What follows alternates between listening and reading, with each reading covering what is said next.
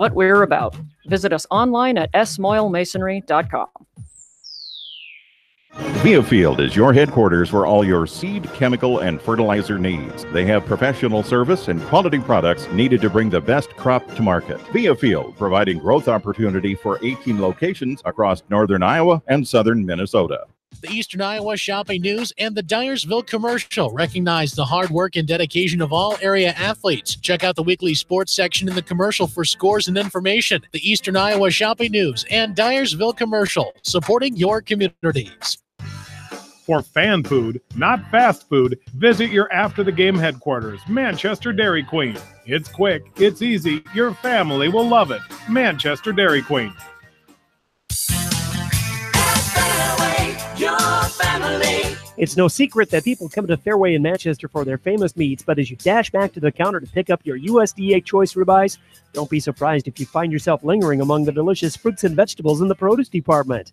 Shop Fairway in Manchester for low prices and all your grocery needs. Just like a great coach, State Farm agents like me, Julie Smith, can help you develop a game plan for your insurance needs. Whether it's car, home, life, health, or business insurance, I can dig into the playbook and help you find the affordable coverage you need. For all your insurance needs, call on a winning team. The Julie Smith State Farm Agency in Manchester. KMCH.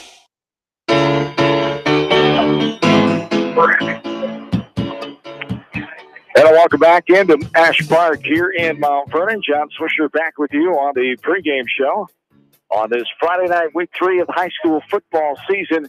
Jamie Vasky will join me shortly as we take a look at West Delaware cross country. The West Delaware boys and girls cross country teams have been off the last couple of weeks because of Mother Nature playing havoc with the O-line and the O-line Hickory Grove Golf Course and the golf course up at Waverly this past Tuesday. So the past 2 meets have been postponed because of weather.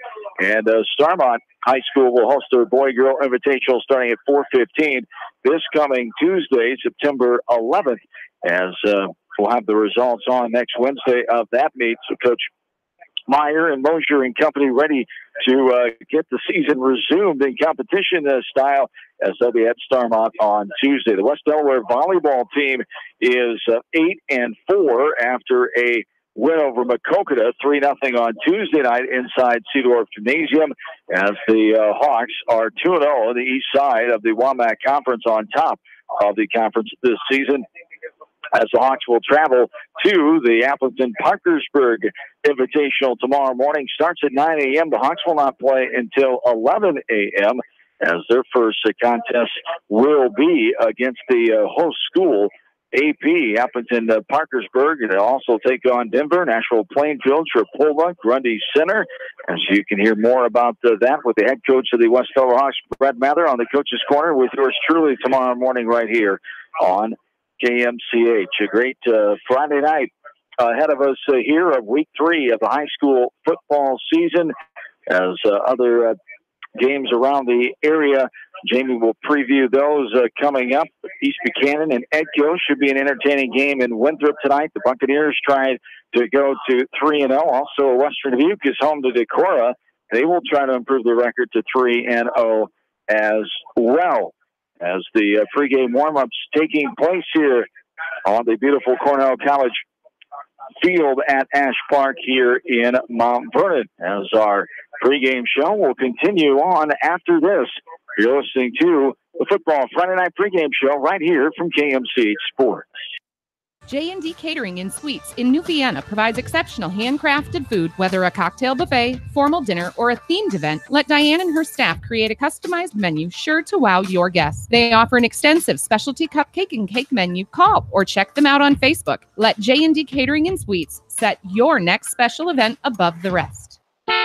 Hi, this is Chris Henry, Service Manager at Brown Sales and Leasing in Elkader. Our goal is to make your car buying experience the best possible, and our factory-certified technicians are dedicated to you and your vehicles. Stop in and see us at Brown Sales and Leasing in Elkader, or visit us online at forbrowns.com. Your hometown dealer, wherever your hometown may be. At Three Rivers, our customers come first. Your business is very important to us. Our goal is to provide you with the best products and service that you have come to expect from Three Rivers. Visit our website at threeriversfs.com or the location nearest you. Three Rivers, your partner in growth solutions. You expect big hits on the field, but not on the road. So when the unexpected happens, call Krager Body Shop in Dyersville. They specialize in major and minor collision repair and frame straightening. For all of your auto body work, see Krager Body Shop in Dyersville. Your home for the best high school sports coverage in Eastern Iowa. Mix 94.7 KMCH.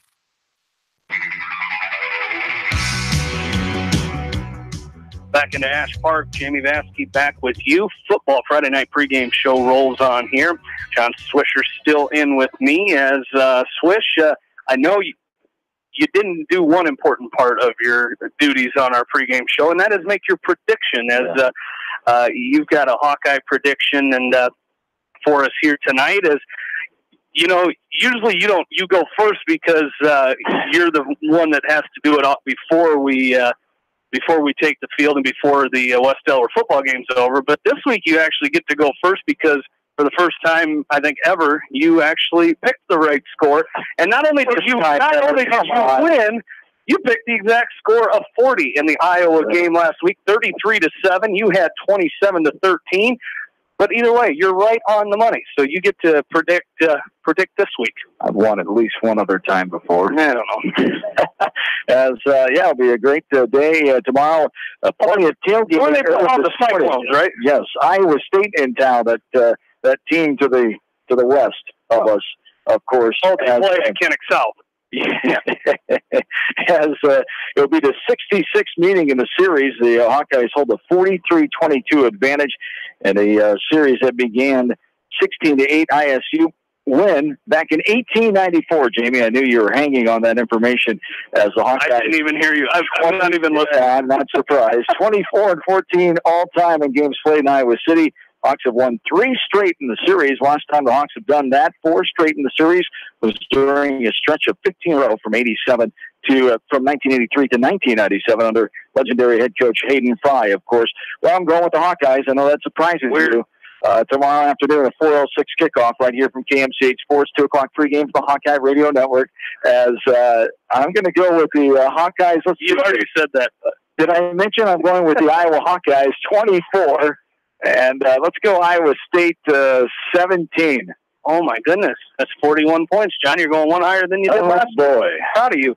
And speaking of the Hawkeyes, John, it was a tough week for the West Delaware families, West Delaware community again this week. And a Hawkeye fan in the passing of Pat O'Reilly from Manchester at 65 years old. A big supporter of West Delaware athletics, especially with his 2 grandsons that compete at West Delaware and competed as Trevor and Wyatt, his 2 grandsons at West Delaware. Trevor, a freshman at the University of Northern Iowa.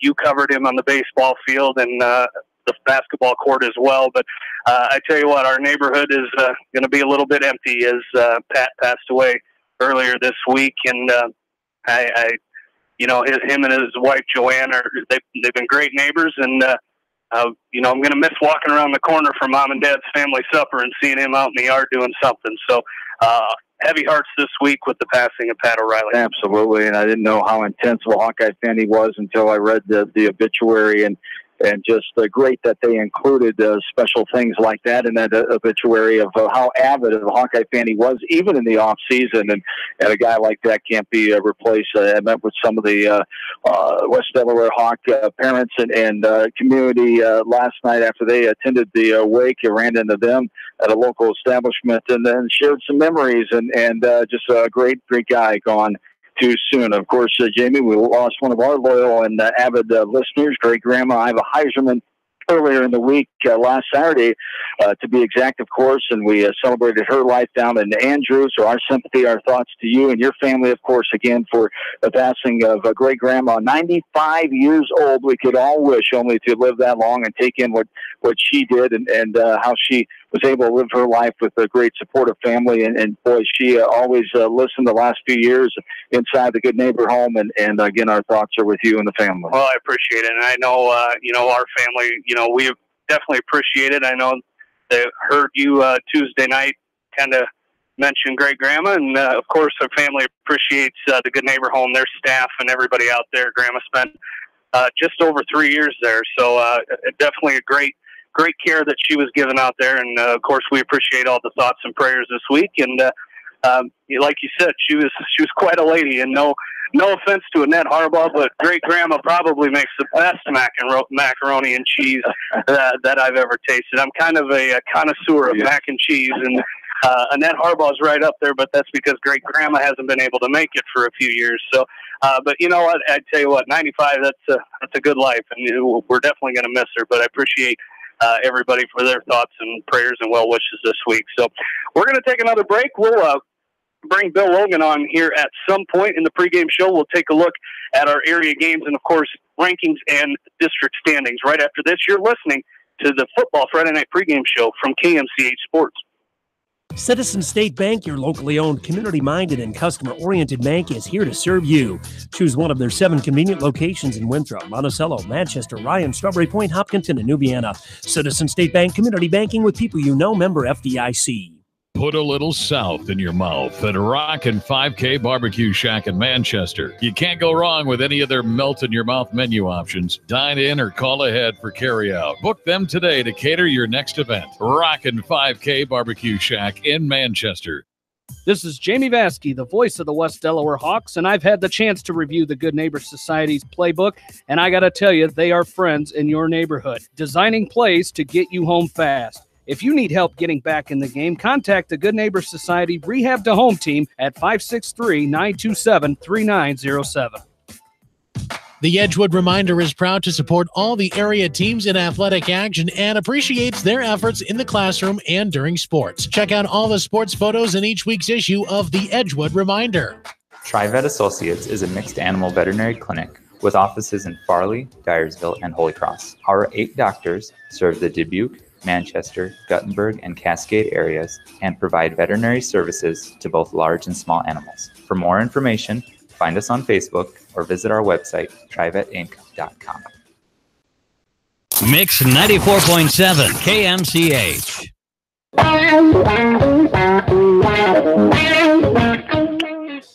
Back into Ash Park in Mount Vernon. Jamie Vaskey along with you as we take a look at our other area games here tonight, district standings, and, of course, the rankings from the Gazette and KGYM poll.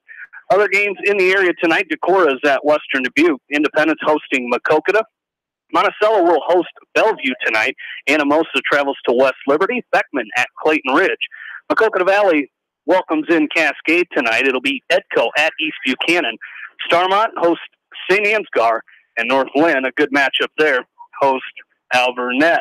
District standings in Class 3A District 3, where we have West Delaware. They're 2-0 on the year, as are the Independence Mustangs 2-0. Waverly Shell Rock 2-0.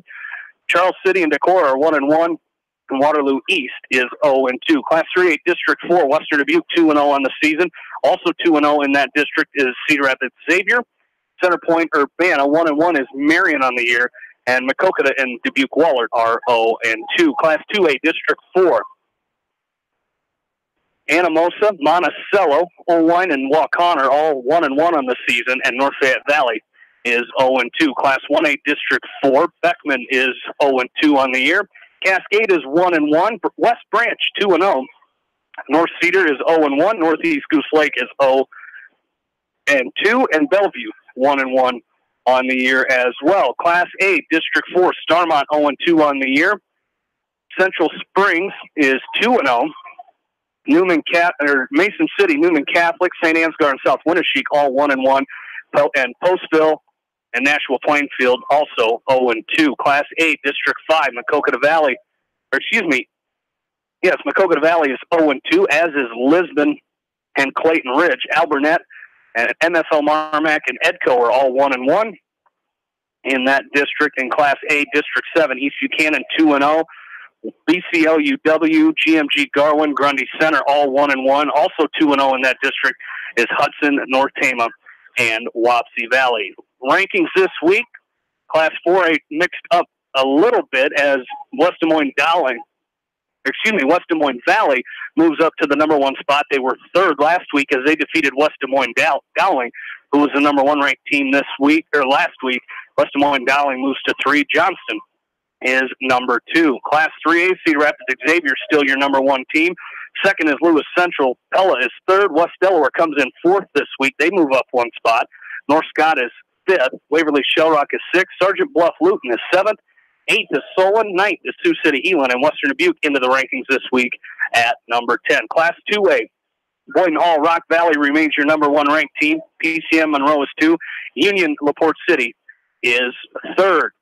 Class 1A Class 1A rankings. Dyke New Hartford remains your number one team. West Branch, West Sioux, your number 2 and 3 teams, just as they were last week. Cascade received 5 votes for the rankings this week in Class 1A. Class A, East Buchanan moves up 3 spots from number 8 to number 5 this week. Number 1 ranked team remains Hudson in Class A. Algona Garrigan moves up 1 spot to 3, and Avica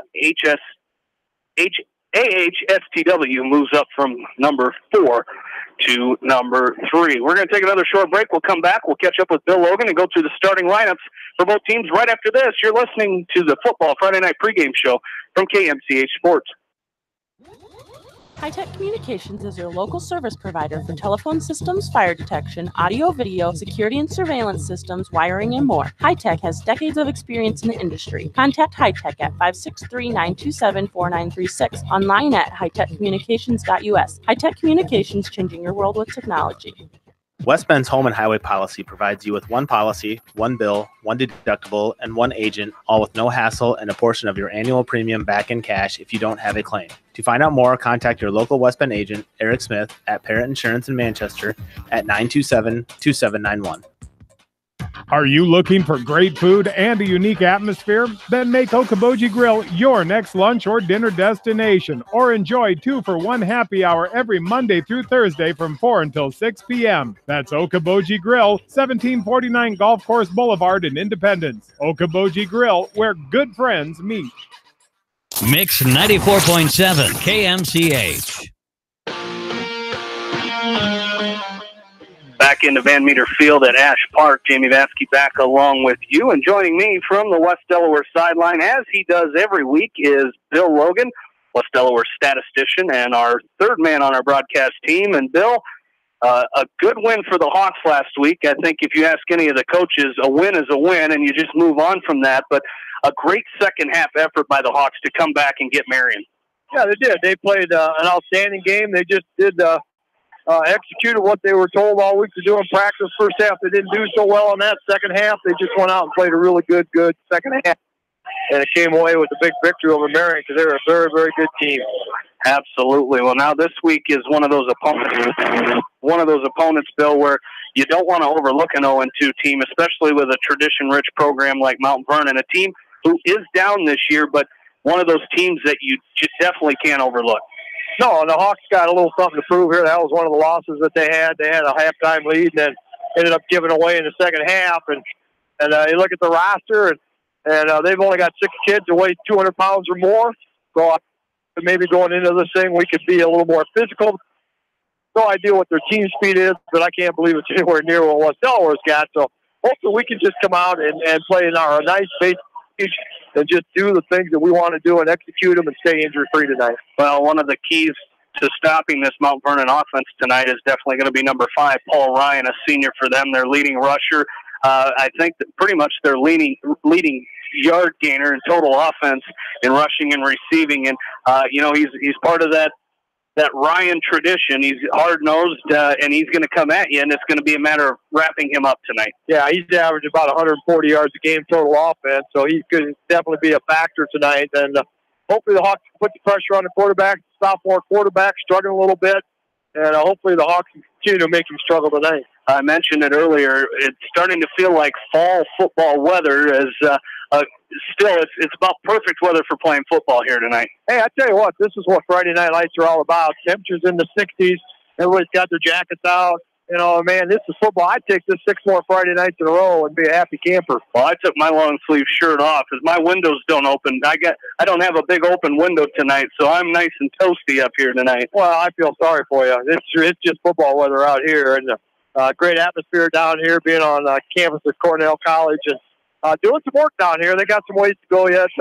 Building a new concession stand, a restroom facility down here and whatnot. They're not finished with it yet, but it's going to be really, really nice. A great field just we're going to play on here tonight. It's just a top-class field. All right, Bill, have a good game down there. We'll talk to you later. All righty, have a good one, guys. Bill Logan down on the West Delaware sideline tonight and every night for West Delaware football. We're about 20 minutes away from kicking this thing off as we will take another break and come back with the starting lineups right after this. You're listening to it from KMCH Sports. Whether a door needs replaced or building a new home, let S&R Construction of Masonville take care of you. S&R Construction is the expert in home improvement projects, gutters, siding, garages, remodeling, new home construction, and more. Call Steve Fetland today at 319-361-0638 for a free quote. Whether it's an orthopedic, sports, or occupational injury you are suffering from, Regional Medical Center Therapy Services has you covered. With a customized treatment program, Regional Medical Center Therapy Services can get you back on track in the active game of life. Regional Medical Center, excellence in healthcare, close to home.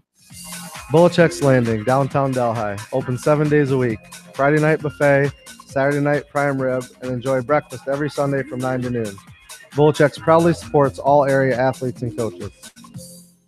Leonard Miller Funeral Home and Crematory wishes all the best to the athletes and appreciates their hard work and scholastic efforts throughout the year. For personal, caring service, Leonard Miller Funeral Home and Crematory in Manchester, Edgewood, and Strawberry Point. Hey KMCH listeners, GMB is proud to support our area athletes and help bring the sport to you. The GMB Bank team reminds you whatever your financial goals, we're here to help you reach them. Stop by our Manchester location or visit us online at gnbbank.com. Member FDIC. Going above and beyond is a standard of care at Above and Beyond Home Health and Hospice Care. Their compassionate staff care deeply about the comfort of their patients. A nurse is available 24 hours a day, 7 days a week. Above and Beyond Healthcare, the more they care, the more beautiful life becomes. Proudly serving Jones, Jackson, Johnson, Lynn, Clayton, and Delaware counties.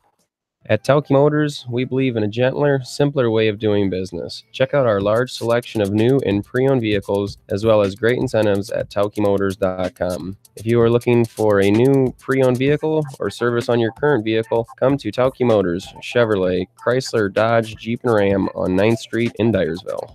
At Dupaco Community Credit Union, we know debt happens. A debt checkup from Dupaco ensures it's not costing you more than it should. With historic low interest rates, now is the time to bring your loans to Dupaco. Contact us at 563-927-6187 or visit dupaco.com.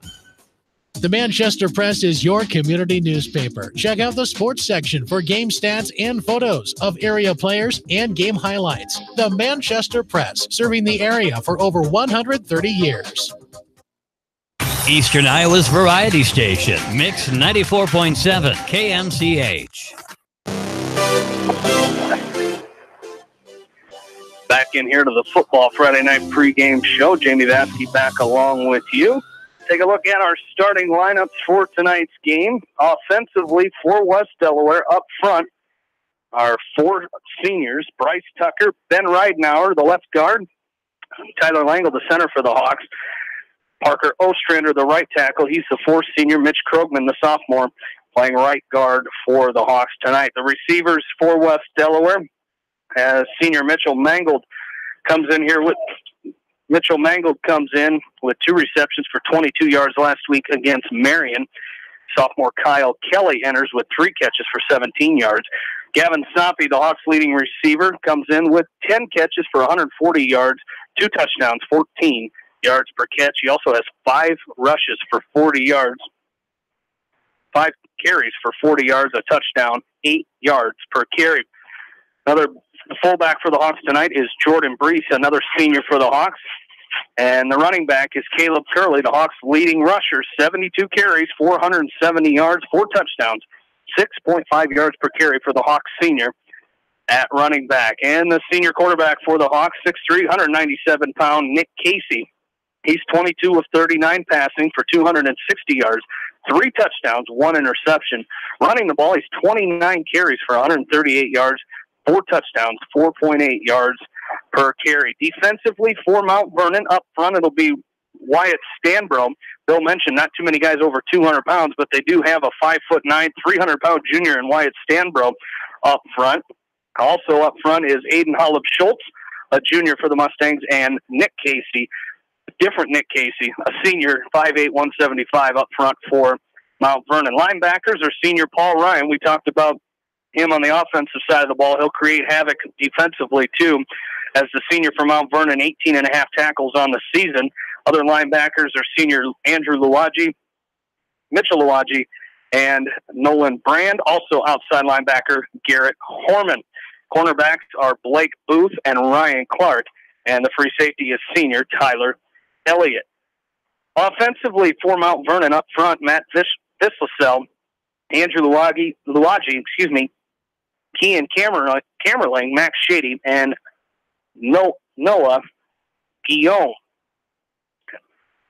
Receivers for Mount Vernon are Blake Booth, Mitchell Luwaji, Derek Vondracek, and Zach Baker. Running back Paul Ryan, we mentioned him, the 5'11", 185-pound senior, 37 carries, 238 yards, 2 touchdowns, 6.4 yards per carry.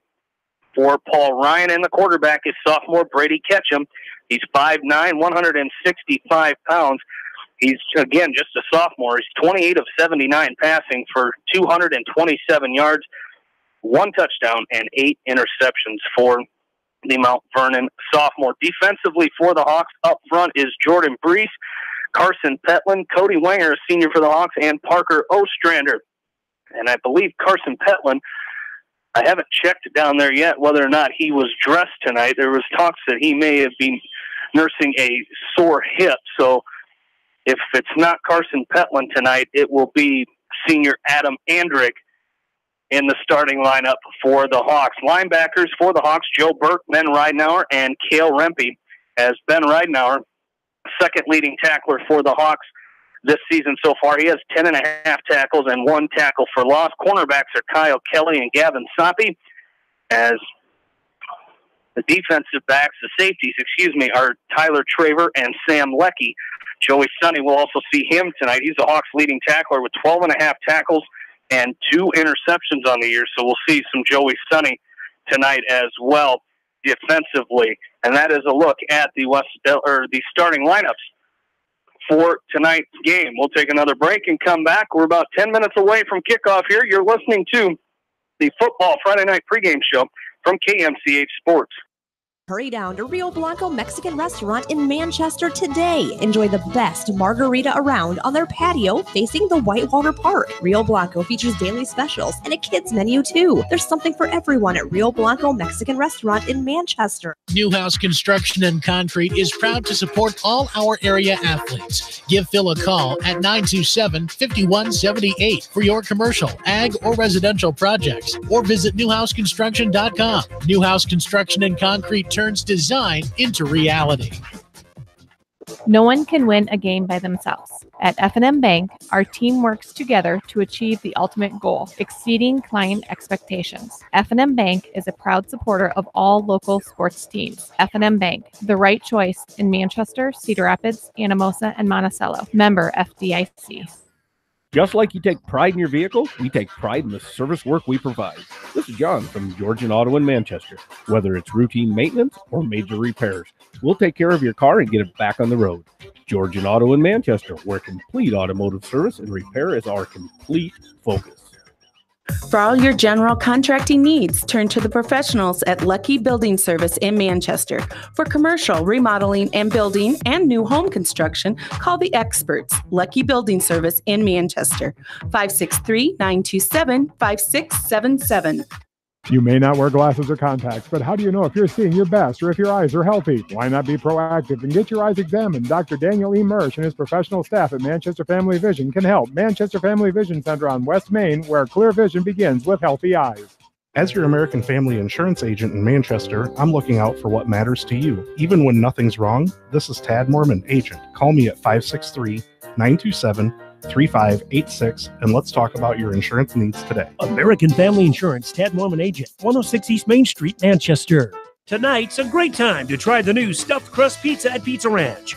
Have one delivered while you're listening to the game, grab one for carryout, or enjoy the Pizza Ranch buffet. Then satisfy your sweet tooth with some chocolate cactus bread. Pizza Ranch in Manchester, Independence, and Old Wine. Contact me, Chad Frazier, at BC Land Services in Earlville for all your maintenance projects such as tree removal and trimming, small dirt work projects, lawn seeding, and more. BC Land Services is fully insured and licensed. Contact me at 563-590-8074 or on Facebook. And best of luck to all area athletes and coaches. This is Sarah from It's So Me Boutique in downtown Dyersville, inviting you to stop in, look around, and let us assist you in finding the perfect outfit for any occasion. We offer fashion-forward trends for women, including plus sizes, baby clothes, shoes, and fun accessories to complete any look. It's So Me Boutique in the heart of downtown Dyersville. And check out our Facebook page. Edgewood Feed Mill Construction is a general contractor and will assist you with the construction of your livestock facility start to finish. For more information on Edgewood Feed Mill Construction, contact Steve Harris at 563-920-7835. Hello, this is Fred Smock from Dunlap Motors in Independence. We are proud to support local school programs. So if you are looking for a new Chevy, Buick, or certified used car or truck, or just want to stop and say hi, stop in. That's Dunlap Motors in downtown Independence. Clayton Drug supports all the area athletes and coaches on a successful season. Stop in and visit with one of their pharmacists today and be sure to check out their large selection of home decor and gift items. Clayton Drug in Strawberry Point, a local pharmacy you can trust. Eastern Iowa Sports Station, Mix 94.7 KMCH.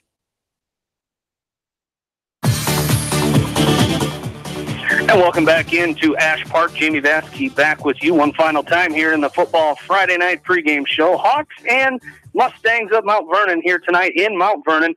Hawks 2-0, Mustangs 0-2. Pretty special night here tonight in Mount Vernon. Notice the early start time here tonight, as we're going to get started just a little bit earlier than normal. As I mentioned, 7 minutes left to go before we start this game. And coming down the road here, Mount Vernon Road, is the Iowa State Marching Band. We're going to get a performance from them at halftime, and the way it looks, they may be bringing us our national anthem tonight as well. As what a line of Cyclones coming down the street right now, just to our west, coming from the west, as they're all here. There's looks like some cheerleaders and some dance team members here as well. But the entire Iowa State Marching Band, I think they're probably staying pretty close up the road here tonight, as they'll be inside Kinnick Stadium for that 4:06 kickoff tomorrow against the Hawkeyes. I just say 4 o'clock, but Swish has to get official with the 4:06. But Hawkeyes and Cyclones, you can hear that game right here on KMCH tomorrow. Pregame at 2 o'clock tomorrow here on KMCH, part of the Hawkeye Radio Network. So we'll hear from the Mount Vernon Marching Band here for our national anthem, but that is going to do it for the football Friday night pregame show. We'll be back with the start of this football game right after this. You're listening to it on Eastern Iowa Sports Station, Mix 94.7 KMCH. For the best selection of Chevy, Buick, and GMCs in the area, see Bob Stephen Motors in Manchester. We offer straightforward pricing and carry a low overhead, so we can pass those savings on to you. We also take care of you after the sale and offer a state-of-the-art service department with ASE trained technicians. For a full list of our inventory, visit us on the web at bobstephenmotors.com. When it comes to financial planning, most financial companies focus on your income. At Northwestern Mutual, we focus on your outcome. It takes the right financial partner who cares as much about your future as you do, building a financial plan to meet your life's priorities and helping you achieve the financial security you're after. Focus on your financial outcome with Northwestern Mutual. Contact me, Mitch Payton, or Matt Schulte today. You and Northwestern Mutual, stronger together. American Trust and Savings Bank wishes all area athletes and coaching staff continued success. American Trust and Savings Bank, with locations in Dyersville, Farley, Dubuque, and Des Moines. Simply better banking. Check them out at americantrust.com. Member FDIC, equal housing lender. Sight and good vision is very easy to take for granted until it is taken away. Advanced Eye Care Associates of Eastern Iowa is here to help you. Advanced Eye Care Associates of Eastern Iowa, located at 225 West Main Street in Manchester and 1113 West 3rd Street in Vinton. This is Phil from Gateway Appliance in Manchester. When you need service, call us. If it's time for a new appliance, we have the selection you're looking for. Gateway Appliance Sales and Service, 111 West Main Street in Manchester. Or find us online at gateway.biz. That's G, the number 8, WAY.biz, and on Facebook.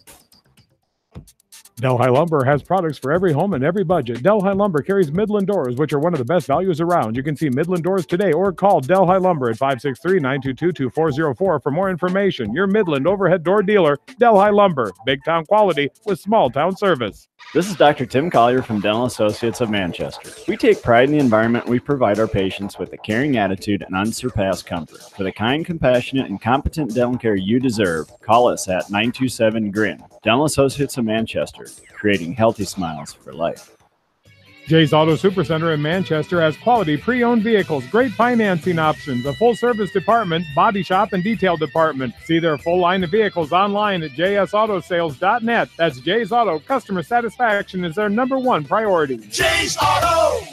This is Jamie Vasky from Don & Walt LLC, your independent Lennox dealer in Manchester. For residential or commercial plumbing, cooling, and heating needs, and top-quality Lennox furnaces and air conditioners, see Don & Walt LLC on East Main Street, Manchester, or call 927-2232.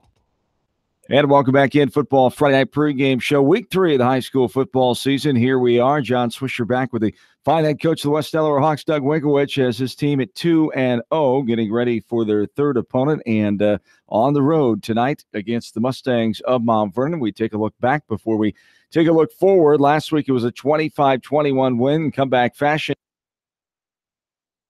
And welcome back in Football Friday Night Pregame Show, Week 3 of the high school football season. Here we are, John Swisher back. Family fun and great food await you at Lightning Lanes Family Center and Captain and Tennille's Sports Bar. Come out for a fun night of bowling or watch the big game on their 10-foot HD big screen. And of course, great food and your favorite beverages. Lightning Lanes Family Center and Captain and Tennille's Sports Bar on East Main in Manchester. Farmers Savings Bank proudly supports all area athletes and their coaching staff. For all your banking needs, visit them in Colesburg, Elkport Garber, Strawberry Point, Arlington, and Aurora, or online at farmersavingsbank.com. Member FDIC. If you are in need of rental equipment such as skid loaders, high-reach forklifts, and man lifts, contact Jason at Moyle Rental Services or check out our website at moylerentalservices.com. Moyle Rental Services of Manchester wishes all area athletes and coaches the best of luck. Viafield is your headquarters for all your seed, chemical, and fertilizer needs. They have professional service and quality products needed to bring the best crop to market. Viafield, providing growth opportunity for 18 locations across northern Iowa and southern Minnesota. The Eastern Iowa Shopping News and the Dyersville Commercial recognize the hard work and dedication of all area athletes. Check out the weekly sports section in the commercial for scores and information. The Eastern Iowa Shopping News and Dyersville Commercial, supporting your communities. For fan food, not fast food, visit your after-the-game headquarters, Manchester Dairy Queen. It's quick, it's easy, your family will love it. Manchester Dairy Queen.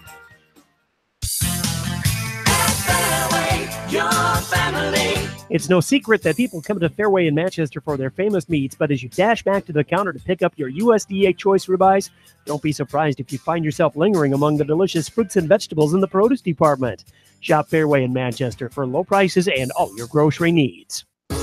Just like a great coach, State Farm agents like me, Julie Smith, can help you develop a game plan for your insurance needs. Whether it's car, home, life, health, or business insurance, I can dig into the playbook and help you find the affordable coverage you need. For all your insurance needs, call on a winning team, the Julie Smith State Farm Agency in Manchester.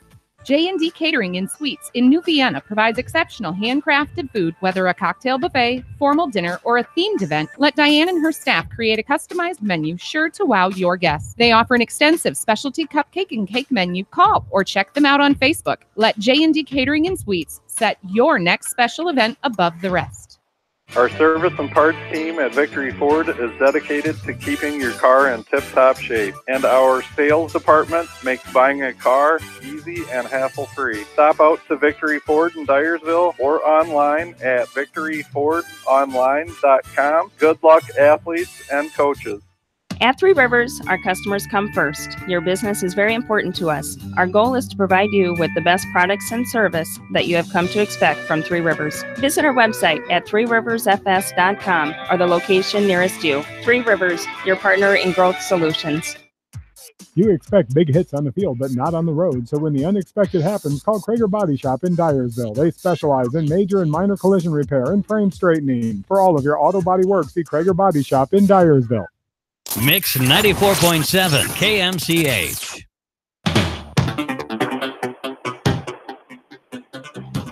Back into Ash Park, Jamie Vaskey, Aaron playing along with you. And we're going to get a little bit of an extended football Friday night pregame show as the clock just hit 0, which I was under the understanding that meant the national anthem was going to get underway, but apparently they're going to throw about 10 more minutes on that clock. And not only is the Iowa State marching band, and they're 350 members strong here tonight, going to play our national anthem, they're going to play their pregame routine that they would do at Jack Trice Stadium on Saturday. So an extended pregame show here for you tonight as Aaron joins me now. And Aaron, the Hawks, let's jump back to last week. Things looked a little gloomy in that first half against the Marion Indians. And, we talked throughout the game. Bill talked about it at halftime. Coach Winkowicz talked about it in the postgame. There weren't many halftime adjustments as far as game plan was concerned. It was just a matter of the Hawks not executing that game plan. And, boy, they turned it around in that second half. Yeah, they did, Jamie. And you saw a team come out, and defensively they played probably, it's the second game of the year, but you saw improvement from week 1 to week 2, and defensively they came out and really stifled that Marion offense. In particular, Trevor Paulson, who ended up throwing the ball, I think, between 50 and 55 times last week. So, and that takes a toll on the defense. But the Hawks came up big when they needed to, made some big plays. And then offensively, they rode Caleb Curley, and he had another 40-some carries last week. And they made some plays in the passing game when they needed to pick up some first downs. So, all in all, it was a good victory. You mentioned it earlier in the pregame about you get the win and you get out of there. That's what the Hawks did, and kind of springboard themselves into tonight here against a dangerous Mount Vernon football team.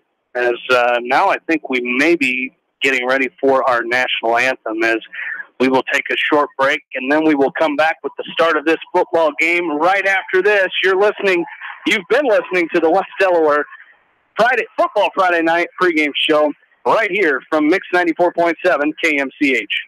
Citizen State Bank, your locally owned, community-minded, and customer-oriented bank, is here to serve you. Choose one of their 7 convenient locations in Winthrop, Monticello, Manchester, Ryan, Strawberry Point, Hopkinton, and New Vienna. Citizen State Bank, community banking with people you know, member FDIC. Put a little south in your mouth at Rockin' 5K Barbecue Shack in Manchester. You can't go wrong with any of their melt-in-your-mouth menu options. Dine in or call ahead for carry-out. Book them today to cater your next event. Rockin' 5K Barbecue Shack in Manchester. This is Jamie Vaskey, the voice of the West Delaware Hawks, and I've had the chance to review the Good Neighbor Society's playbook, and I got to tell you, they are friends in your neighborhood, designing plays to get you home fast. If you need help getting back in the game, contact the Good Neighbor Society Rehab to Home team at 563-927-3907. The Edgewood Reminder is proud to support all the area teams in athletic action and appreciates their efforts in the classroom and during sports. Check out all the sports photos in each week's issue of the Edgewood Reminder.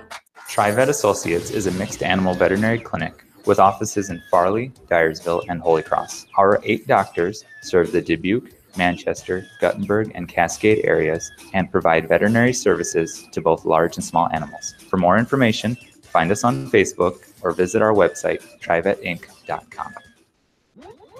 High-Tech Communications is your local service provider for telephone systems, fire detection, audio, video, security and surveillance systems, wiring, and more. High-Tech has decades of experience in the industry. Contact High-Tech at 563-927-4936, online at hightechcommunications.us. High-Tech Communications, changing your world with technology. West Bend's home and highway policy provides you with one policy, one bill, one deductible, and one agent, all with no hassle and a portion of your annual premium back in cash if you don't have a claim. To find out more, contact your local West Bend agent, Eric Smith, at Parrott Insurance in Manchester at 927-2791. Are you looking for great food and a unique atmosphere? Then make Okoboji Grill your next lunch or dinner destination, or enjoy 2-for-1 happy hour every Monday through Thursday from 4 until 6 p.m. That's Okoboji Grill, 1749 Golf Course Boulevard in Independence. Okoboji Grill, where good friends meet. Whether a door needs replaced or building a new home, let S&R Construction of Masonville take care of you. S&R Construction is the expert in home improvement projects, gutters, siding, garages, remodeling, new home construction, and more. Call Steve Fetland today at 319-361-0638 for a free quote. Whether it's an orthopedic, sports, or occupational injury you are suffering from, Regional Medical Center Therapy Services has you covered. With a customized treatment program, Regional Medical Center Therapy Services can get you back on track in the active game of life. Regional Medical Center, excellence in healthcare, close to home. Bolichek's Landing, downtown Delhi, open 7 days a week. Friday night buffet, Saturday night prime rib, and enjoy breakfast every Sunday from 9 to noon. Bolichek's proudly supports all area athletes and coaches. Leonard Muller Funeral Home and Crematory wishes all the best to the athletes and appreciates their hard work and scholastic efforts throughout the year. For personal, caring service, Leonard Muller Funeral Home and Crematory in Manchester, Edgewood, and Strawberry Point. Hey KMCH listeners, GMB is proud to support our area athletes and help bring the sport to you. The GMB Bank team reminds you whatever your financial goals, we're here to help you reach them. Stop by our Manchester location or visit us online at gnbbank.com. Member FDIC. Going above and beyond is a standard of care at Above and Beyond Home Health and Hospice Care. Their compassionate staff care deeply about the comfort of their patients. A nurse is available 24 hours a day, 7 days a week. Above and Beyond Healthcare, the more they care, the more beautiful life becomes. Proudly serving Jones, Jackson, Johnson, Lynn, Clayton, and Delaware counties. At Tauke Motors, we believe in a gentler, simpler way of doing business. Check out our large selection of new and pre-owned vehicles, as well as great incentives at taukemotors.com. If you are looking for a new pre-owned vehicle or service on your current vehicle, come to Tauke Motors, Chevrolet, Chrysler, Dodge, Jeep, and Ram on 9th Street in Dyersville. At Dupaco Community Credit Union, we know debt happens. A debt checkup from Dupaco ensures it's not costing you more than it should. With historic low interest rates, now is the time to bring your loans to Dupaco. Contact us at 563-927-6187 or visit dupaco.com. The Manchester Press is your community newspaper. Check out the sports section for game stats and photos of area players and game highlights. The Manchester Press, serving the area for over 130 years. Hurry down to Rio Blanco Mexican Restaurant in Manchester today. Enjoy the best margarita around on their patio facing the Whitewater Park. Rio Blanco features daily specials and a kids menu too. There's something for everyone at Rio Blanco Mexican Restaurant in Manchester. Newhouse Construction and Concrete is proud to support all our area athletes. Give Phil a call at 927-5178 for your commercial, ag, or residential projects, or visit newhouseconstruction.com. Newhouse Construction and Concrete turns design into reality. No one can win a game by themselves. At F&M Bank, our team works together to achieve the ultimate goal, exceeding client expectations. F&M Bank is a proud supporter of all local sports teams. F&M Bank, the right choice in Manchester, Cedar Rapids, Anamosa, and Monticello. Member FDIC. Just like you take pride in your vehicle, we take pride in the service work we provide. This is John from Georgian Auto in Manchester. Whether it's routine maintenance or major repairs, we'll take care of your car and get it back on the road. Georgian Auto in Manchester, where complete automotive service and repair is our complete focus. For all your general contracting needs, turn to the professionals at Lucky Building Service in Manchester. For commercial, remodeling, and building and new home construction, call the experts, Lucky Building Service in Manchester, 563-927-5677. You may not wear glasses or contacts, but how do you know if you're seeing your best or if your eyes are healthy? Why not be proactive and get your eyes examined? Dr. Daniel E. Mersch and his professional staff at Manchester Family Vision can help. Manchester Family Vision Center on West Main, where clear vision begins with healthy eyes.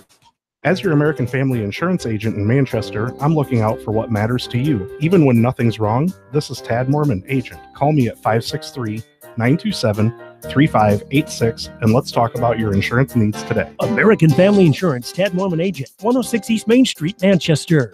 Tonight's a great time to try the new stuffed crust pizza at Pizza Ranch. Have one delivered while you're listening to the game, grab one for carryout, or enjoy the Pizza Ranch buffet. Then satisfy your sweet tooth with some chocolate cactus bread.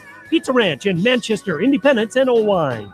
contact me, Chad Frazier, at BC Land Services in Earlville for all your maintenance projects such as tree removal and trimming, small dirt work projects, lawn seeding, and more. BC Land Services is fully insured and licensed. Contact me at 563-590-8074 or on Facebook. And best of luck to all area athletes and coaches.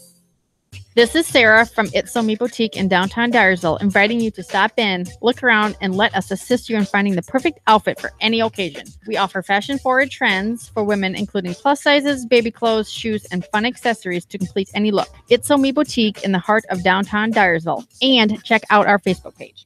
Edgewood Feed Mill Construction is a general contractor and will assist you with the construction of your livestock facility start to finish. For more information on Edgewood Feed Mill Construction, contact Steve Harris at 563-920-7835.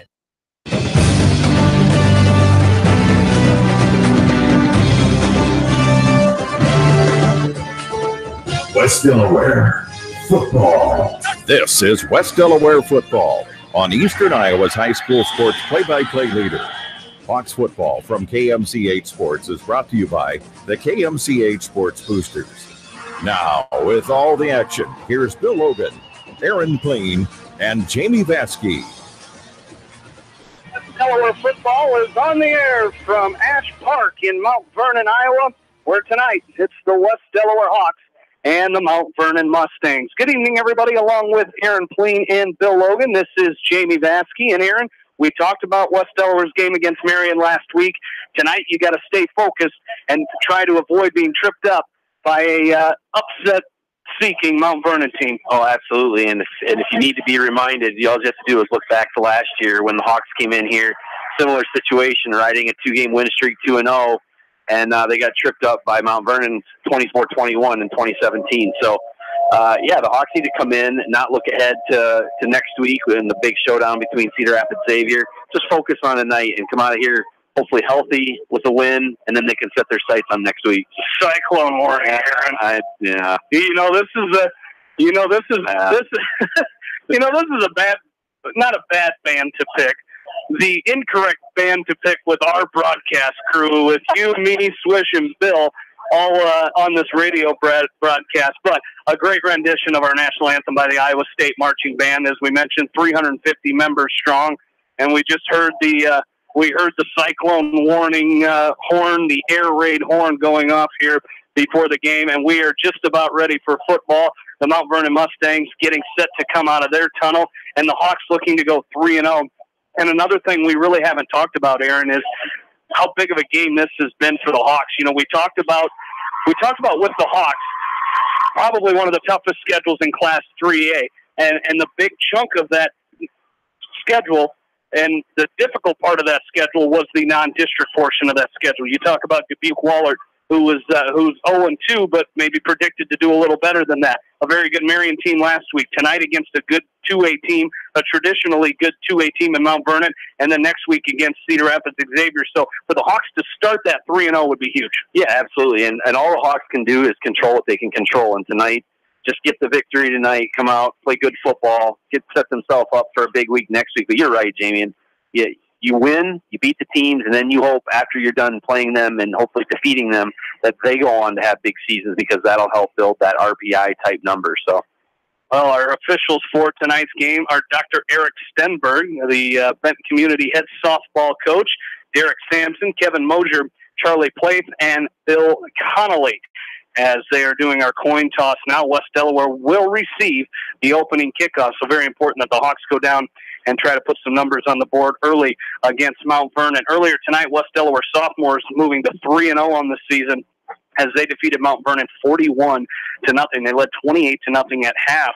And we'll talk with West Delaware sophomore coach Mark Becker at halftime of our game here tonight, as the West Delaware freshmen were scheduled to play at Iowa City Regina last night, as they did not play that game due to the wet field conditions in the Iowa City area over this last week.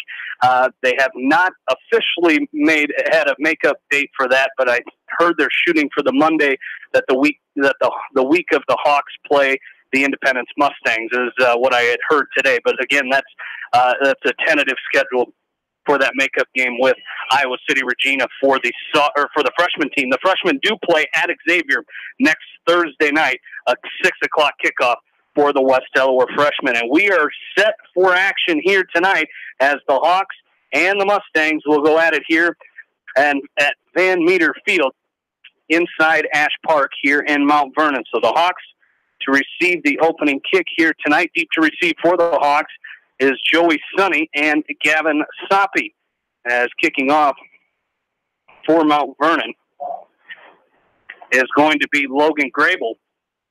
As Grable, just a sophomore for the Mustangs, he's kicked off 5 times for 266 yards so far this season, as he will get this thing underway for us here tonight. As the officials are ready, the ball is placed, and we are ready for Week 3 action, as we'll keep you up to date with all of our other games. The early score, Edco leading East Buchanan 7-0. That's an early score between the Vikings and the Buccaneers tonight. We'll keep an eye on that one, as well as we've got John Swisher here for a little bit here tonight, so he'll keep us up to date on all of those other area games while he's here. The kick is away. It's a deep one, and it'll be Soppy at his own 4-yard line, as he's on the right side of the field, as he's going to come up the field to the 22, 23-yard line, and that's where the Hawks will start with it, 1st and 10 for senior Nick Casey and company, the starting quarterback for the West Delaware Hawks, as Soppy returns this kick, and they are going to place it at the 23-yard line, is where the Hawks will start 1st and 10, going from left to right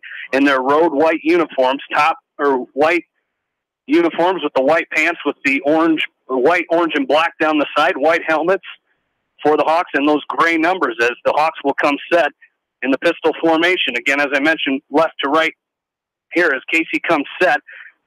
Curley, the deep back for the Hawks, as Nick Casey, a fumble, a bad snap for the Hawks. I think Casey recovered it.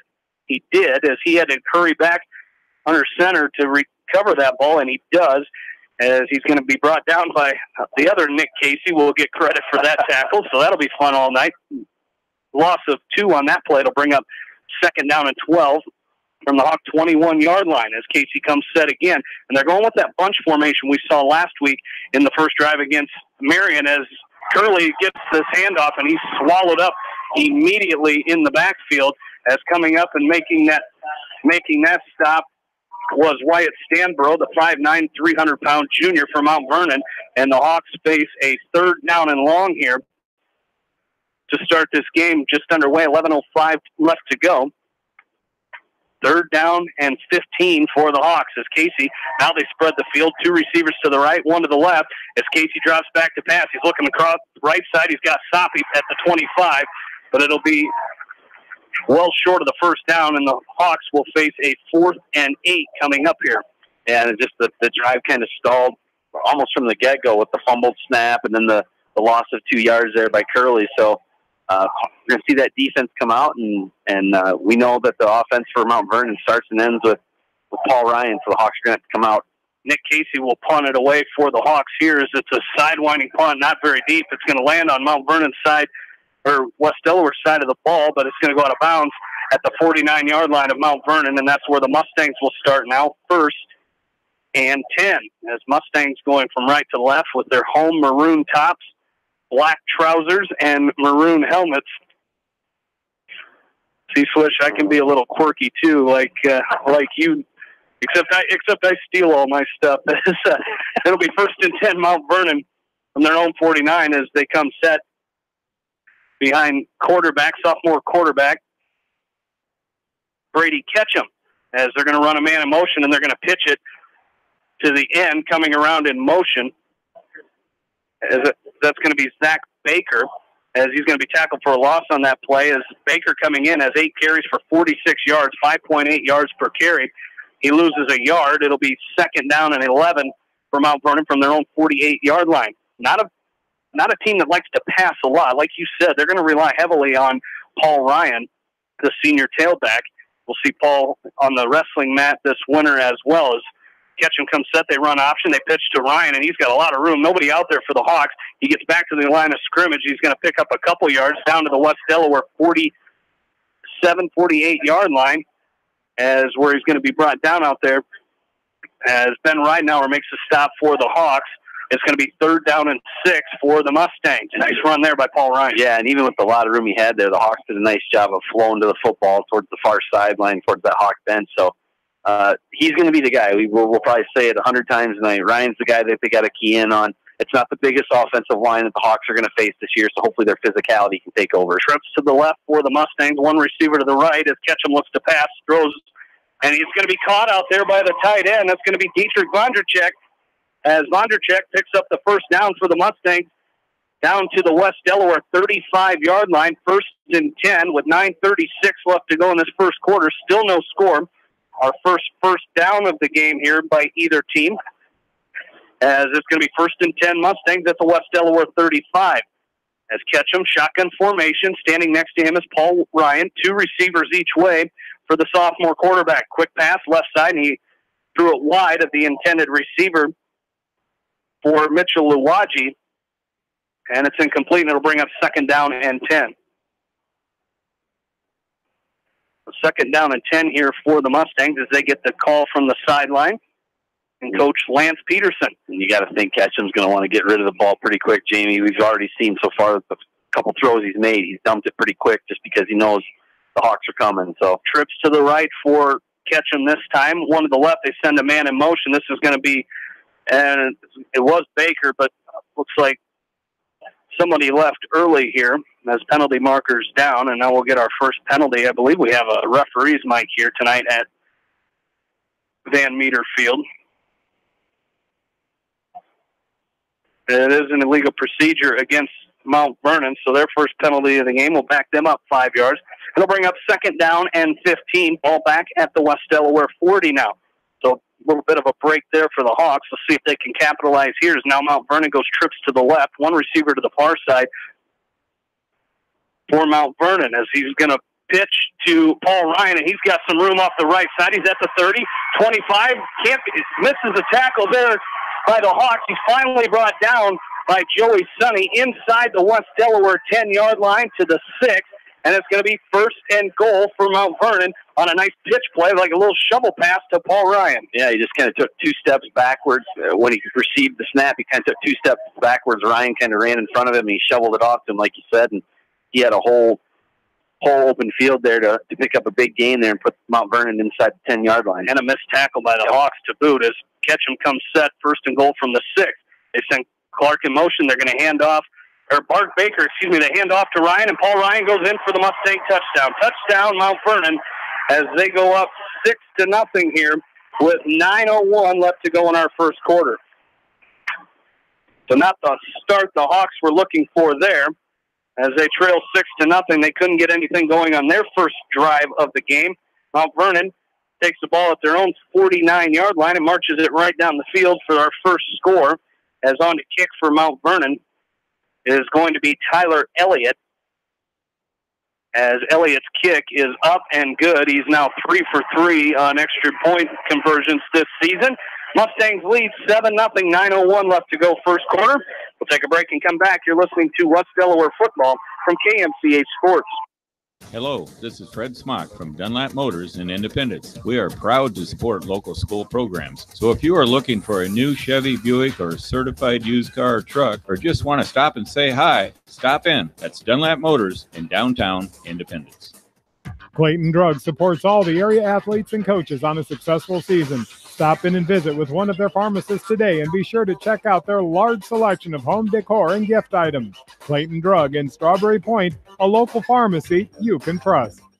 Eastern Iowa Sports Station, Mix 94.7, KMCH. Back in along with in-studio producer Ashley Bick, Jamie Vaskey, Aaron Fleem, Bill Logan back with you from Ash Park in Mount Vernon. As Mustangs lead it 7-0 here, 9:01 left to go first quarter, marching right down the field were the Mount Vernon Mustangs, and we might have taken it back a little earlier. I kind of forgot about those television timeouts that we probably have to adhere to tonight, as taking a little bit of time, as 9.2 here tonight.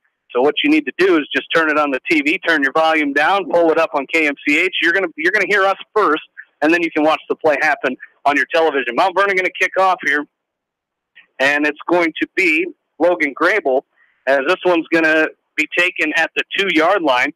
As coming up with this one, I believe it's Mitchell Mangold. It is Mangold. He's going to bring it out to the 20-yard line, and that's where the Hawks will start 1st and 10. That touchdown drive, Jamie, by Mount Vernon, 6 plays, 51 yards, took 1 minute and 19 seconds off the clock.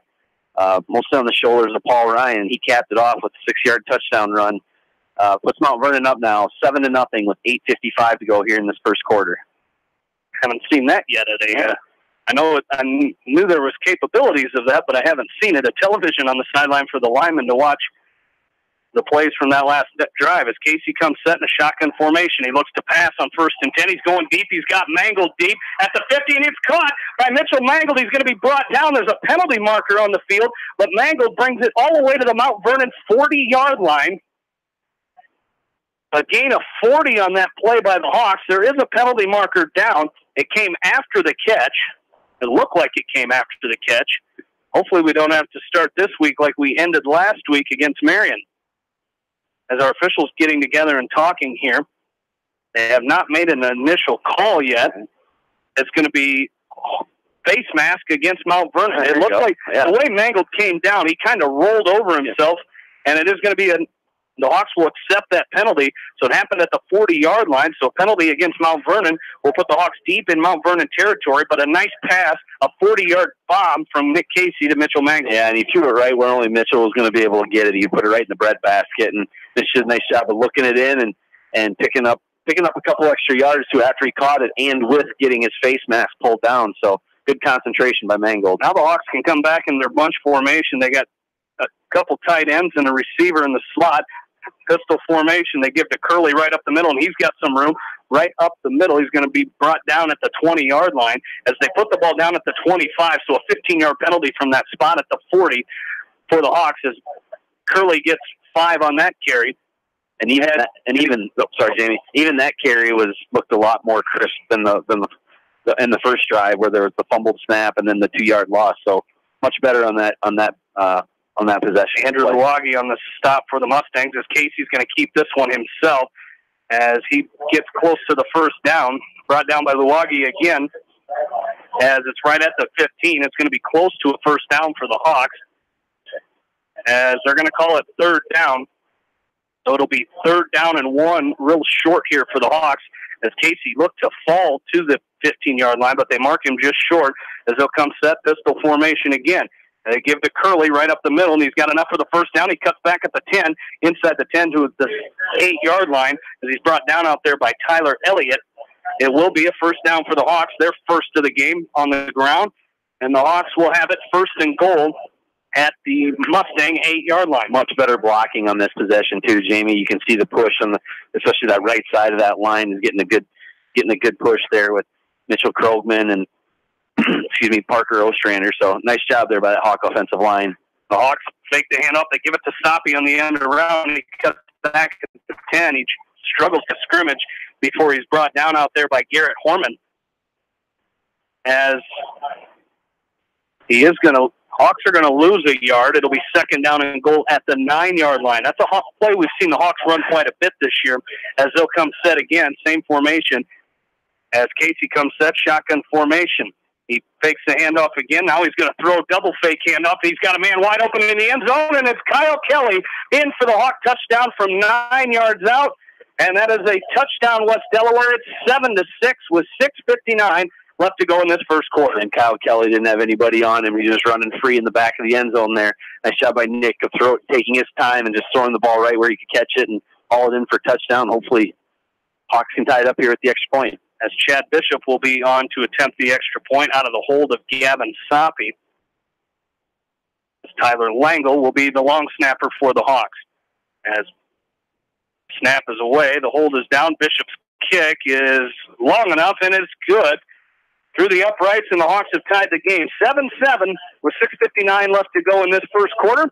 We'll take a break and come back. You're listening to West Delaware football from KMCH Sports. For the best selection of Chevy, Buick, and GMCs in the area, see Bob Stephen Motors in Manchester. We offer straightforward pricing and carry a low overhead, so we can pass those savings on to you. We also take care of you after the sale and offer a state-of-the-art service department with ASE trained technicians. For a full list of our inventory, visit us on the web at bobstephenmotors.com. When it comes to financial planning, most financial companies focus on your income. At Northwestern Mutual, we focus on your outcome. It takes the right financial partner who cares as much about your future as you do, building a financial plan to meet your life's priorities and helping you achieve the financial security you're after. Focus on your financial outcome with Northwestern Mutual. Contact me, Mitch Payton, or Matt Schulte today. You and Northwestern Mutual, stronger together. American Trust and Savings Bank wishes all area athletes and coaching staff continued success. American Trust and Savings Bank with locations in Dyersville, Farley, Dubuque, and Des Moines. Simply better banking. Check them out at americantrust.com. Member FDIC, equal housing lender. Mix 94.7 KMCH. Back into Ash Park here in Mount Vernon. Jamie Vaskey, Aaron Blaine, Bill Logan back along with you. Hawks have tied it 7-7 with 6:59 left to go in this first quarter. And that touchdown drive, Jamie, by the Hawks, 6 plays, 80 yards, took 2 minutes and 2 seconds off the clock. Nick Casey to Kyle Kelly with the 9-yard touchdown reception ties the game here 7-7 with 6:59 to go here in this first quarter. Middle of the second quarter, Cascade leading Maquoketa Valley 18-0. And it's 13-0 Edco leading East Buchanan right now, as Ben Ridenour's kick is going to be down the sideline. The Hawks just about picked it up as they race down there, but it is going to be out of bounds. It's going to go out of bounds at the 32. Let's see where these officials place it. As last week, I thought it should be placed at the 35-yard line. This one actually went out at the 33. As now our officials are coming together, we'll see where they place this one. As our officials last week said that it's a 5-yard penalty from where it went out of bounds. That's exactly right, guys. The new rule this year. It is a new rule. It is a new rule this year. If it goes out like that, instead of getting a 35, whoever goes out, if it's beyond the 30, you get that extra 5 yards. So second week in a row we've had that happen. So we were wrong last week. I apologize. Trips to the left here from Mount Vernon as Brady Ketchum comes set. He pitches to Paul Ryan, left side, as the linebacker stepping up here for the Hawks, and Ben Ridenour is going to wrap him up. Nice job by the Hawks there, and that's what it's going to take here. And you can't give Paul Ryan any open field like they did in that last drive. The Hawks did a great job covering it up. No gain on that play, 2nd down and 10. Well, and you got to also be prepared for him to switch fields too, or change directions, because he's fast enough and elusive enough that he can plant and go the opposite direction. So the Hawks, and they did a nice job there of kind of surrounding him, and he didn't really have anywhere to go after picking up 2. So nice job by that defense. Trips to the left once again here for the Mustangs as they come set shotgun formation. Next to Ketchum is Paul Ryan. They hand off to him. He's going to cut it to the left side again. Nice job by the Hawks coming up and filling that hole. Joey Sonny, the Hawks leading tackler, comes up to make that stop that time. As Sonny, as we mentioned, the Hawks leading tackler coming in, 12.5 tackles this season, 2 interceptions on the year. As it'll be 3rd down and 4 for Mount Vernon with a tie ball game here, 7-7 here in quarter number 1 with 5:50 left to go. As the Mustangs will run option right side. He Ketchum pitches to Ryan. He tries to go back to the other side. He avoids one tackle by the Hawks. That was Breeze. And now he's going to try to run to the right side. He's not going to get out, as it looks like it was Cale Rempe who made the stop for the Hawks. A loss of 3 on that play. There is an injured West Delaware player down on the field. It looks like Ben Ridenour holding his left knee, as Ridenour is down and being tended to right on that Hawks sideline by Josiah Polito from Physical Therapy Solutions, and of course Jason Knowles has his chiropractic office in Manchester. They are tending to him. We always appreciate their work that they do for us for the West Delaware football team on Friday nights. And I know if we went down there, they'd be very happy to tend to us as well. But Ben Ridenour down on the sideline. And with that, we will take a timeout and come back. It'll be 4th down when we come back for Mount Vernon here with 5:38 left to go in the first quarter. Tie score 7-7. And we're back after this from KMCH Sports. Sight and good vision is very easy to take for granted until it is taken away. Advanced Eye Care Associates of Eastern Iowa is here to help you. Advanced Eye Care Associates of Eastern Iowa, located at 225 West Main Street in Manchester and 1113 West 3rd Street in Vinton. Eastern Iowa's variety station, Mix 94.7 KMCH. back into Ash Park. Ben Ridenauer needing help to get off the Hawk sideline there, so we'll keep an eye on that. But Mount Vernon faces 4th down and 7 here as they will punt it away. Tyler Elliott will punt away here for the Mustangs as Elliott 9 punts for 278 yards, 30.9 yards per punt, and he gets off a nice spiraling punt here. Joey Sonny calls for a fair catch, and he'll make the fair catch at the West Delaware 22, and that's where the Hawks will start with it. 1st and 10. Another nice punt by Tyler Elliott there. As we mentioned, 30.9 yards per punt. He gets off a nice punt there, and with 5:33 left to go in this first quarter in a tie ball game, the Hawks get set for their 3rd possession of this ball game. You like the way, Jamie, how the Hawks came out in that 2nd possession. The offensive line seemed to be moving some of the Mount Vernon players around a lot better, and found some holes. Curley found a couple holes there, and then of course the big pass play to Mitchell Mangold. So hopefully the Hawks can replicate that here in this possession. As they come set, 2 receivers to the right, 1 to the left. As the Hawks come set in a pistol formation, Curley the deep back. They're going to hand off to him, right side. He gets stopped up as he was originally tripped up by Andrew Luwaji, as it was Garrett Horman who finished him off. As a gain of 1 there for the Hawks, will bring up 2nd down and 9.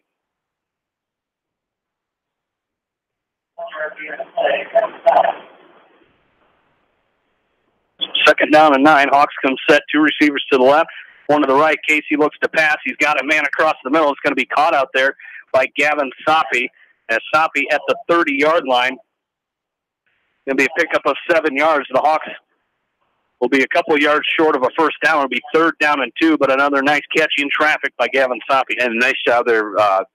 Mount Vernon brought us a corner blitz, and Parker Ostrander did a nice job of picking it up, and he just pushed him off to the side, gave Nick Casey a couple extra seconds to get rid of the football. Pistol formation, they give to Curley up the middle. He fights forward. He's going to pick up enough for the first down, as it's going to be Garrett Horman who makes the stop again, but it is a first down for the Hawks, as that is their 2nd first down on the ground, 2nd of the ball game, and they have it at the at their own 33-yard line. As they'll come in that bunch formation again, shotgun formation. As Casey looks to pass, he's got a man going down the sideline. It's Gavin Soppe. He's got it, and he knocked away. Great defensive effort by Tyler Elliott as Soppe had it, and Elliott made up some ground late there as Soppe had him burnt. But a great reaction by Elliott to make the deflection, and it'll bring up 2nd down and 10. You're absolutely right, Jamie. It was a great throw. It was a very well thrown ball by Nick Casey, and that's what made the defensive play so good. Is he had to make up some serious ground. He did it and knocked the ball away, or Gavin would have been deep into Mount Vernon territory. So 2nd down and 10. The Hawks have 2 receivers to the left, 1 to the right here. As Casey's in the shotgun, next to him is Curley. They're going to roll to his right. Casey looks to pass. He's got a man out there. It's going to be caught by Mangold at the 39. He avoids 1 tackle and gets brought down at the 40. As Tyler Elliott makes the stop on that one, it'll be 3rd down and 4 here for the Hawks. Now, just over 3 yards. It's about 3rd and 3 here for the Hawks at their own 40-yard line. As the game tied 7-7, 3:50 to go here in quarter number 1. Casey shotgun or pistol formation. And it looks like they might have got the Mustangs to jump offside. They went with that hard count, and the Mustangs might have fell victim to that hard count, as we'll get the call from our official here. As it'll be offsides against the Mustangs. So their third penalty of the game here, 2nd defensively, as it'll be good for a West Delaware first down. So for the Hawks, their 3rd first down of this first quarter, they have it now at their own 45-yard line, 1st and 10.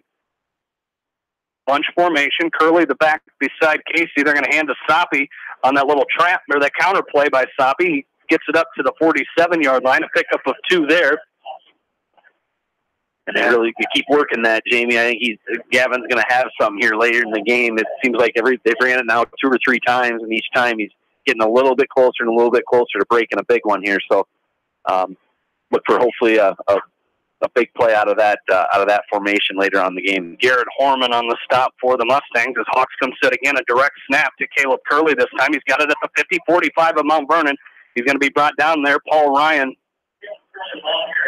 and Ryan Clark combine on the stop, but it's going to be a West Delaware first down at the Mount Vernon 43-yard line. So nice run there on that direct snap by Caleb Curley, and the Hawks have it in Mount Vernon territory once again here as they move quickly to the line. Two receivers to the right. They give it fake to Soppy, or fake to Curley, fake to Soppy, and now they're going to go deep. Mangled on a redirection from Casey, and it's in the end zone, but incomplete as it falls to the turf.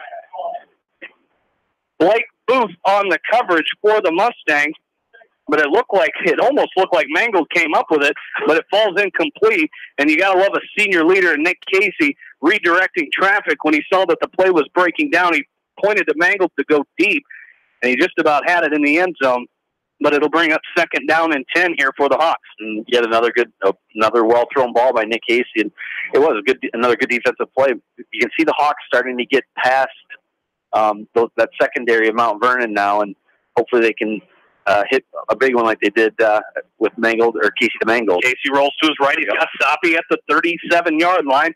Soppy gets brought down at the 36. Garrett Horman on the stop. Horman coming in with 4 tackles as he got a couple here in this game. It's going to be a pickup of 8 on the play for the Hawks. And it'll bring up second down. Then they're going to give him a gain of 7. It'll be third down and 3 here for the Hawks as Mangled, the one receiver to the right. Soppy in the slot for the Hawks. Brees, the fullback, as they're going to give to Curley right up the middle, and he's met at the line by the big man. We talked about him, Wyatt Stanbro, 5'9", 300-pound junior, 6.5 tackles coming in, 1 tackle for loss. He gets another tackle for loss there. He'll have to come out of the game as his helmet came off, but it's going to be 4th down and 4 here for the Hawks as they have it at the Mount Vernon 37-yard line. And you wonder if the Hawks are going to go right back to that play now that Stanbro's out. You know, he's the big space eater there in the middle. The Hawks are going to go right into it. It looks like they're going to go for it here on 4th and 4. They're going to pass. They're going to go across the middle, and some miscommunication as Casey threw it deep. There is a penalty marker down. Casey threw it deep. Mangled got caught up with the defender, and it is incomplete. But as we mentioned, a penalty marker down on the field. As we'll get the call here from our referee, Eric Stenberg. Going to be holding on the Hawks. I believe that penalty will be declined. So they'll decline that penalty, and it'll be a turnover on downs against the Hawks, and Mount Vernon will take over 1st and 10 at their own 37-yard line. Tie score here, 7-7, with 1:35 left to go here in quarter number 1. And a lengthy first quarter already, as the Mustangs will take over for their 3rd possession of this ball game. And they have it at their own 37-yard line. Shotgun formation for Brady Ketchum, the sophomore quarterback. Trips to the left, one receiver to the far side on the right. Ketchum hands off to Paul Ryan, left side. He cuts back up the middle, and he does a nice job. He's going to pick up a nice chunk of yards there as he's going to be brought down by Carson Petlin. As Petlin makes the stop there. Adam Andrig in on the defense for the Hawks here. You know, as we mentioned, Jamie, this Mount Vernon offensive line is not big. I don't know if you have the measurables on them, but they're not big, but they're doing a good job of moving the Hawks off their spots and picking up some yards. Gain of 8 by Ryan. They hand off to Baker. They pitch to Baker, the end-around play. He's going to be wrapped up by Rempe, but he's going to pick up enough for the first down up to the 48 of Mount Vernon, and that'll be a first down for the Mustangs, their 3rd of the ball game. Second on the ground as they pitch that ball to Zach Baker. He's that slot receiver. They send him in motion a lot. As we mentioned, he's got 10 catches for 78 yards on the season so far. He's their 2nd leading receiver. And they have it 1st and 10 here. They send Baker in motion again. They hand off to Paul Ryan right up the middle. He's got some running room, and he's going to be brought down by the Hawks. Joey Sonny finally makes the stop, but all the way up to the West Delaware 31-yard line. So another first down for Mount Vernon, and their running game getting going early here. Some big holes for Paul Ryan to run behind. Yeah, absolutely. And And you give him that much room, he's gonna take advantage of it. And the Hawks have tripped him up once he's gotten to the second level and have avoided the big play for a touchdown. But you got to be impressed with Paul Ryan here in this first quarter. 1st and 10, they mark it down at the 30-yard line of West Delaware. They give to Ryan again up the middle. He spins out of one tackle, just about. He does spin out of another one. The Hawks can't wrap him up.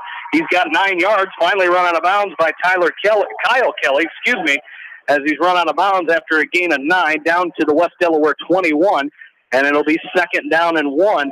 And you mentioned those guys up front, Matt Vislasel,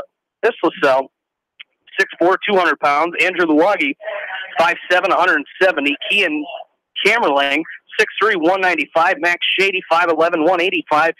And Noah Guillaume, 6'8", 270. So, like you said, not very big up front as they come set again. They hand off to Ryan, right side, and he's wrapped up that time. Adam Andrig is going to drop him for a loss on the play. There is a penalty marker down as they dropped him at the 25-yard line. Nice thing in here in that left defensive tackle position for the Hawks. In the area of holding, but I'm not. And it will be holding against the Mustangs. So already, Mount Vernon with 4 penalties in this ballgame, 2 offensive and 2 defensive penalties, as that'll be a 10-yard penalty, and that'll back them up all the way to the West Delaware 35-yard line. So where they started, or where they had a first down at the 30, they're all the way back to the 35 now. After that Paul Ryan run got them up to the 30, they're back to the 35, and they face a 2nd down and 15 with just 10 seconds remaining, and Mount Vernon will run out the clock. As the game is tied 7-7, we'll take a break and come back for the second quarter right after this. You're listening to West Delaware football from KMCH Sports. This is Phil from Gateway Appliance in Manchester. When you need service, call us. We have the selection you're looking for. Gateway Appliance Sales and Service, 111 West Main Street in Manchester. Or find us online at gateway.biz. That's G, the number 8, WAY.biz, and on Facebook. Delhi Lumber has products for every home and every budget. Delhi Lumber carries Midland doors, which are one of the best values around. You can see Midland doors today or call Delhi Lumber at 563-922-2404 for more information. Your Midland overhead door dealer, Delhi Lumber. Big town quality with small town service. This is Dr. Tim Collier from Dental Associates of Manchester. We take pride in the environment we provide our patients with a caring attitude and unsurpassed comfort. For the kind, compassionate, and competent dental care you deserve, call us at 927-GRIN. Dental Associates of Manchester, creating healthy smiles for life. Jay's Auto Supercenter in Manchester has quality pre-owned vehicles, great financial service department, body shop, and detail department. See their full line of vehicles online at jsautosales.net. That's Jay's Auto. Customer satisfaction is their #1 priority. Jay's Auto! Mix 94.7 KMCH. Along with in-studio producer Ashley Vick, Jamie Vasky, Aaron Plain, Bill Logan back with you and our spotter, of course, John Swisher back from Ash Park in Mount Vernon. You're listening to West Delaware football on Eastern Iowa Sports Station, Mix 94.7 KMCH. 2nd down and 15 for the Mustangs as we start this second 7-7. Ketchum's going to go deep. He was looking for Blake Booth. Defended that time as it falls incomplete by Gavin Soppy, and it'll bring up 3rd down and 15 for Mount Vernon. Hawks and Mustangs tied at 7 here, just underway, second quarter. And again, a 3rd down and 15 here, upcoming for Mount with 4 wide receivers, 2 each way. In the shotgun formation is Brady Ketchum. And they're trying to draw the Hawks offside, but they'll snap it. Pass is away. It's deep. It's going to overthrow everybody as he was looking for Zach Baker on that play, defended by Joey Sonny. As that'll bring up 4th down and 15. We'll see what the Mustangs do here. You would almost think they got to punt it away here. As I know they're in that West Delaware, you're kind of deep in West Delaware territory, but you got to pick up 15 yards. And they're going to send out Tyler Elliott and the punt team. And that defense for Mount Vernon has played very well in that first quarter. So you gotta feel like you gotta think that they're feeling pretty confident right now. As Joey Sonny is deep to resume punt return this year for 9 yards. He did just return another one as this is an end-over-end kick, and it's going to be picked up at the 1-yard line by the Mustangs. As it's picked up there by Zach Baker at the 1-yard line, and that's where the Hawks will take over 1st and 10. Don't forget, you can join me tomorrow morning at 9 for the Coach's Corner as I talk with area football coaches and get their thoughts on tonight's games.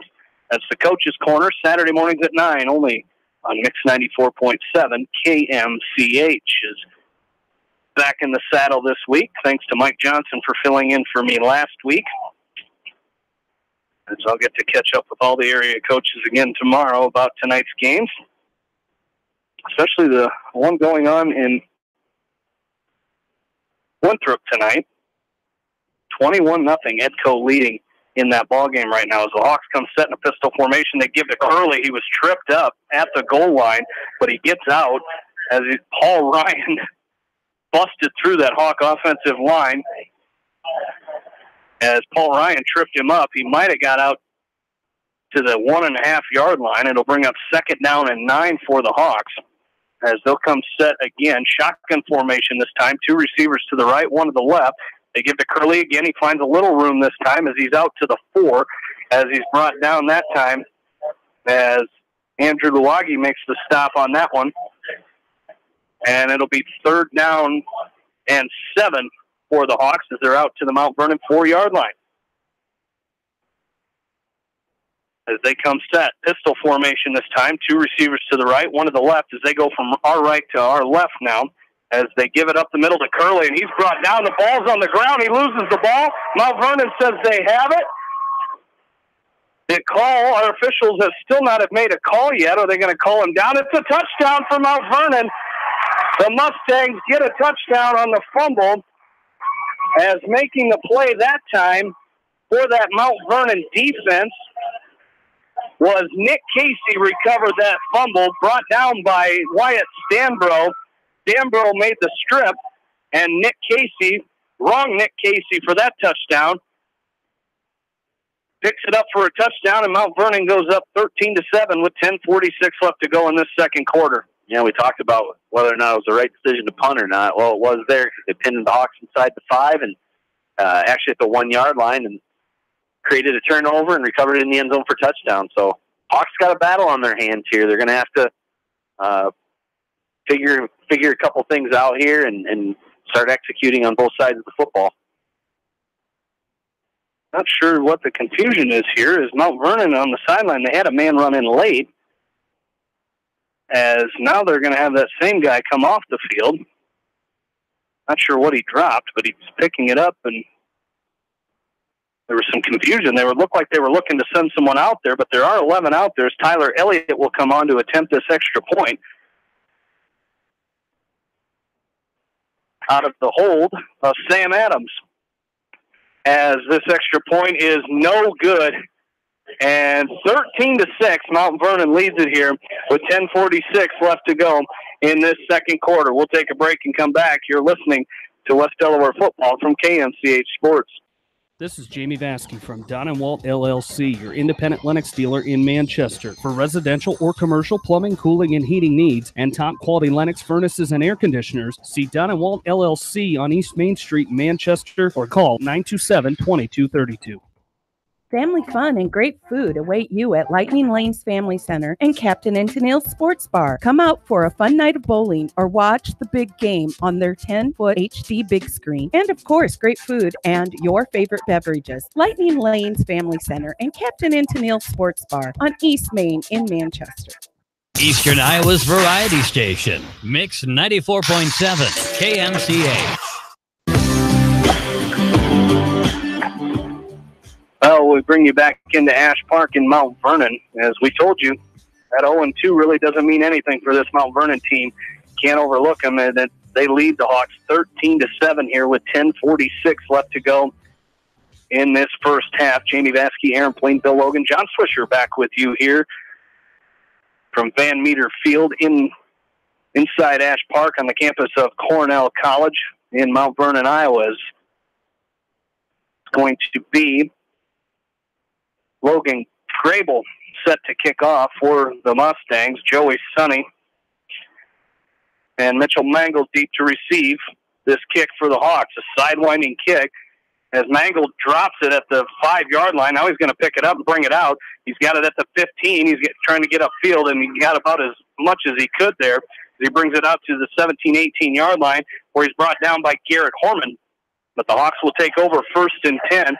And the Hawks had a drive deep in their own territory, struggled to get out of the end zone, and they had a call in, ran the ball. It was stuffed by Wyatt Stanbro in the end zone, stripped by him and picked up by Nick Casey from Mount Vernon for the touchdown. So the Mustangs lead it 13-7.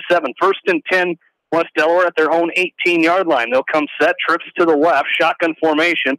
Mount Vernon has a late entry to the defensive line coming on here as Casey comes set. He looks to throw on 1st and 10. Looking for the out route, a double pump fake, and he's got a man wide open. It's Gavin Soppe, and he can't come up with it. It was just out of the reach of Gavin Soppe. It did go off his hands. If you ask him, I bet he'd say he could have caught that ball. Tyler Elliott on the coverage. Great move by Soppe, just a little overthrown by Casey, and it's incomplete, and it'll be 2nd down and 10. And like you said, Jamie, a nice double move there by Soppe, and he had 2 or 3 yards on his defender. Safety was coming over, closing in on him, but nonetheless, ball falls incomplete and puts the Hawks at 2nd and 10 here at their own 18. Trips to the left once again. Curley, the back next to Casey in the shotgun formation. Will hand to Curley off the right side. He's got some room up to the 25-yard line, still fighting for yards. He's up to the 27-yard line. Brought down out there by Tyler Elliott. As Elliott makes the stop.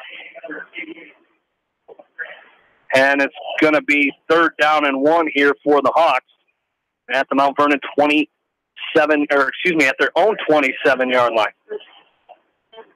As we'll see what the Hawks come out with here. They're going to set up with trips to the left. Nope, not trips to the left. Some confusion on that Hawk line as they're going to get the play in again. They're going to go 2 receivers each way for this 3rd down and 1 play coming up. Casey comes set, hands off to Curley up the middle. He fights forward. That second effort gave Curley enough for the 1st down as he's brought down out there by the Mustangs' Nolan Brand. And it is good for a West Delaware 1st down. So the Hawks move the chains here for the 5th time here in this ballgame, 4th on the ground. And they face 1st and 10 here. Ball at their own 30-yard line. They fake to Curley across the middle. He's got Joey Sonny at the 38, 39-yard line. That's going to be a nice gain there for the Hawks. About a pickup of 7 or 8 yards there. They're going to mark it at the 39, so it'll be a gain of 9. 2nd down and 1 for the Hawks. Yeah, that was a nice throw by Casey. You could see Mount Vernon's bringing their corners, and they're kind of bringing the house. Number 5's coming in again. They're just working the middle of the field. Casey to pass. He's going to find this is Sonny again. He's got it at the 45-yard line. That's going to be a pickup of 6 yards, and that's enough for the West Delaware 1st down. They're first through the air here. 1st and 10 Hawks at their own 45-yard line. So moving the chains through the air this time. And what I like is they're faking that handoff to Curley and drawing all the Mustangs in. 2 receivers each way for the Hawks as they go right to left. Casey fakes the handoff to Curley, keeps it himself at quarterback draw. He crosses midfield to the Mount Vernon 49-yard line. And it's going to be a pickup of 7 for the Hawks there. And it'll bring up 2nd down.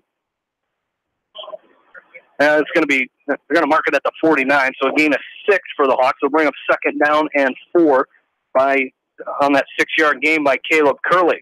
2 receivers each way. Once again, shotgun formation. Casey looks to pass, goes across the middle. He's got Mangold at the Mount Vernon. They're going to mark it down at the Mount Vernon 43. A nice spot there. That's where they spotted his forward progress, and it'll be another 1st down for the Hawks here. 1st and 10 at the Mount Vernon 43-yard line. And update from the sideline, Ben Ridenauer with his shoulder pads off. You can see him over there. He is on crutches, so not sure what the injury is, but we hope that it's nothing serious. As senior Hawk, big leader on that defense for the Hawks this season. As Casey rolls to his right, he's going to tuck it, and he's going to run it himself. He's got it down to the 31, 32-yard line of Mount Vernon. That's going to be good for another West Delaware first down. Nice run there by Nick Casey. Well, what was nice about that play, Jamie, is they got Casey out of the pocket. They've done a lot of RPO, a lot of run-pass option, and this time they just rolled him out, and he had all kinds of room there to pick up a big gain there. They mark it at the 31. Hawks come set, 1st and 10. They'll go to the air again across the middle. High throw, but it's going to be hauled in by Kyle Kelly on the right side. And Kyle, you can throw the ball high. He's 6'3", so he's a big target. Andrew Luagi on the stop for the Mustangs. It's going to be a gain of 6 on that play. It'll bring a 2nd down and 4 at the Mount Vernon 25-yard line. Hawks trail 13-7, 7:15 left to go in this second quarter. They give us to Curley this time, right side, and Mount Vernon's there, and they're ready for it, as he's going to pick up a couple yards on that play, as he's going to be brought down by Nick Casey. And it'll bring up 3rd down and 1 for the Hawks here. Ball at the Mount Vernon 23-yard line. So let's see what the Hawks do here. He continue to try to move these chains, and that's what the Hawks have been able to do this year. They haven't had the real big plays this season like we've seen in the past, as they're going to run Casey to the right side. Looks like a design quarterback run. He ran over his defender at the 20, as the defender came up and tried to make the play, but it was Mitchell Luagi. Mitchell Luagi on the tackle there, but not before Nick Casey picks up enough for the first down. They're 6th on the ground here in this first half. I really like what the Hawks are doing here. They're getting Casey out of the pocket a little bit, giving him the option to run or throw, and he's going to hand off to Curley this time, and he's got some room. He's down inside the 15. It's going to be a pickup of about 6 yards there. Bring up 2nd down and 4. Tyler Elliott on the stop for the Mustangs, as the Hawks have it down to the 8. They're going to mark it at the 13-yard line, and it'll bring up 2nd down and 4. As they're going to go back into that bunch formation here. Casey comes set. He fakes the handoff to Curley. He rolls out to his left. He's looking to throw. He's got Kyle Kelly in the end zone, and it's going to be incomplete. Luckily, it's incomplete, as I thought he was throwing for – it was Kelly. It was Kelly in the end zone. Similar play, only to the left, that scored the touchdown for the Hawks. That's a hard throw to make. He's moving to his left, so he's kind of throwing, with his momentum, and it's hard to get to plant and get a good throw. And like you said, Jamie, it's good that the ball fell incomplete. And Mount Vernon will take our first time out of this ball game with 5:51 left to go here in this second quarter. Mustangs lead at 13-7, and we're back after this from KMCH Sports. Farmers Savings Bank proudly supports all area athletes and their coaching staff. For all your banking needs, visit them in Colesburg, Elkport Garber, Strawberry Point, Arlington, and Aurora, or online at farmersavingsbank.com. Member FDIC. Steve Moyle Masonry, a family-owned commercial masonry contractor based in Manchester. Quality is what we're about. Visit us online at smoylemasonry.com. Viafield is your headquarters for all your seed, chemical, and fertilizer needs. They have professional service and quality products needed to bring the best crop to market. Viafield, providing growth opportunity for 18 locations across northern Iowa and southern Minnesota. The Eastern Iowa Shopping News and the Dyersville Commercial recognize the hard work and dedication of all area athletes. Check out the weekly sports section in the commercial for scores and information. The Eastern Iowa Shopping News and Dyersville Commercial, supporting your communities. Mix 94.7 KMCH.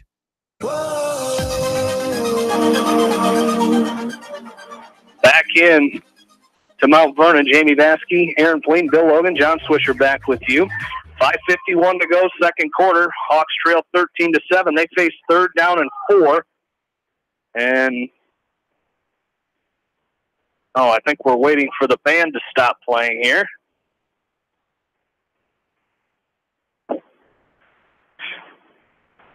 As they've stopped, as now we can resume play as Mount Vernon Athletic Director Matt Sadie goes over and shuts her down. And now our referee, Eric Stenberg, making sure they don't start up again as the Hawks face a 3rd down and 4. They're going to direct snap to Curley once again. He cuts up. He's going to be close to the first down. I think he's got it. Second effort, I think it's assured him that he had it there. So brought down by Nolan Brand that time. And the Hawks pick up another first down here. It'll be first down and goal for the Hawks. Ball at the Mount Vernon 6-yard line. If I have my notes right, Jamie, this will be the 15th play of the drive here. So a nice, long, methodical drive here by the Hawks. Casey comes set. He's going to hand off to Curley. Curley's got it at the 5. That second effort, he's going to push his way into the end zone. Touchdown, West Delaware. Caleb Curley from 6 yards out. And the Hawks have tied this ball game 13-13 with 5:28 left to go in quarter number 2. Yeah, nice job there by Caleb. Will just continue to keep the legs moving, keep driving for that goal line, and he just popped over there at the last effort. So nice job by the Hawks of finishing this drive. You were hoping that they'd see some fruits of their labor in this, and 15 plays, 82 yards. Hawks score a touchdown. Hopefully take the lead here with the extra point. Chad Bishop on for the extra point for the Hawks. It is up. It is good. As make it 9 for 11 on the season for Chad Bishop. The Hawks take the lead 14-13 with 5:28 left to go second quarter. We'll take a break and come back. You're listening to West Delaware football from Mix 94.7 KMCH. For fan food, not fast food, visit your after-the-game headquarters, Manchester Dairy Queen. It's quick, it's easy, your family will love it. Manchester Dairy Queen.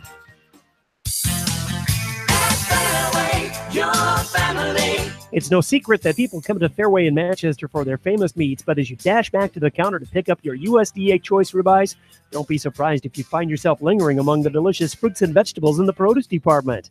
Shop Fairway in Manchester for low prices and all your grocery needs. Just like a great coach, State Farm agents like me, Julie Smith, can help you develop a game plan for your insurance needs. Whether it's car, home, life, health, or business insurance, I can dig into the playbook and help you find the affordable coverage you need. For all your insurance needs, call on a winning team. The Julie Smith State Farm Agency in Manchester. Mix 94.7 KMCH.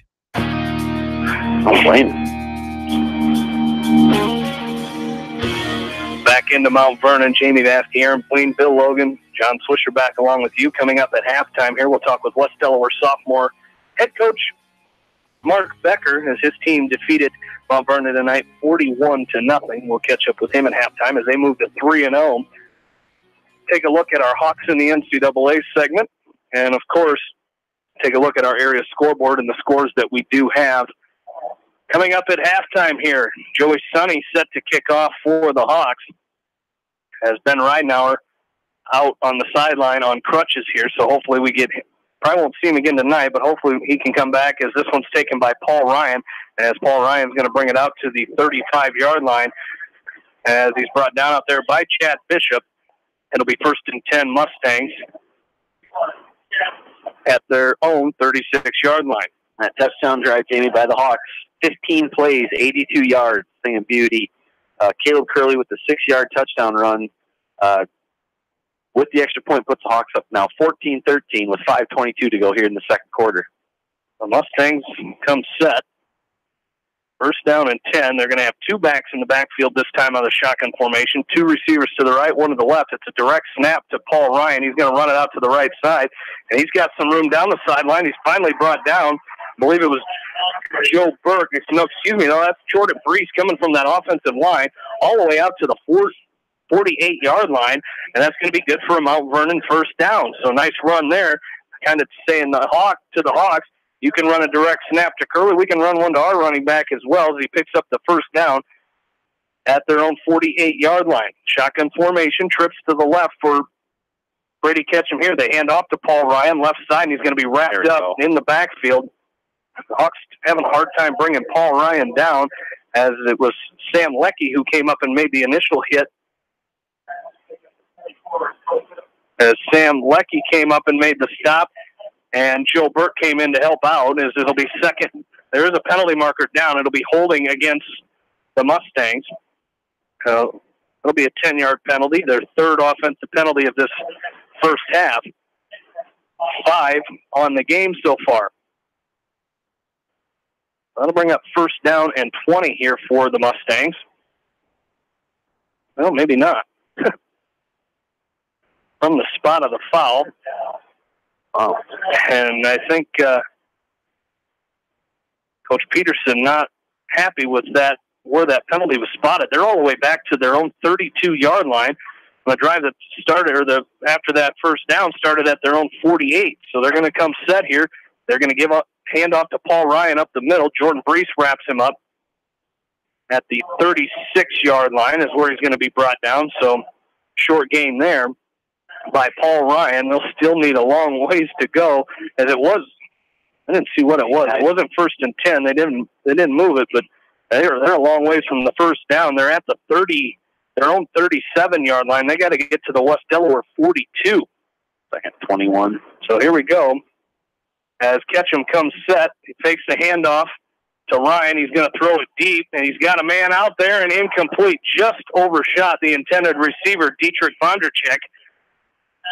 As that falls incomplete, and it'll be 3rd down and 21 here for the Mustangs. And that was a nice thrown ball. Vondercheck almost hauled it in with a diving effort there, and he was going to be the only one that was going to get the ball there. So big down here for the Hawks. You know, you'd like to see them force Mount Vernon into a punt here and kind of keep the momentum going that they got on their last offensive possession. 2 receivers each way for Ketchum. He rolls to his right. He shovels it to Paul Ryan, and coming up and wrapping him up from behind. I believe that was Brees, wasn't it? It was. Jordan Brees came out, and he got one of his big meat hooks on the jersey of Paul Ryan and said, come on back this way, and he brings it out to the 45, but they'll still be about 13 yards short of the first down. It'll be 4th and 13, and they send the punt team out, and Tyler Elliott, deep to receive for the Hawks, will be Joey Sonny. So Sonny hasn't had a lot of opportunities to return punts this year. He had one coming into the game. This one nearly blocked, and one of the Hawks just about got blocked into Tyler Elliott, but Sonny will not have a return here. The Mustangs will pick it up at the 16-yard line, and that's where the Hawks will start, 1st and 10. Hawks lead 14-13, 3:35 remaining here in this first half. And don't forget, tomorrow the Iowa Hawkeyes take on the Iowa State Cyclones. And you can catch the game right here on KMCH. Pregame starts at 2 with a kickoff at 4 o'clock. 4:06, sorry, Swish, with Gary Dolphin, Ed Podolak, Rob Brooks, and the rest of the Hawkeye Radio Network. 1st and 10 for West Delaware as they come out with trips to the left. Shotgun formation next to Casey is Curley. Casey's going to run it himself. A little quarterback draw there. He brings it out to the 20-yard line. That'll be a pickup of 4 yards up the middle as he's brought down by Nolan Brand. And I tell you what, Nick Casey isn't afraid of contact. He doesn't shy away from it. We saw it last week against Marion. He's doing it again tonight. When he needs to pick up a couple extra yards, 2 or 3, he's not afraid to lower his head and bowl his way through there. Shotgun formation again. Casey looks to pass. Left side, he's got Sonny, but threw it behind him. Sonny was coming across the middle, and Casey threw it behind him, and it'll bring up 2nd down and 6 after that incompletion. It looked like he would have picked up a couple yards there. They would have picked up a few yards. They might have been short of the first down, but again, that pass was thrown behind Sonny. Trips to the left again. Shotgun formation for the Hawks. Casey drops back to pass. He's looking right, throws a deep ball up, and he overthrew everybody. He had to get rid of it quickly. As going down the sideline is Kyle Kelly. Blake Booth on the coverage for the Mustangs. And it'll bring up 4th down and 6 for the Mustangs. So the Hawks unable to move the ball here, Aaron, and they'll punt it away, leading 14-13. Yeah, just a drive that you thought might have a little promise. Nick Casey picked up 4 or 5 yards there on first down, and then 2 throws that he couldn't connect with Hawk receivers. So the Hawks going to punt it away, and you got to be impressed with Mount Vernon in this first half, Jamie. They've done a good job on both sides of football, hanging with the Hawks. High punt by Nick Casey. It's going to be fair called for. I thought he called for the fair catch. He still has to be a fair catch, doesn't it? If it did bounce, and Vondercheck returns it back to the Mount Vernon 48. That's where they will start, 1st and 10. But I thought he called for the fair catch, and even though it bounced, I thought it still had to be fair caught. But nonetheless, they're going to bring it up to the 48-yard line, and that's where they will start, 1st and 10. So this West Delaware defense returns to the field now.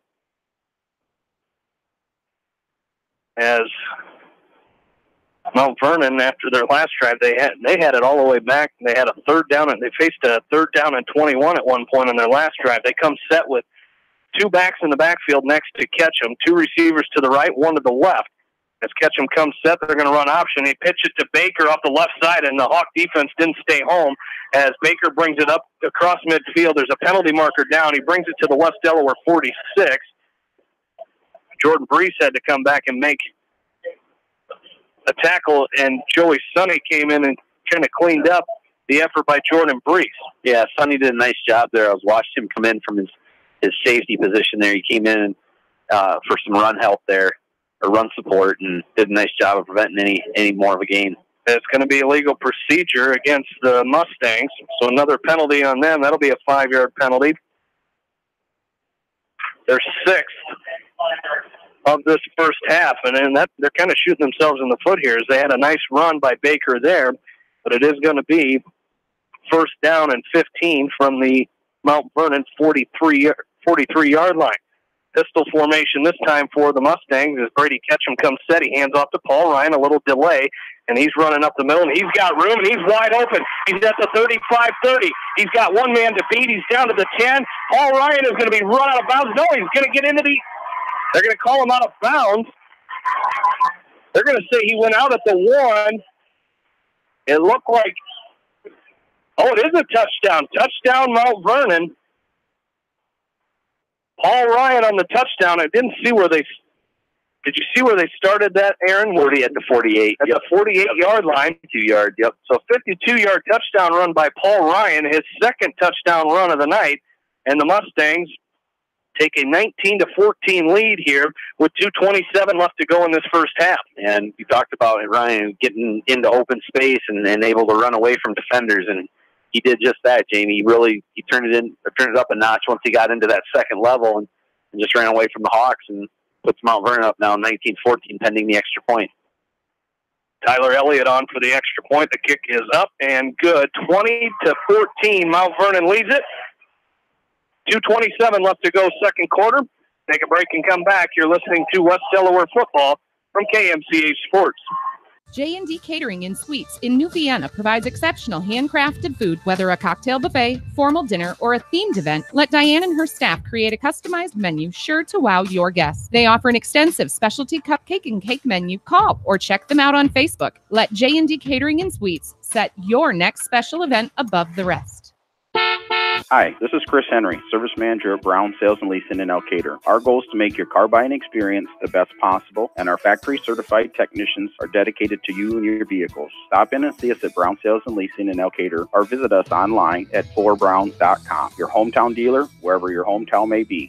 At Three Rivers, our customers come first. Your business is very important to us. Our goal is to provide you with the best products and service that you have come to expect from Three Rivers. Visit our website at threeriversfs.com or the location nearest you. Three Rivers, your partner in growth solutions. Eastern Iowa's variety station, Mix 94.7 KMCH.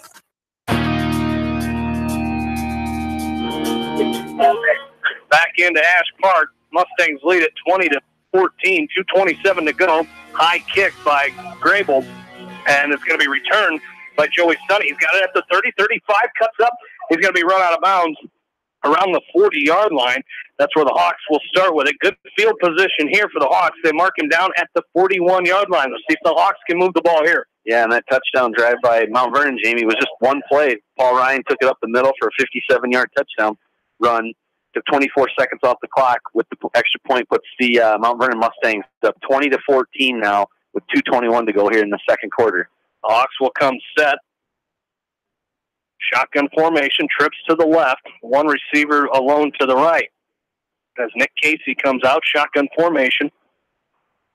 He's going to throw a little swing route to Mitchell Mangold. He's got it at the 45, brought down out there by Mitchell Luwaji, and it's going to be marked down at the 47-yard line. So gain of 6 that time from Casey to Mangold. Second down and 4 upcoming for the Hawks. 2:15 to go here in this second quarter, Jamie. The Hawks still have all 3 of their timeouts, so a lot of time left plus 3 timeouts. So the Hawks don't have to be in a big rush right now. They just need to continue to keep moving the ball down the field. Second 4, they give to Curley. He cuts back. He's got it at the 45 of Mount Vernon, up to the 42-yard line of the Mustang. brought down by Paul Ryan, but the Hawks get a first down there. Nice run by Caleb Curley. Again, it looked like that hole had broke down by Curley, but he found a nice little seam and hit it, and he's down to the Mount Vernon 42-yard line. Trips to the left again for the Hawks. As they come set, Casey looks to pass. He fakes that little swing around. He's going to run it himself, and he's down to the 38-yard line. As it's going to be tackled there by Aiden Hollop Schultz, wearing number 58 tonight. One of those players, he's got two different numbers he can wear on a given night. As a gain of 4, it'll bring it second down and 6. Trips to the left once again for the Hawks. Casey comes set, hands off to Curley, right up the middle. He finds a little seam, but it's shut down early as Andrew Luwachi made the initial hit, made the first hit on him, and it's going to be down to the 36-yard line of Mount Vernon. And the Hawks will face a third down and 4 here, as now they're going to go 3 receivers to the right, 1 to the left, shotgun formation. Haven't seen the Hawks in the pistol a lot tonight as they're going to run Casey the right side. Now he's going to pass, looking for someone to get open. He throws it. He's got a man open. It's Mitchell Mangle, but it's going to be incomplete. Nearly picked off out there by Garrett Horman as Casey had to throw off balance off his back foot. There's a penalty marker down at the 35-yard line. Well, and he had 2 receivers down the field, Jamie, and it looked like maybe Gavin Soppy down the far sideline near that Hawk bench he ran free. The defender kind of turned to look and see where the ball was, and Gavin kept running. He was wide open. He had 10, 15 yards on the defender. And I think it looks like it may be against the Hawks, and they're checking. They're going to decline this penalty. It was an ineligible receiver downfield against the Hawks. They're going to decline it, and it'll bring up 4th down and 4. See if the Hawks can capitalize on this as they trail 20-14 with just under a minute left to go. 59 seconds left to go. The Hawks will go for it here, I would imagine. As they're going to go for it here and see if they can capitalize on Mount Vernon not accepting that penalty as they face a 4th down and 4. As the Mount Vernon faithful are on their feet, letting him hear it here. They're going to run to the right is Casey. Now Casey's going to take it himself. He's got the first down at the 30. He cuts back, takes a hard hit at the 27-yard line, but it will be good for a West Delaware first down. Nice running play there by the Hawks offense. Yeah, and when the Hawks need to come up with a big play on offense, it seems like it's with Casey rolling out of the pocket and rolling to his right. Predominantly, he's done it to the left a few times, but the right has been where they picked up the most yards. Hawks have to hurry. 45 seconds left to go. Casey looks to pass. He's looking deep. He throws across the middle, intercepted. He jumped up to throw that one, and it's going to be picked off out there as Nolan Brand makes the interception that time. As Brand, the junior, 6'1", 150 pounds, makes that interception, and he brings it out to the Mount Vernon 21-yard line, and the Mustangs take over 1st and 10. Kind of an ill-advised pass there by Nick Casey. He tried to get rid of it quickly, so he jumped up and threw that ball and right into the hands of basically Brand playing center field there, seeing it happen. We can kind of see it on the replay down here on this television that they've got set up with Huddle on it, or the end zone camera, as it'll be 1st and 10 Mount Vernon. Let's see what they do here with just 36 seconds left to go in this first half, leading 20-14 and a penalty marker down.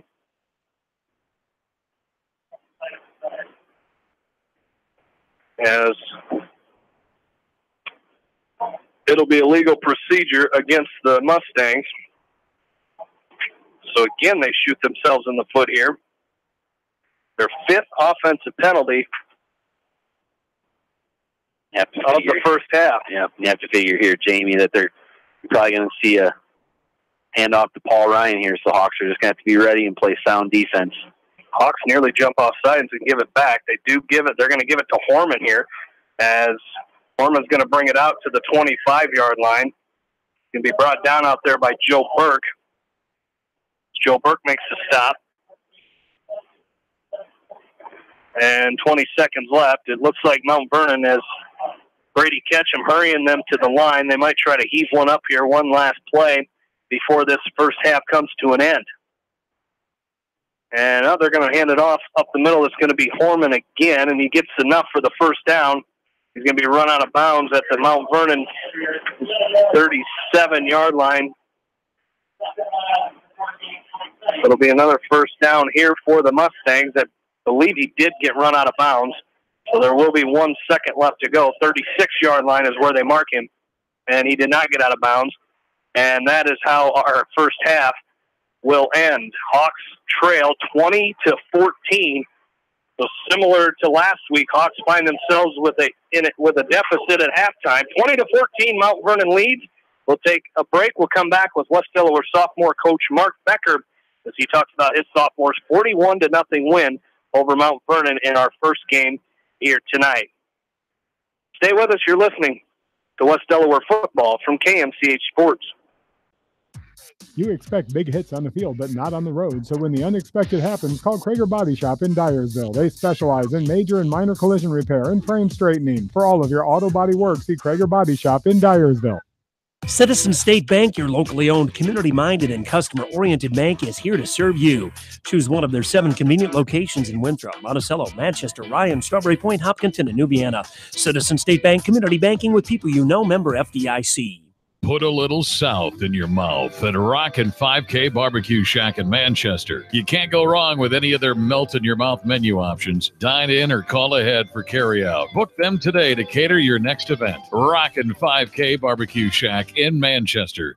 This is Jamie Vaskey, the voice of the West Delaware Hawks, and I've had the chance to review the Good Neighbor Society's playbook, and I got to tell you, they are friends in your neighborhood, designing plays to get you home fast. If you need help getting back in the game, contact the Good Neighbor Society Rehab to Home team at 563-927-3907.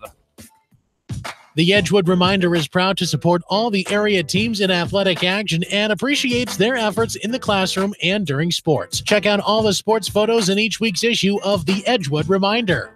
TriVet Associates is a mixed animal veterinary clinic with offices in Farley, Dyersville, and Holy Cross. Our 8 doctors serve the Dubuque, Manchester, Guttenberg, and Cascade areas and provide veterinary services to both large and small animals. For more information, find us on Facebook or visit our website, trivetinc.com.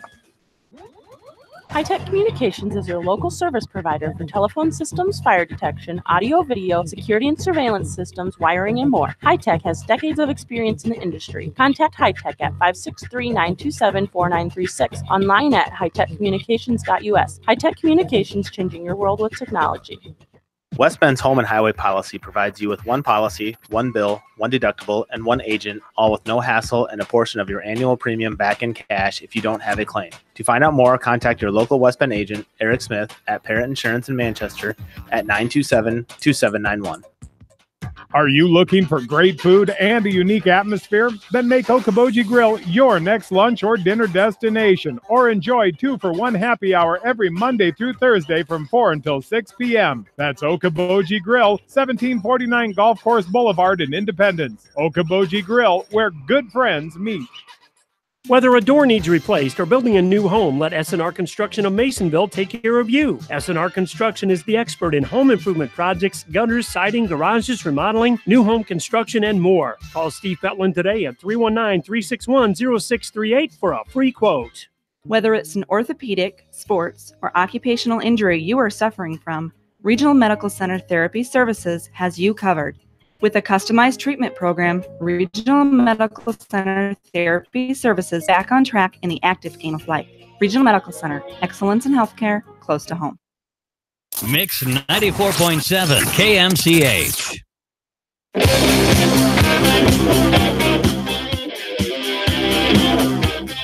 And welcome back into halftime. Jamie Vaskey back along with you. Hawks and Mustangs here from Ash Park tonight.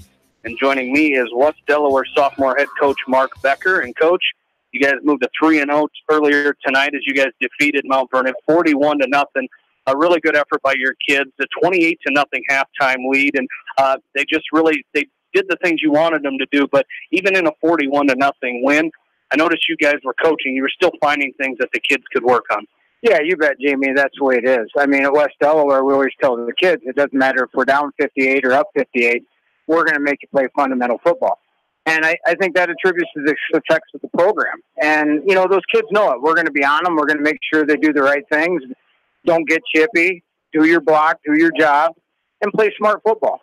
And I know defensively you got to be pretty happy with the effort, not only pitching the shutout, but in that first quarter, I think Mount Vernon ran 11 plays for negative 11 yards, and that was after a 23-yard drive had just started right before the second quarter. So a very good effort by your defense tonight. Yeah, they did a fantastic job. The biggest thing there is, like you commented on, is the fundamentals, and they got a little rambunctious when they were thinking pass or rushing upfield, and that's that 23-yard drive you were talking about, and we settled them down, put them in twos, and then they played fundamental football. And like you said, that's what this game's all about, is doing your job, don't think about it, and just play football. Well, you guys, one more week of opening up before the varsity is these kids, they've been a part of that now for a couple games. This was, I believe, the first time that they've played before the varsity. So one more week of that. How will that help those guys, being in this big atmosphere right before the varsity game moving on? Oh, I think it's huge. I think they get a little bit of a crowd. I myself like Thursday nights. You're kind of on your own playing football, but I think for the kids it's great. They get to play with a big crowd under the lights, especially being the curtain raiser for the varsity. And then I think it helps them sticking around. They watch the game, see the same things. And like you said, we got to get ready for a tough opponent next week in Xavier. And it'll be the first time a lower level of West Delaware has ever played Xavier, as the varsity's played them in the playoffs a couple times. But a tradition-rich program, and they're probably real similar to West Delaware, where everything is the same freshman through varsity, and Coach Schulte is going to have his sophomores probably the same kind of game plan as the varsity. So it'll be a tough task against Xavier next week. Yeah, I think the biggest thing, and I got the kids ready for it, is, we're going to look across the sideline and probably see about 40 kids. And I talked to them about heart, and that's what it boils down to, is we've got kids playing both ways. We don't have a lot of numbers. We've got 3 or 4 freshmen that dress with us, do a fantastic job. But it comes down to they just gotta suck it up, is what we talked about all week. They'll probably platoon. They'll have enough numbers to do it. They'll be big, like always. And like you said, they're well coached. It's a great program. But we're looking forward to it. The kids are looking forward to the challenge, and hopefully we get Jared Voss back next week. He was out this week with a bum ankle, but he wanted to play, but I just said no. And he's excited, so I think the team's ready. All right, Coach, congrats on the win tonight. 41-0, 3-0, and thanks for joining me, and best of luck next week. Thanks, Jamie. Appreciate it. As West Delaware sophomore head coach Mark Becker here at halftime. We'll be back with more right after this. You're listening to it from KMCH Sports. Bolichek's Landing, downtown Delhi. Open 7 days a week. Friday night buffet, Saturday night prime rib, and enjoy breakfast every Sunday from 9 to noon. Bolichek's proudly supports all area athletes and coaches. Leonard Muller Funeral Home and Crematory wishes all the best to the athletes and appreciates their hard work and scholastic efforts throughout the year. For personal, caring service, Leonard Muller Funeral Home and Crematory in Manchester, Edgewood, and Strawberry Points. Hey KMCH listeners, GMB is proud to support our area athletes and help bring the sport to you. The GMB Bank team reminds you whatever your financial goals, we're here to help you reach them. Stop by our Manchester location or visit us online at gnbbank.com. Member FDIC. Going above and beyond is a standard of care at Above and Beyond Home Health and Hospice Care. Their compassionate staff care deeply about the comfort of their patients. A nurse is available 24 hours a day, 7 days a week. Above and Beyond Healthcare, the more they care, the more beautiful life becomes. Proudly serving Jones, Jackson, Johnson, Lynn, Clayton, and Delaware counties. Mix 94.7 KMCH. Nice performance here by the Iowa State Marching Band at halftime as they get set to head down to Kinnick Stadium for tomorrow's contest against the Hawkeyes. Game you can hear right here on KMCH starting at 4:06 tomorrow afternoon. Pregame at 2 o'clock. Take a look at our Hawks in the NCAA segment here as we start with the Upper Iowa Peacocks as they had their home opener last Saturday against Augustana. They lost that game 48-45. They go to 0-1 overall, 0-1 in conference play. West Delaware graduate, 2015 graduate, Brent Lammers, a senior for Upper Iowa. In that game, he was 20 of 41 passing for 325 yards, 4 touchdowns, 2 interceptions. He also carried 14 times for 61 yards. and made one tackle. And unfortunately, if the quarterback's making the tackle, it's probably on one of those interceptions. As tomorrow, Upper Iowa will be at Concordia St. Paul and St. Paul, Minnesota. That game starts at 12 o'clock as Upper Iowa, again, 0-1 tomorrow against Concordia St. Paul. Coe College has West Delaware 2016 graduate Max Ridenauer on their roster. Max had his appendix taken out, so he will not be playing for a little bit anyway. But they did lose that game 26-7 against Augustana College last Saturday in Cedar Rapids, as they are 0-1 on the season. Tomorrow, the Coe Hawks will be right here at Ash Park as they will take on Cornell College, a 7 o'clock kickoff for Coe and Cornell's game. Loras College has 2 former West Delaware Hawks on their squad. Sam Maloney, a 2016 West Delaware graduate. He's a junior for Loras College. And Cameron Cook, a 2018 West Delaware graduate, is a freshman. They lost last Saturday against University of Wisconsin-Eau Claire. 45-13 the final in that one as they go to 0-1 on the year. Tomorrow they will be at Benedictine. That's a 6 o'clock start, as that is in Lisle, Illinois. In that game against Eau Claire, Sam Maloney had 3 catches and 17 yards. That is a look at our Hawks in the NCAA segment here. At halftime, our score here, West Delaware trails 20-14. Some scores from around the area. At the end of the third quarter, Cascade leads Maquoketa Valley 39-0. Edco leading East Buchanan 27-0. That's in the middle of the third quarter. And in the middle of the third quarter, Alburnett leads Northland 9-0. Independence is up 48-13 over Maquoketa Valley. 48-13, and that is at halftime. So a halftime score there. Independence leading Maquoketa 48-13. We will take a break, come back. We'll talk to Bill Logan as he's back from the halftime locker room right after this. You're listening to West Delaware football, trailing 20-14 at the half against Mount Vernon from KMCH Sports. At Tauke Motors, we believe in a gentler, simpler way of doing business. Check out our large selection of new and pre-owned vehicles, as well as great incentives at taukemotors.com. If you are looking for a new pre-owned vehicle or service on your current vehicle, come to Tauke Motors, Chevrolet, Chrysler, Dodge, Jeep, and Ram on 9th Street in Dyersville. At Dupaco Community Credit Union, we know debt happens. A debt checkup from Dupaco ensures it's not costing you more than it should. With historic low interest rates, now is the time to bring your loans to Dupaco. Contact us at 563-927-6187 or visit dupaco.com. The Manchester Press is your community newspaper. Check out the sports section for game stats and photos of area players and game highlights. The Manchester Press, serving the area for over 130 years. Hurry down to Rio Blanco Mexican Restaurant in Manchester today. Enjoy the best margarita around on their patio facing the Whitewater Park. Rio Blanco features daily specials and a kids menu too. There's something for everyone at Rio Blanco Mexican Restaurant in Manchester. Newhouse Construction and Concrete is proud to support all our area athletes. Give Phil a call at 927-5178 for your commercial, ag, or residential projects, or visit newhouseconstruction.com. Newhouse Construction and Concrete turns design into reality. No one can win a game by themselves. At F&M Bank, our team works together to achieve the ultimate goal, exceeding client expectations. F&M Bank is a proud supporter of all local sports teams. F&M Bank, the right choice in Manchester, Cedar Rapids, Anamosa, and Monticello. Member FDIC. Just like you take pride in your vehicle, we take pride in the service work we provide. This is John from Georgian Auto in Manchester. Whether it's routine maintenance or major repairs, we'll take care of your car and get it back on the road. Georgian Auto in Manchester, where complete automotive service and repair is our complete focus. For all your general contracting needs, turn to the professionals at Lucky Building Service in Manchester.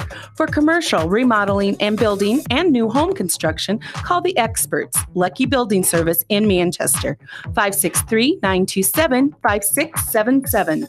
You may not wear glasses or contacts, but how do you know if you're seeing your best or if your eyes are healthy? Why not be proactive and get your eyes examined? Dr. Daniel E. Mersch and his professional staff at Manchester Family Vision can help. Manchester Family Vision Center on West Main, where clear vision begins with healthy eyes. As your American Family Insurance agent in Manchester, I'm looking out for what matters to you. Even when nothing's wrong, this is Tad Mormon, agent. Call me at 563-927-3586, and let's talk about your insurance needs today. American Family Insurance, Tad Mormon agent, 106 East Main Street, Manchester. Tonight's a great time to try the new stuffed crust pizza at Pizza Ranch. Have one delivered while you're listening to the game, grab one for carryout, or enjoy the Pizza Ranch buffet. Then satisfy your sweet tooth with some chocolate cactus bread. Pizza Ranch in Manchester, Independence, and Owine. Contact me, Chad Frazier, at BC Land Services in Earlville for all your maintenance projects such as tree removal and trimming, small dirt work projects, lawn seeding, and more. BC Land Services is fully insured and licensed. Contact me at 563-590-8074 or on Facebook. And best of luck to all area athletes and coaches. This is Sarah from It's So Me Boutique in downtown Dyersville, inviting you to stop in, look around, and let us assist you in finding the perfect outfit for any occasion. We offer fashion-forward trends for women, including plus sizes, baby clothes, shoes, and fun accessories to complete any look. It's So Me Boutique in the heart of downtown Dyersville. And check out our Facebook page. Mix 94.7 KMCH.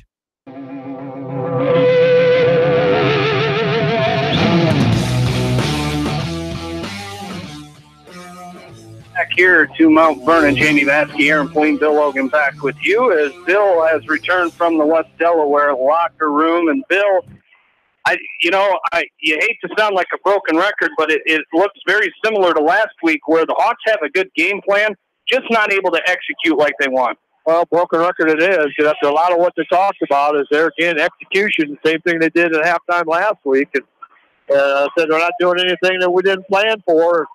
And we just got to go out and do the things they want to go out, be more physical, wear them out. They want 15-play drives, wear them out.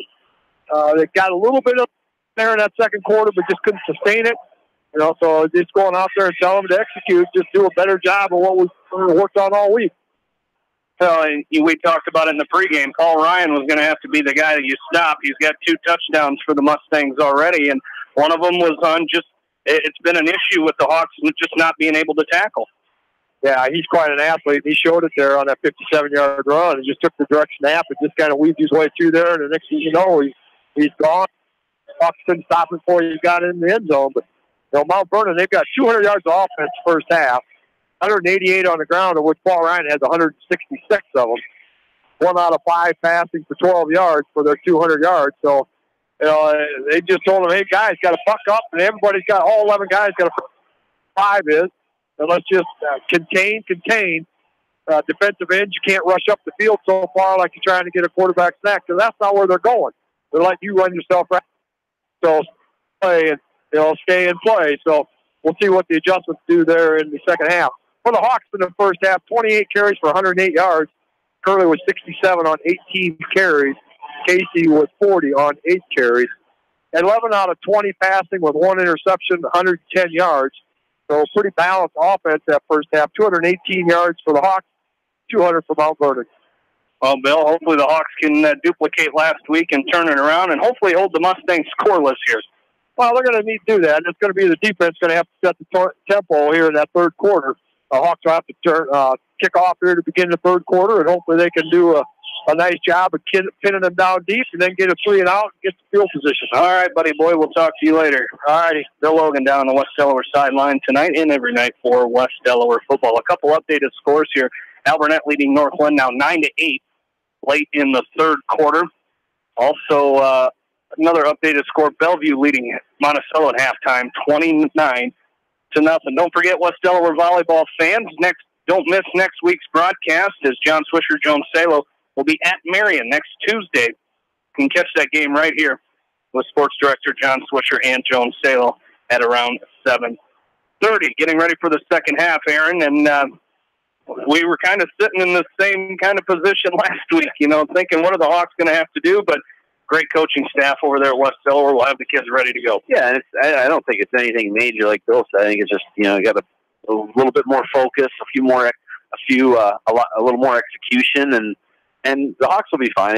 They need to come out. We saw this. We saw the same thing last week, and we saw the same thing last year in the same venue when Mount Vernon beat the Hawks 24-21. So yeah, it's going to be important that the Hawks come out and get a 3-and-out here, or force Mount Vernon into a punt and get the ball back and get the lead here early in the third quarter. Well, as Bill mentioned, the Hawks will kick off to start the second half. Joey Sonny will resume his kicking duties here with the injury of Ben Ridenauer. We didn't get a chance to ask Bill of what the injury was to Ben Ridenauer. All we know from up here is that he is on crutches and will probably be sitting out the rest of this ball game. So like we mentioned earlier, hopefully Ben can recover and it's nothing major and he can get back on the field in the next couple weeks for the Hawks, because that's one of your leaders on defense. Yeah, absolutely. And you know, when that happens, you hope that the rest of the guys pick him up and kind of carry the torch for him. But it's going to be important. It's a loss for the Hawks in the second half, and you hope that they can pick up pieces and finish this thing off. As we're getting the Iowa State marching band back situated in that west end zone here, east end zone, excuse me. Let me get my directions straight. As Joey Sonny will set the ball, and it looks like we're going to be set for second half action. It looks like Dietrich Vonderchek and Paul Ryan are deep to receive this second half kick for the Mustangs. As Sonny will kick it off here, it's going to be taken. Looks like Paul Ryan will take it at his own 19-yard line. He's got some room, and he's going to be wrapped up. Joe Burke is going to drop him at the 38-yard line, and that's where Mount Vernon will start with it, 1st and 10. I didn't see who the Hawk was coming down, but the Mount Vernon guy basically tackled him, and he was the one in front of the pack there, leading the charge to try and bring Paul Ryan down, but no flags to no avail. So here we go, start of the second half. Let's hope the Hawks can get things corrected. As the Mustangs will come set for their first play of this second half from their own 38-yard line, as Brady Ketchum comes set, shotgun formation. Next to him is Paul Ryan. He's going to shovel it to, but excuse me, that wasn't Paul Ryan. Paul Ryan was coming in motion. They shovel it to him, and he's going to pick up, let's see where they mark him out of bounds. They're going to mark him short. He ended up across midfield, but they're going to mark him down at the 44-yard line. So it's going to be a pickup of 6 yards there for Paul Ryan, and it'll bring up 2nd down and 4 for Mount Vernon after that 6-yard gain by Paul Ryan. Now Paul Ryan in the backfield for Mount Vernon. As Ketchum comes set, the hand off to Ryan. He jumps to the left side. Cale Rempe and Matt Wickman are going to combine on the stop, but he crosses midfield, picks up another Mount Vernon 1st down at the West Delaware 49-yard line. Yeah, it's simple, just run-pass option, and they hand it off to Ryan. He just squirts through a little hole there and picks up, big chunks of yards there. So that looks like, at least from these first two plays, the focus is going to be to continue to keep the ball in Paul Ryan's hands. They come set here for this 1st and 10. They send Baker in motion. They pitched it to him. He fumbles it. He picks it up, but Jordan Brees is going to drop him all the way back to the 40-yard line. They'll mark him down at the 41 of Mount Vernon. A big loss for the Mustangs there. They tried that. They sent Baker in motion, and it was a shovel pass by Brady Ketchum, but it was high, and Baker couldn't handle it. He fumbled it, went back and recovered it. Now they're discussing him. These officials are discussing. I wonder if they're deciding where to put the ball here. I don't see a penalty marker. Incomplete pass? It was a shuffle pass, so it will be an incomplete pass. Oh. So no loss on the play. It'll bring up 2nd down and 10. I guess the shovel pass is considered a pass, as they're going to line up trips to the right. 2nd down and 10 here, as they're going to send Baker in motion again. They give it to Paul Ryan right up the middle, wrapped up, as a couple Hawks combine there, as Tyler Langle and Joe Burke combine on the stop there for the Hawks. A loss of 1 on the play is going to put the Mustangs back right at midfield. It'll bring up 3rd down and 11. Yeah, that's the kind of Hawk defense that we've come to see, Jamie, is the gang tackling, the kind of funneling them into the middle of the field and then just dropping them for a loss or a 1 or 0 gain. So Nice job there by the Hawk defense. Ketchum comes set. He looks to pass left side. He's got a man out there. Caught by Dietrich Vondercheck. Across the middle. Kyle Kelly on the coverage there for the Hawks, but it is going to be a big gain.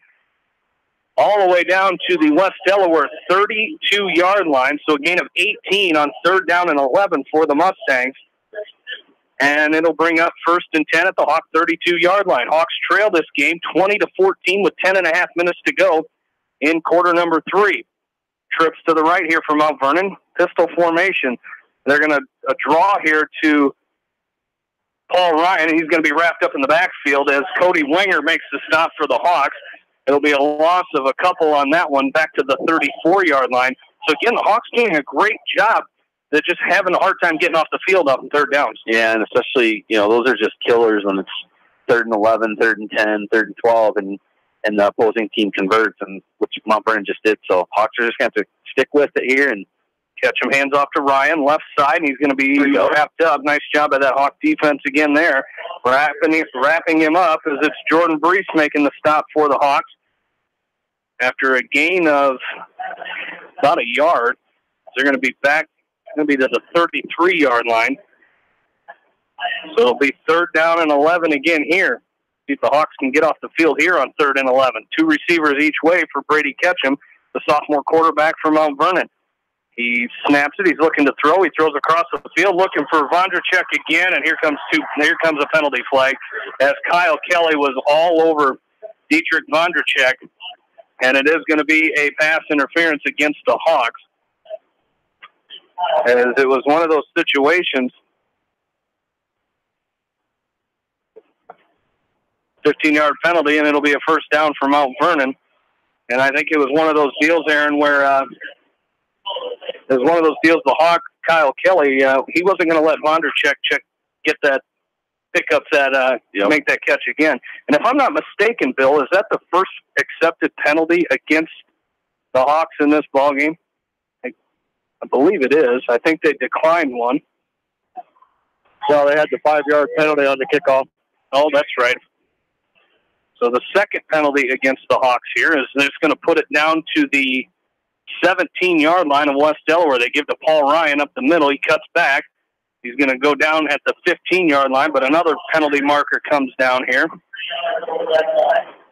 as he picks up 3. But as Jordan Brees makes the stop, but there is a penalty upcoming. And it's going to be holding against Mount Vernon. Again, even though Mount Vernon winning this game, they have had a lot of penalties in this ballgame. There's 6 offensive penalties, 2 on the defense. And this is another big one for them as they're going to go from the West Delaware 17-yard line all the way back to the West Delaware 28-yard line. They come set, shotgun formation, 3 receivers to the right. They pitch it to Paul Ryan. They shovel forward, and he's going to be wrapped up out there. He's coming up and make the stop with Cale Rempe down to the 26-yard line. Paul Ryan on that carry there. And it'll bring up 2nd down and 18 for the Mustangs. And you hope the Hawks can take advantage of that penalty against the Mustangs here and get this defense off the field. They were on the field quite a bit there towards the end of the second quarter there, and going to get that offense out there and get some points on the board. Ketchum comes set, shotgun formation once again. Quick pass to the right side, and it's going to be caught. No, it was going to be caught by Blake Booth. It was thrown low. I thought it went to a different receiver, and it was incomplete, but it's down to the 17. So now 3rd down and 10 for Mount Vernon. Well, and Vondercheck's on the far side, Jamie, and you know that Ketchum has eyed him down every time he needed to complete a 3rd and long here. So if we're the Hawks, let's and Kyle Kelly one-on-one against Vondercheck over there on that far side. Ketchum looks to pass right side this time, and it's going to go incomplete. Looking for Blake Booth as Gavin Soppy on the coverage for the Hawks. And looks like they may send in the field goal team here as they have not attempted a field goal yet this season. Tyler Elliott will come on and attempt the field goal here, as this will be I believe a 44-yard attempt here for the Mustangs. The 34-yard try here for Mount Vernon. Elliott's kick is up. It's long enough. Is it good? It is. A 34-yard field goal from Tyler Elliott is going to put the Mustangs up now 23-14 with 8:02 left to go in this ball game. We will take a break and come back. You're listening to West Delaware football from KMCH Sports. Edgewood Feed Mill Construction is a general contractor and will assist you with the construction of your livestock facility start to finish. For more information on Edgewood Feed Mill Construction, contact Steve Harris at 563-920-7835. Hello, this is Fred Smock from Dunlap Motors in Independence. We are proud to support local school programs. So if you are looking for a new Chevy, Buick, or certified used car or truck, or just want to stop and say hi, stop in. That's Dunlap Motors in downtown Independence. Clayton Drug supports all the area athletes and coaches on a successful season. Stop in and visit with one of their pharmacists today and be sure to check out their large selection of home decor and gift items. Clayton Drug in Strawberry Point, a local pharmacy you can trust. For the best selection of Chevy, Buick, and GMCs in the area, see Bob Stephen Motors in Manchester. We offer straightforward pricing and carry a low overhead, so we can pass those savings on to you. We also take care of you after the sale and offer a state-of-the-art service department with ASE trained technicians. For a full list of our inventory, visit us on the web at bobstephenmotors.com. Eastern Iowa Sports Station, Mix 94.7 KMCH. Back into Mount Vernon, Ash Park. Hawks trail 23-14, 8:02 left to go third quarter. Logan Grable set to kick off for Mount Vernon. His kick is away. It's a good kick. It's going to be taken by Joey Sonny at his own 8-yard line. He's going to come up the field as Sonny, and he's going to be wrapped up out there. As coming up and making the stop that time for the Mustangs was Tyler Niehaus. As Niehaus is going to bring Sonny down, they're going to mark it at the 28-yard line, and that's where the Hawks will start 1st and 10. That scoring drive, Jamie, for Mount Vernon, 11 plays, 45 yards, took 3 minutes and 58 seconds off the clock.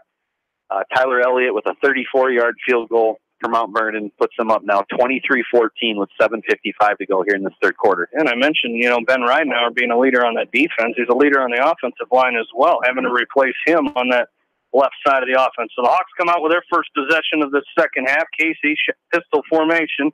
Behind him is Curley. They give to Caleb right up the middle, and it's stuffed up by the Mount Vernon. Now he's going to keep pushing forward as Caleb Curley, and he's going to make a nice gain. He's still going forward, and the Hawks are pushing him, and he might have enough for the first down. As it looked like a loss on the play, Caleb Curley kept his legs going, and he's going to pick up almost 10 yards on that play. He might be just short of the first down. He will be just short, but a gain of 9 by Caleb Curley on first down on a play that looked like it was going to be a loss. Well, the Hawks need a spark. They need something to kind of jumpstart the offense and the team in general, and something like that, something to get the team going, get the team excited.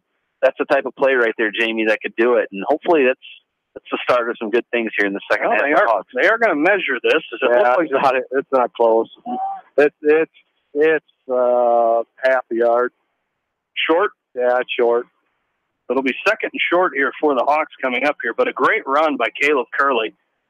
Was that a push by the offense? Well, that looked like a rugby scrum. Yeah, like the Reggie Bush push in the against Notre Dame, right? I believe so, yes. As it's going to be short, like Bill said. And that will bring up second down and short. They're going to take it back to the middle of the field or to the hash mark and reset it, but it'll be second and short for the Hawks here. Got to find something as they trail this ball game. Like you said, got to find that spark, and right there it was Caleb Curley and that offensive line. Great effort by them. Once they saw Curley wasn't giving up, they got behind him and pushed him, but he did about 4 or 5 yards of that just by himself as the Hawks will come setting out. It's like 2 receivers to the right, 1 to the left.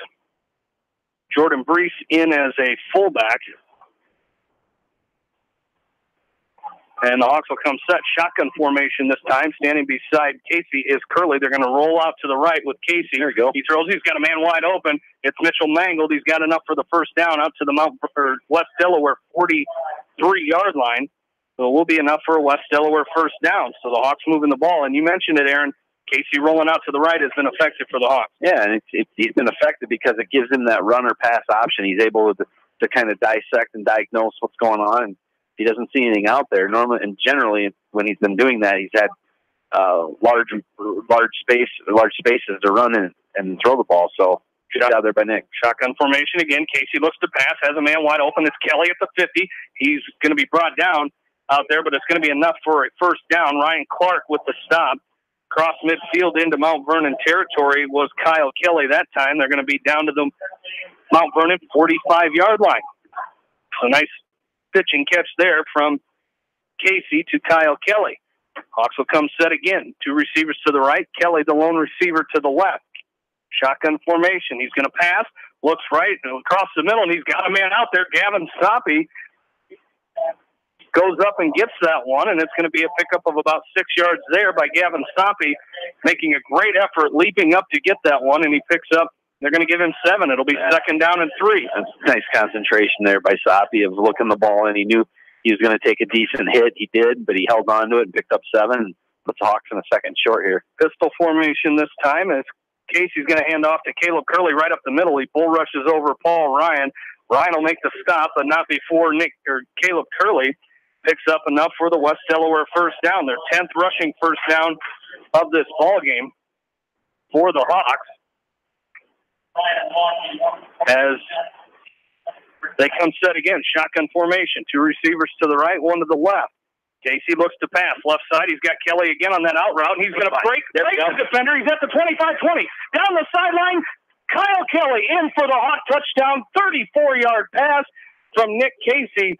And the Hawks are on the board again. It's 23-20 with 6:13 left to go in this third quarter for Kyle Kelly. His second touchdown reception of the night and second of the season. That same play, Jamie, happened, and Kyle got taken down here a couple plays ago, and you could just see if he could just break one arm tackle. He had total green in front of him. This time he did it and raced in for the touchdown pending the extra point. Chad Bishop on for the extra point for the Hawks. His kick is up. A lot better kicks this week from Chad Bishop. Lines that one through. Hawks trail 23-21, 6:13 to go in the third quarter. Take a break and come back. You're listening to West Delaware football from KMCH Sports. When it comes to financial planning, most financial companies focus on your income. At Northwestern Mutual, we focus on your outcome. It takes the right financial partner who cares as much about your future as you do, building a financial plan to meet your life's priorities and helping you achieve the financial security you're after. Focus on your financial outcome with Northwestern Mutual. Contact me, Mitch Payton, or Matt Schulte today. You and Northwestern Mutual, stronger together. American Trust and Savings Bank wishes all area athletes and coaching staff continued success. American Trust and Savings Bank with locations in Dyersville, Farley, Dubuque, and Des Moines. Simply better banking. Check them out at americantrust.com. Member FDIC, equal housing lender. Sight and good vision is very easy to take for granted until it is taken away. Advanced Eye Care Associates of Eastern Iowa is here to help you. Advanced Eye Care Associates of Eastern Iowa, located at 225 West Main Street in Manchester and 1113 West 3rd Street in Vinton. Mix 94.7 KMCH.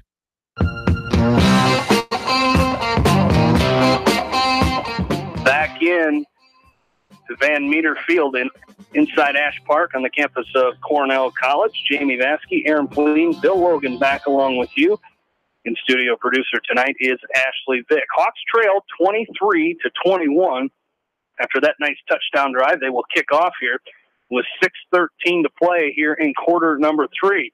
Joey Sonny's kick is away. It's going to be taken by Dietrich Vondracek, and he's got it up to the 30. He's got some room down the sideline up to the 40. Thought that ball almost came loose there as Bryce Tucker, Joey Sonny combined on the stop there. First and 10, Mount Vernon at their own 40-yard line. And that touchdown drive, Jamie, by the Hawks, 7 plays, 73 yards, 1 minute and 49 seconds off the clock. Kyle Kelly with the 34-yard touchdown reception, like you said, his second of the night. With the extra point now, puts the Hawks down to 23-21 with 6:08 to go here in the third quarter. That's one way to avoid calling him Tyler is just combine the two. I know. Tyler. First and 10 for Mount Vernon here is Ketchum comes set in the backfield with him is Horman. They're going to hand off to him right up the middle. He's going to be met at the line by a couple Hawks. The first Hawk to make contact there was Cale Rempe. He gets out to the 41-yard line. A gain of 1 there. Gain of 1 for Garrett Horman, the junior for the Mustangs. Now it looks like Paul Ryan is back in the backfield for the Mustangs. 3 receivers to the left, 1 to the right here, as they do give to Paul Ryan, this time to the left side, and he's going to be wrapped up out at the 45-yard line, so a gain of 4 there as Adam Andrick makes the stop for the Hawks there. It'll be 3rd down and 5 here for the Mustangs. Ball at their own 45-yard line. Again, Hawks trail 23-21, 5:20 to go here in quarter number 3. As Ketchum comes set, he's got 4 wide receivers here, 2 each way, and 1 back behind him in the shotgun is Paul Ryan. He's directing traffic out there is the sophomore Brady Ketchum. He's going to hand off to Ryan right up the middle. He tries to sidestep, and he's going to cross up. He's going to be short of the first down, just a couple yards. He made the second effort there. Cody Wenger, Adam Andrick combined on the stop, and it'll be 4th down and 2. See what the Mustang offense decides to do here. It looks like they're going to stay on the field. Now they're going to look to do the West Delaware style punt, where looks like Ketchum may punt it away. He will. A spiraling punt will hit at the 25 and come back, take a nice West Delaware bounce, and it'll be picked up, and the Hawks will start 1st and 10 at their own 31-yard line. So that's what the Hawks needed there. They needed that defensive stop, and they get it here after that 10-play drive. They need to turn around and try to duplicate that here, Aaron. Yeah, absolutely, Jamie. And I think the Hawks kind of found something there a little bit. Again, they kept continue to roll Casey out a little bit, but those sideline-to-sideline passes, Kyle Kelly hit on 2 of them. Of course, the big 34-yard touchdown, but that perimeter passing game seemed to be working pretty well for the Hawks there in that last drive. As the Hawks come set here, as Casey will pass across the middle, it's going to be hauled in by Kyle Kelly up to the 41. It's going to be about a yard short of they're going to mark it down at the 40, so 2 yards short of the first down. Nice little catch there by Kyle Kelly in traffic.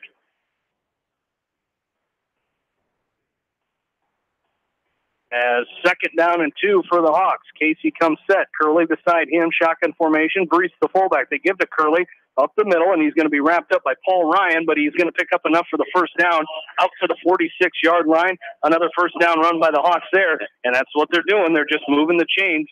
2 plays to move the chains there, and they have it 1st and 10 at their own 46. Man, you're talking gains now. This is the Curley that we saw the first 2 games of those 6, 7, 8-yard gains. Nothing in the 30, 40, 50-yard gains, but these 6, 7 that just wear defenses down, and you can see that here in this 3rd quarter. They give to Curley again as he avoided one tackler as Wyatt Stanbro came in, but Curley avoided him. Curley's going to pick up 1 as Mitchell Luwaji on the stop for the Mustangs.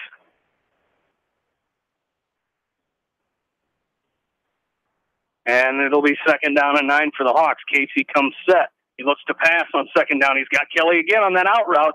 Looks kind of like the Hawks are picking on Tyler Elliott here on this near side of the field as they cross midfield to the Mount Vernon 46-yard line.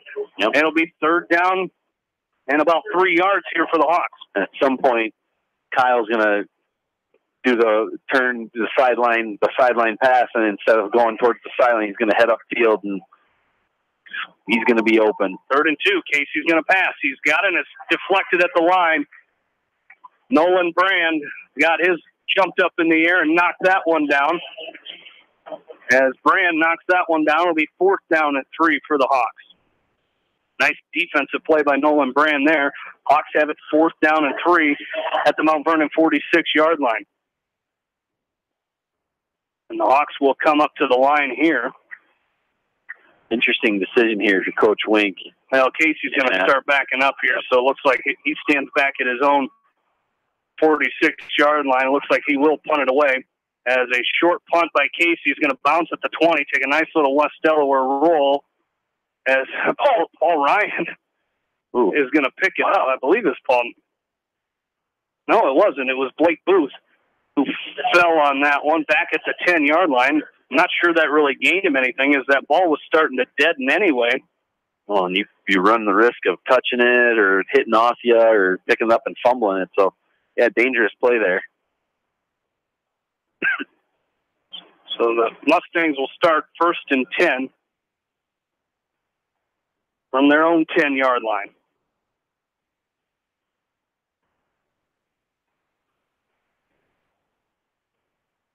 As Ketchum comes set, shotgun formation. Next to him is Horman. He's going to throw that little shovel pass to Paul Ryan. He's trying to get to the outside. He does. He's at the 15.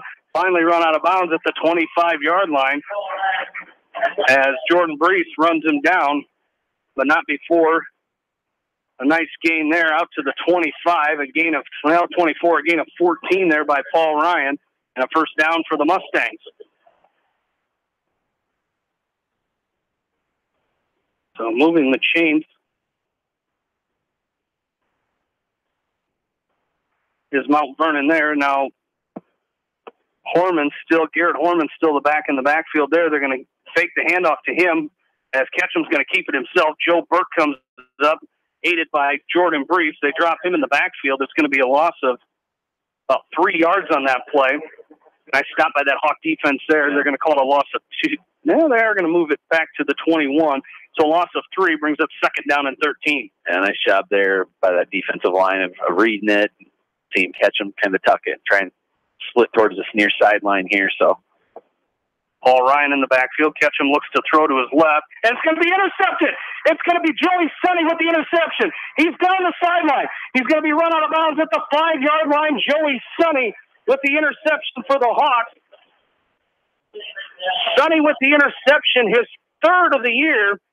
He leads the Hawks in that category, and the Hawks have it 1st and goal at the Mount Vernon 5-yard line. Well, that's one thing we haven't really talked about tonight, Jamie. I know that Nick Casey for the Hawks has 1 interception, but and then the turnover by Curley, but the Hawks hadn't created one yet tonight on their end, and that's a big one there. With 2 minutes to go here in the 3rd quarter, the Hawks needed to come up with a big turnover, and they did, and put themselves in business inside the 5. 23-21, Mount Vernon leads. 2:09 left to go.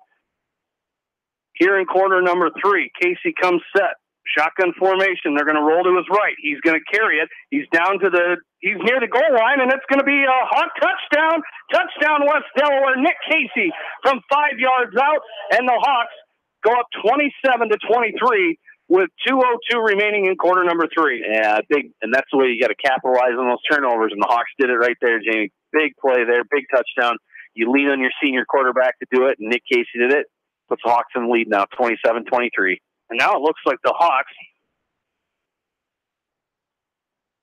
with the extra point, Mount Vernon did miss that 1 extra point, so the Hawks look like they may go for 2 here. Yep. Try to make it a 6-point lead as they lead it by 4 now. As they will come set, Casey in the shotgun. Next to him is Curley. They're going to give it to Soppy on that end-around play, and that's going to get swallowed up. No chance. He throws it forward. Threw it over his head, but it goes forward, and it is no good. So with 2:02 remaining in quarter number 3, Hawks lead 27-23, and we will take a break and come back. You're listening to West Delaware Football from KMCH Sports. This is Phil from Gateway Appliance in Manchester. When you need service, call us. If it's time for a new appliance, we have the selection you're looking for. Gateway Appliance Sales and Service, 111 West Main Street in Manchester. Or find us online at gateway.biz. That's G, the number 8, WAY.biz, and on Facebook.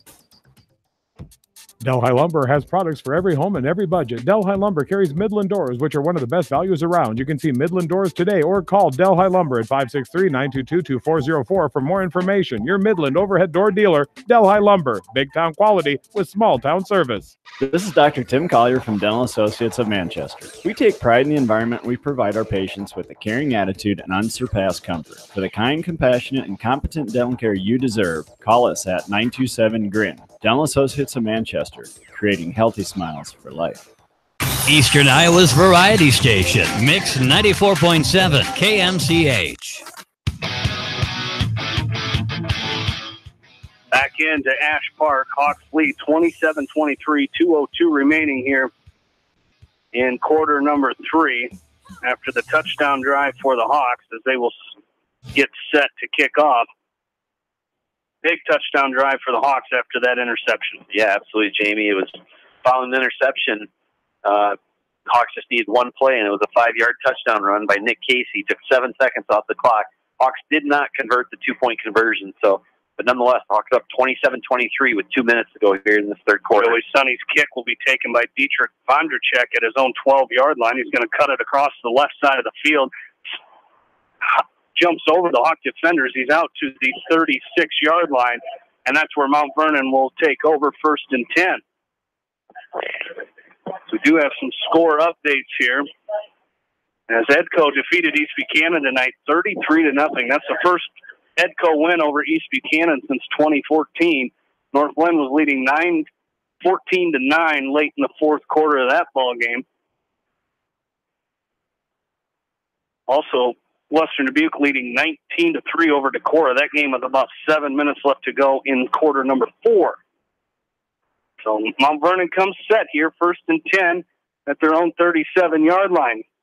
As they're going to hand off to Paul Ryan, left side, and he's going to be wrapped up by Joe Burke in the backfield. Jordan Brees is there too, back to the 32-yard line. So a loss of 5 on that play for Mount Vernon. Nice job by the linebacker, Joe Burke, busting through there and wrapping up Paul Ryan. Well, he didn't sit back and wait for Ryan to come to him. He went and he attacked Ryan. He attacked the ball carrier. That's what really, that's what you got to do. Once you see it, diagnose it, go in there, drop the ball carrier. Burke did it and dropped it for a 4-yard loss. They get Ryan up the middle, and he gets hit hard. Joe Burke with a huge hit on Paul Ryan. That'll be one the Hawks will look at this week as he brings it out to the 36-yard line. That'll be a gain of 3. It'll be 3rd down and 11 as Joe Burke just blindsided Paul Ryan. And they'll face 3rd down and 11 here. Do the Mustangs as Ketchum comes set, fakes the handoff to Ryan. He throws deep down the field, and that's going to overshoot everybody except Gavin Soppy, who makes the interception. Back at the 30-yard line, up to the 32, and that's where the Hawks will take over 1st and 10. Gavin Soppy, his first interception of the season, and the Hawks have it 1st and 10. Man, that was probably the best sequence of 2 plays in a row I've seen the Hawks play on defense this year. The big hit on Ryan by Joe Burke, and then Gavin did a nice job there, Soppy, of tracking that ball down and playing center field and hauling it in for the interception and turning the ball back over to the Hawks. The Hawks will start 1st and 10. One quick score up to 8. West Liberty leads Anamosa 21-14. That game in quarter number 4. 1st and 10 for the Hawks here at their own 33-yard line is where they place this ball. They come out with 2 receivers to the right, 1 to the left, shotgun formation. Next to Casey is Curley. They give to Curley up the middle, and he's got a hole out to the 40, 45, still running, and he's inside, down to the 40, up to the 42-yard line. Brought down by Garrett Horman, and it is a 1st down for the Hawks. Nice run there, busted. One of the bigger runs that we've seen Curley make this year is we haven't seen the breakaway that we've seen all season, but that's kind of worked in the Hawks' favor. Yeah, just moving the sticks here as it'll be 1st and 10. Again, 2 receivers to the right for Nick Casey. Shotgun formation. He's going to throw quickly to the right side. He's got Mangled back to the line of scrimmage. He's run out by Blake Booth at the West Delaware 49-yard line. So a gain of 3 that time for the Hawks.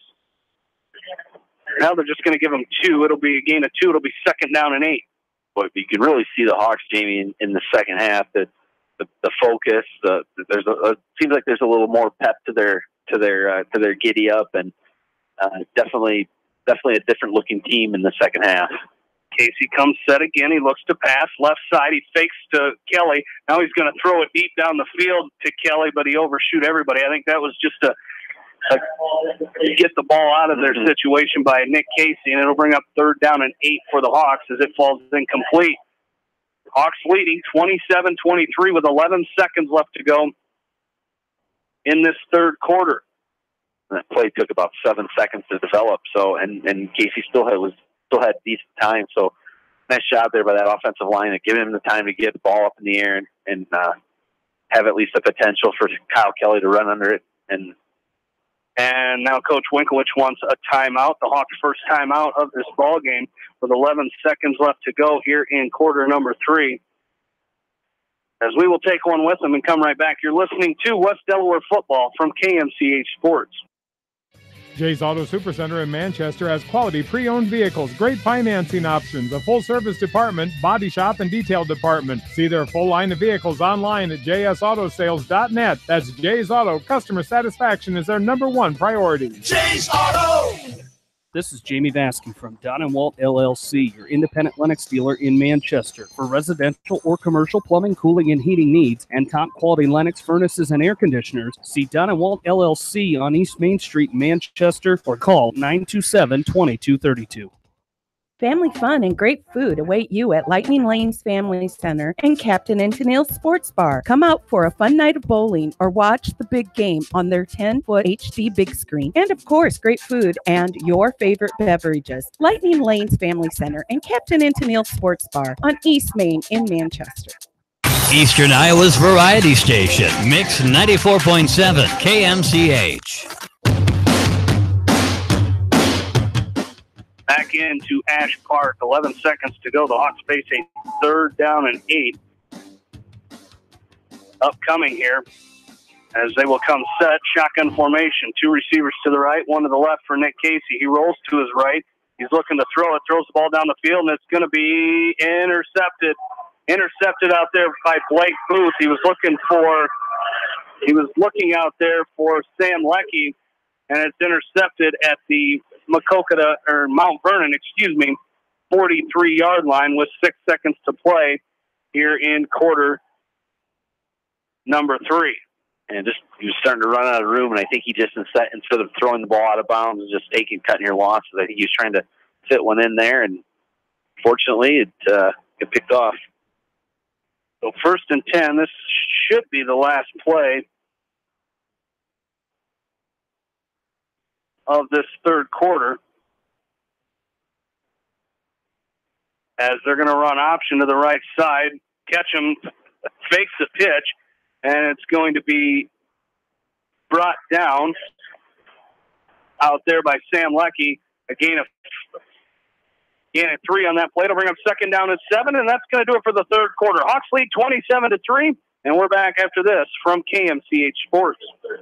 Farmers Savings Bank proudly supports all area athletes and their coaching staff. For all your banking needs, visit them in Colesburg, Elkport Garber, Strawberry Point, Arlington, and Aurora, or online at farmersavingsbank.com. Member FDIC.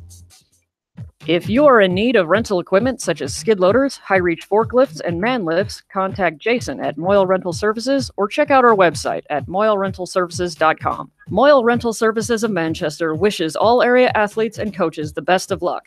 Biofield is your headquarters for all your seed, chemical, and fertilizer needs. They have professional service and quality products needed to bring the best crop to market. Biofield, providing growth opportunity for 18 locations across northern Iowa and southern Minnesota. The Eastern Iowa Shopping News and the Dyersville Commercial recognize the hard work and dedication of all area athletes. Check out the weekly sports section in the commercial for scores and information. The Eastern Iowa Shopping News and Dyersville Commercial, supporting your communities.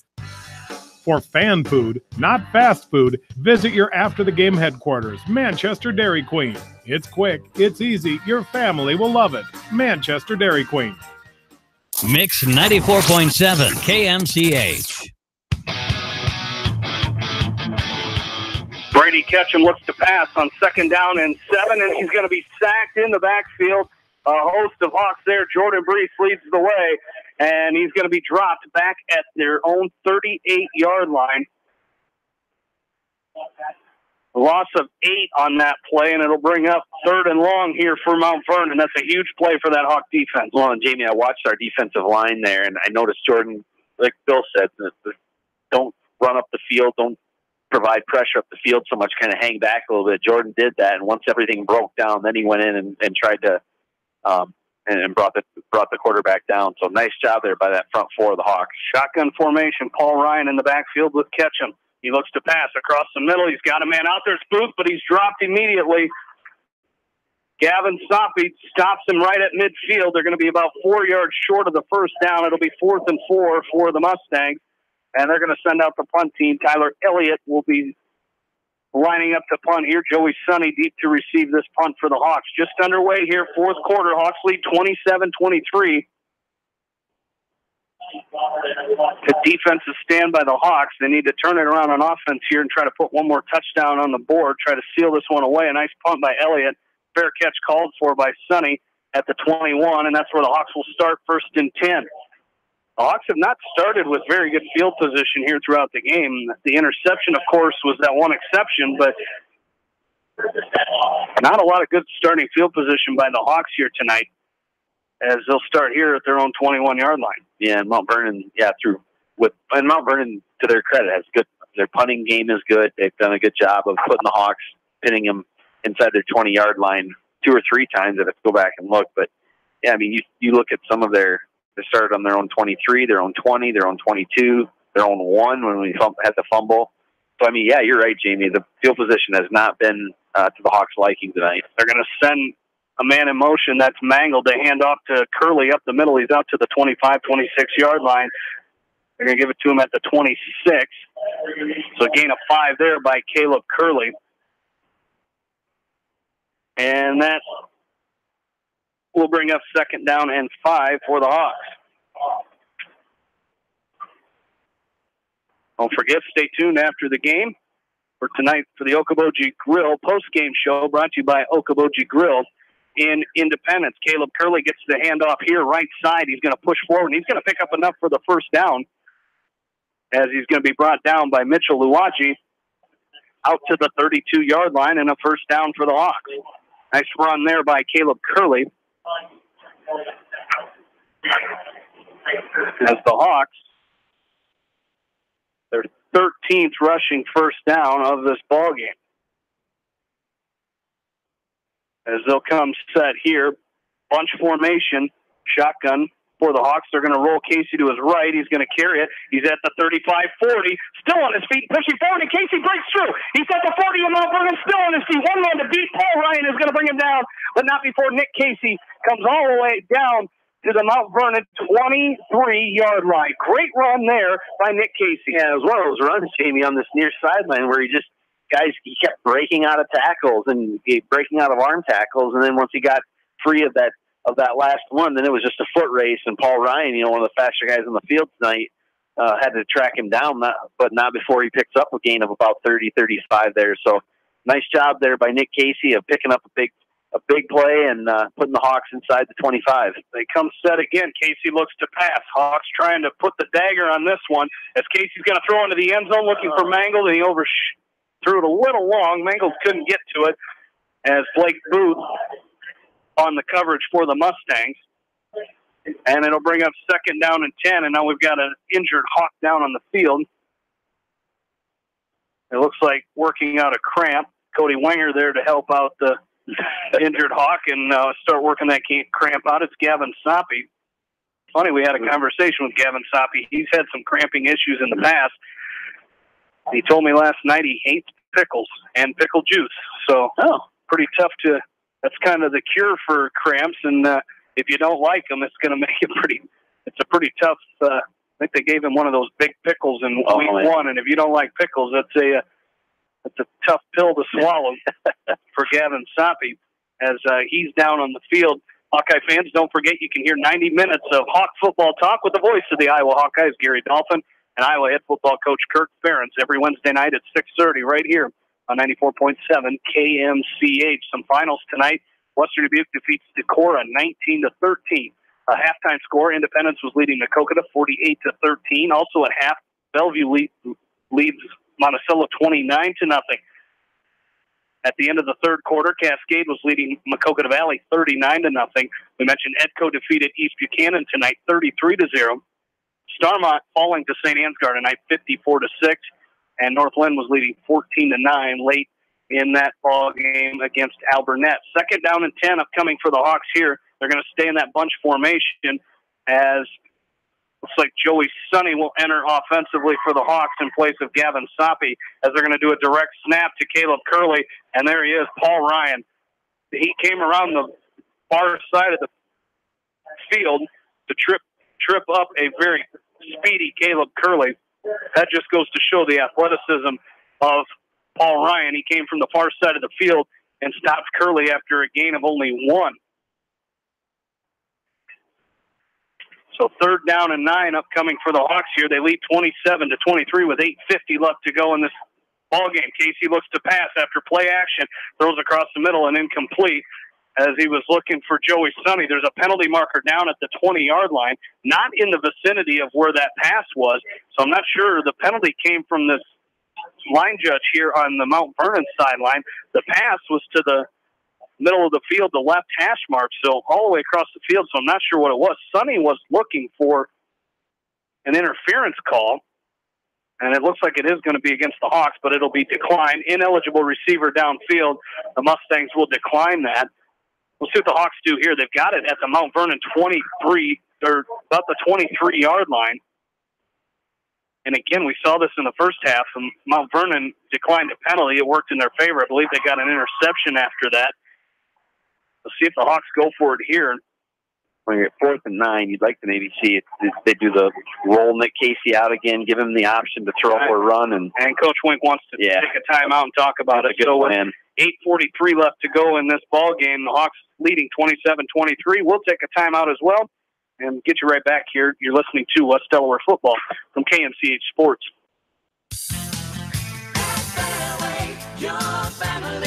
It's no secret that people come to Fairway in Manchester for their famous meats, but as you dash back to the counter to pick up your USDA choice ribeyes, don't be surprised if you find yourself lingering among the delicious fruits and vegetables in the produce department. Shop Fairway in Manchester for low prices and all your grocery needs.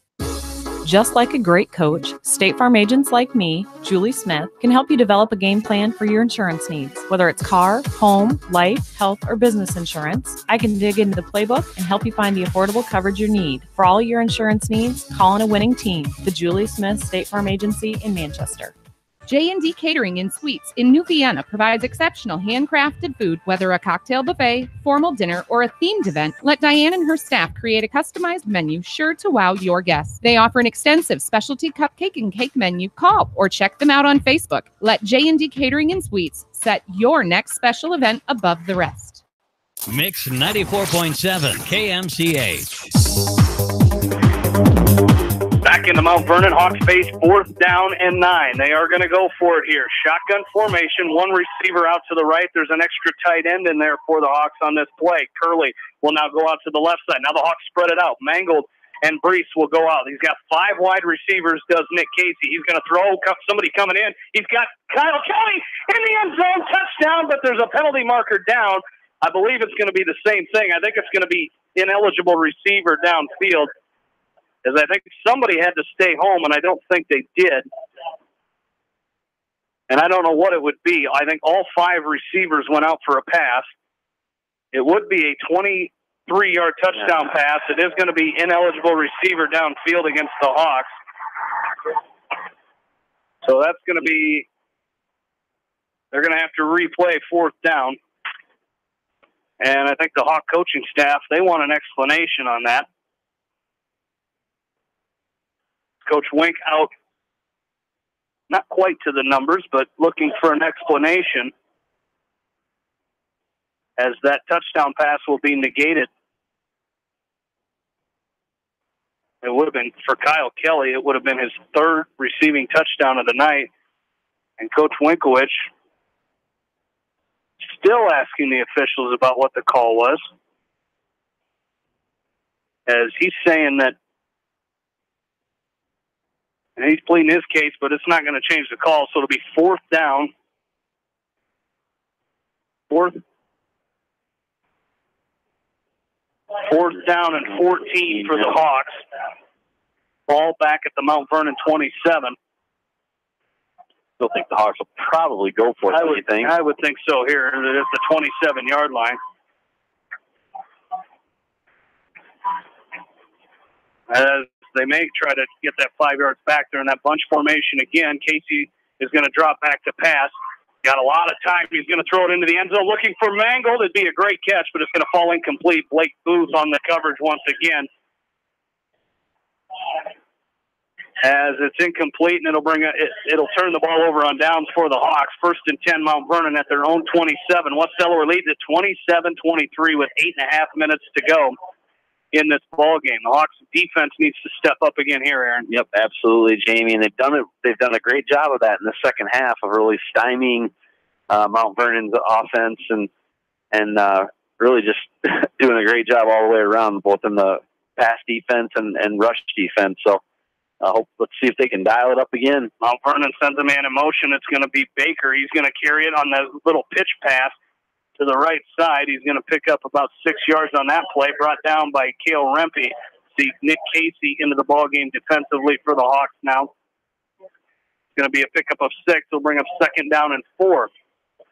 Mount Vernon now hustling to the line as they know they're kind of running out of opportunities here as well. Shotgun formation. They're going to pitch it to Paul Ryan, left side. He cuts up the field. He's going to be wrapped up and then eludes that tackle. Finally brought down out there by Nick Casey and Joe Burke. But it is going to be, looks like it is going to be enough for a Mount Vernon 1st down, so they move the chains there. And I'll tell you what, the second half, Joe Burke's really flying to the ball, Jamie. He's done a great job. He laid the big hit on Paul Ryan in the 3rd quarter and just continues to do a great job. Give it to Ryan up the middle again, and he's going to be wrapped up. Nice job by the Hawk defense after a gain of a couple there by Paul Ryan. Tyler Langle makes the stop for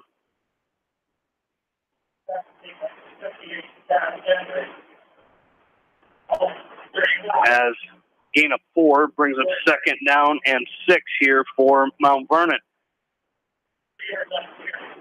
As Chad Bishop will enter the game for the Hawks as a linebacker here on defense.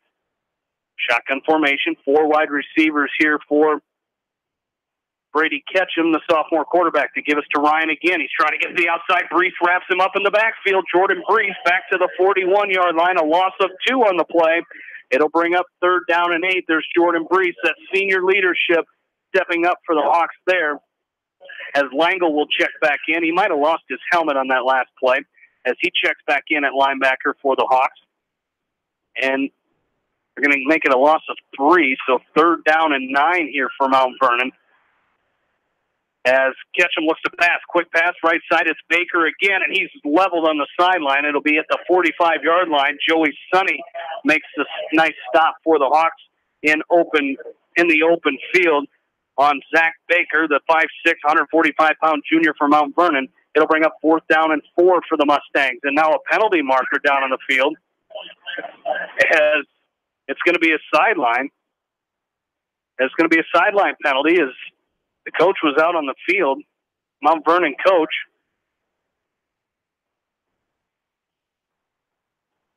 And it's going to be 4th down as he was out on the field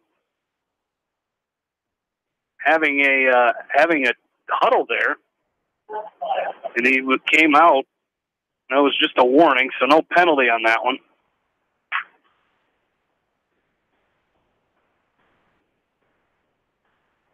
So it'll be 4th down and a long 4 yards here for Mount Vernon, and they will send the punt team out. Tyler Elliott will punt it away.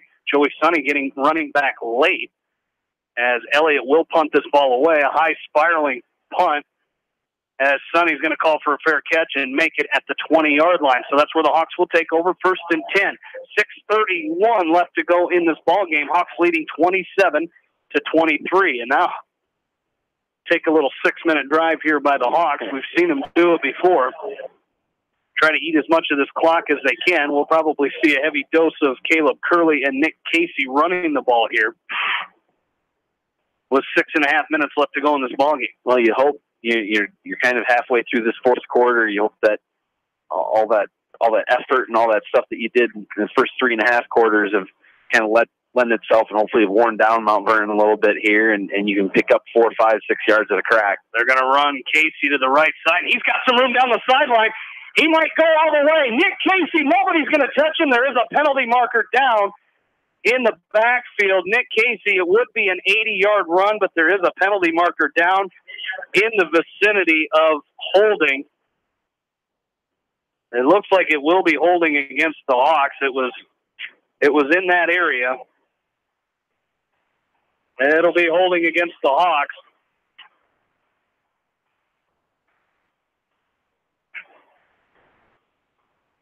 And they will have to do it again. It'll be a penalty against the Hawks, and that's a big one. Yeah, it's unfortunate. You know, Nick did a nice job there. The line looked like he did a good job there of opening up the hole, and Nick got it. And then when he really turned it into the top gear there once he hit about the 40-yard line, and no one was going to catch him. So I was looking around the field to see where Paul Ryan was and to be chasing him down the field, but he went down the sideline. But it'll be first down and 12 for the Hawks from the spot of the foul, so a 10-yard penalty from there. So the Hawks come set again, shotgun formation. They're going to run the same play. Gets a nice block from Breeze, and Casey's going to bring it out to the 25-yard line here. Gain of 7 yards, so they get 7 back after the penalty. And now Cody Wenger's slow to get up for the Hawks. He looks like he's all right, trying to walk. Looks like he might have a cramp, trying to walk it out here.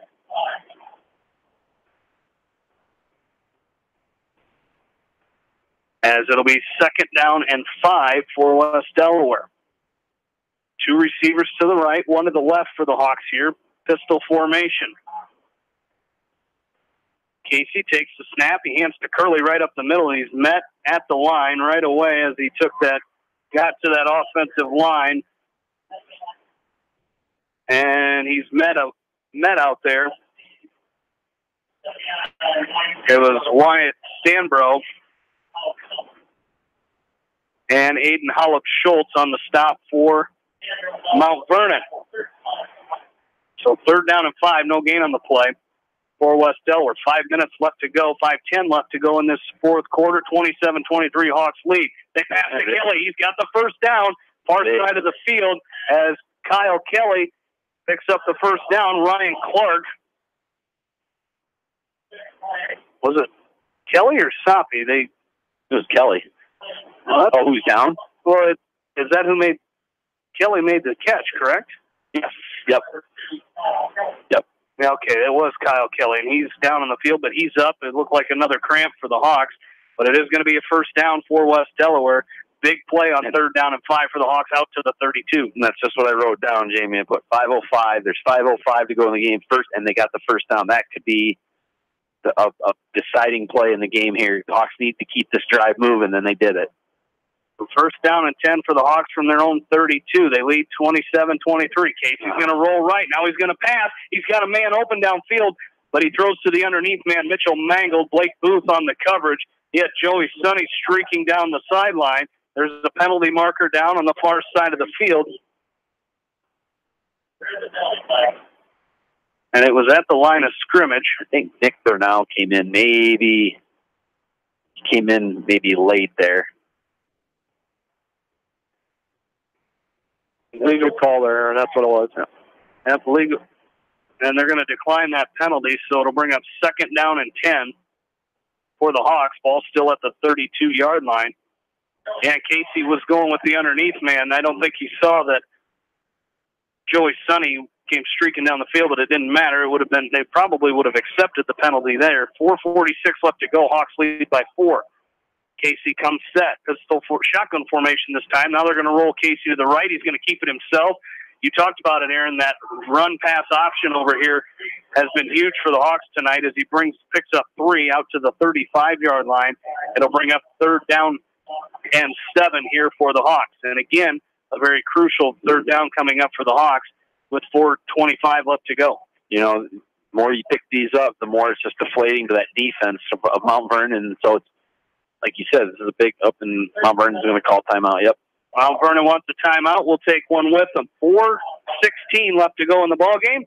We're back after this from KMCH Sports.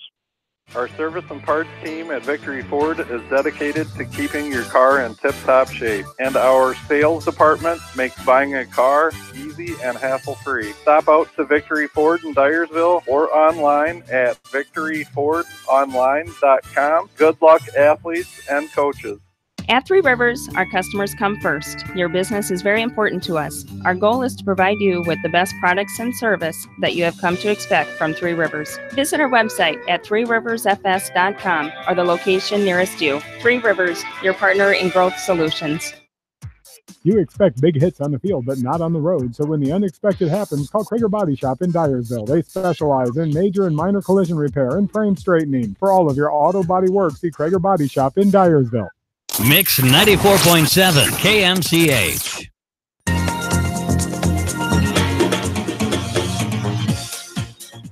Along with in-studio producer Ashley Vick, Jamie Vaskey, Aaron Kling, and Bill Logan back with you. You're listening to West Delaware Football on Eastern Iowa Sports Station, Mix 94.7 KMCH Manchester. 3rd down and 7 here for the Hawks. 4:16 left to play, fourth quarter. Hawks leading 27-23. Nick Casey comes set, shotgun formation. He looks to pass. He's looking down the sideline. He's got Mitchell Mangold. He overthrew him. Garrett Horman on the coverage for the Mustangs, and it'll be an incomplete pass and bring up 4th down and 7 for the Hawks. They will punt this one away. Yeah, Nick just threw it out of the reach of Mangold there. Caleb Curley did a nice job there picking up the blitz. Paul Ryan is coming from the far side of that defensive line. He did a good job picking it up and giving Nick maybe an extra second there to throw the ball. Unfortunately, he just couldn't connect with Mangold and forces a 4th and 7. Paul Ryan will come back, stand back to receive this punt for the Mustangs. Casey's punt is a sidewinder, and it's going to hit at the 38 and go out of bounds at the 35-yard line. That's where Mount Vernon will take over 1st and 10. Check that. That was Tyler Elliott deep to receive for Mount Vernon, but did not get a chance to return that one. 1st and 10, Mount Vernon from their own 35-yard line. Hawks leading by 4. 4:05 left to go here in quarter number 4. 27-23. A good second half by the Hawks. They've allowed a field goal is all they've given up here in the second half. So in the last 2 weeks, they've given up 3 points in the second halves of 2 ball games. As Brady Ketchum comes set, Paul Ryan next to him in the backfield. He's going to pass. Quick pass left side. This is going to be Zach Baker. He's out to the 37, 38-yard line. Run out of bounds out there after a gain of 3 as Joey Sonny made the run, ran him out of bounds. After that short gain, they're out to the 38-yard line. 2 wide receivers each way for Brady Ketchum. Paul Ryan in the backfield. Ketchum comes set. The quick pass right side this time. It's Blake Booth out to the right side. Kyle Kelly misses a tackle. Joe Burke's going to run him out of bounds, but there's a penalty marker down. Looked like it might have been holding on one of those Mount Vernon receivers. Kind of in the, yep, you're right, Jimmy. I think it's kind of in that vicinity. We'll get the call from our official, but again, another penalty against Mount Vernon. It's going to be holding. Holding against the Mount Vernon offense. And of course, my stat sheet, very unofficial. I've got them for 7 offensive penalties in this ball game.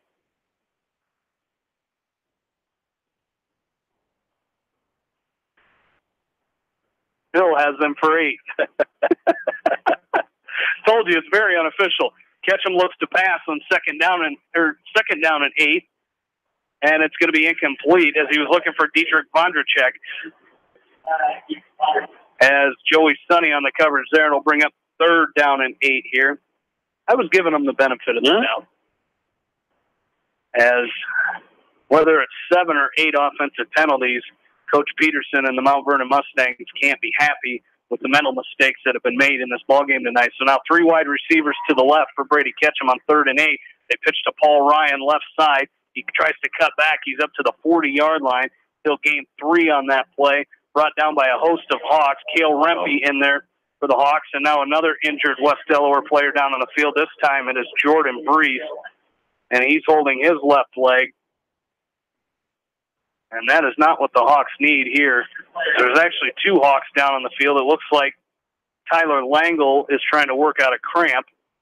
Jordan Brees holding his leg.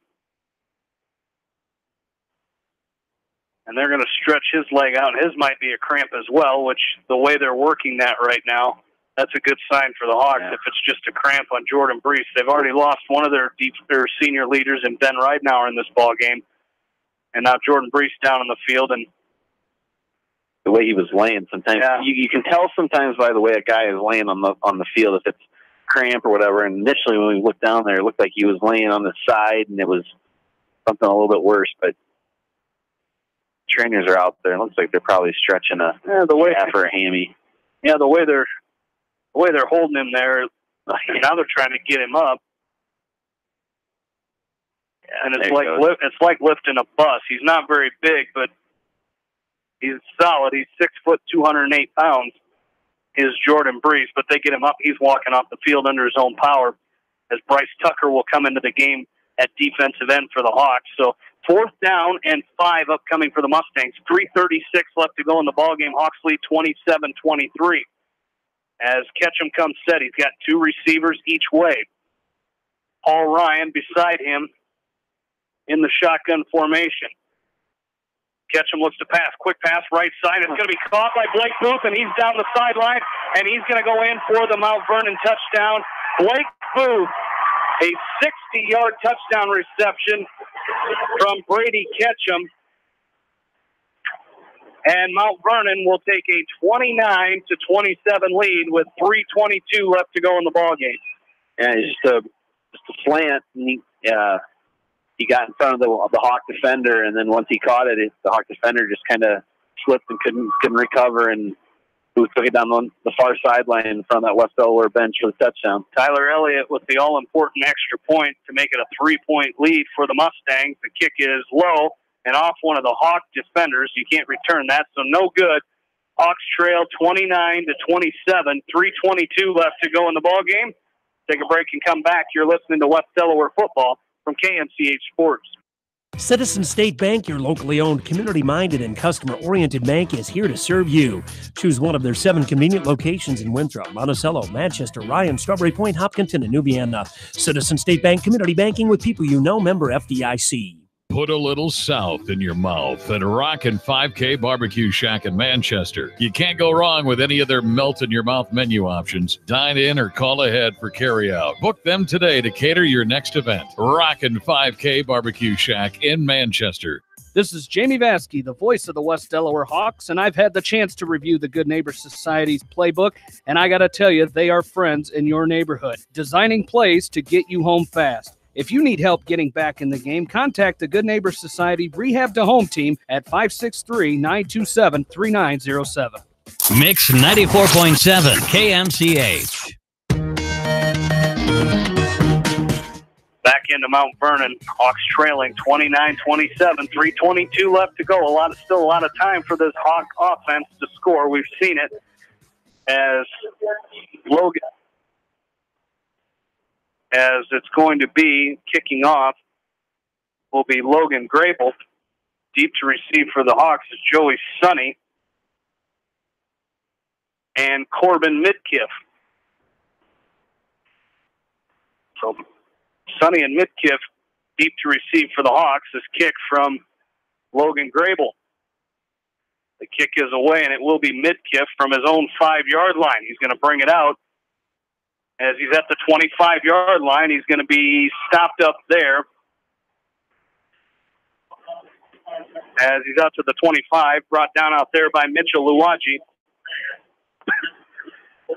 So 1st and 10 Hawks after they trail 29-27 with 3:15 to go. And the touchdown drive, Jamie, by Mount Vernon, 4 plays, 65 yards, big one. 60-yard touchdown pass from Brady Ketchum to Blake Booth.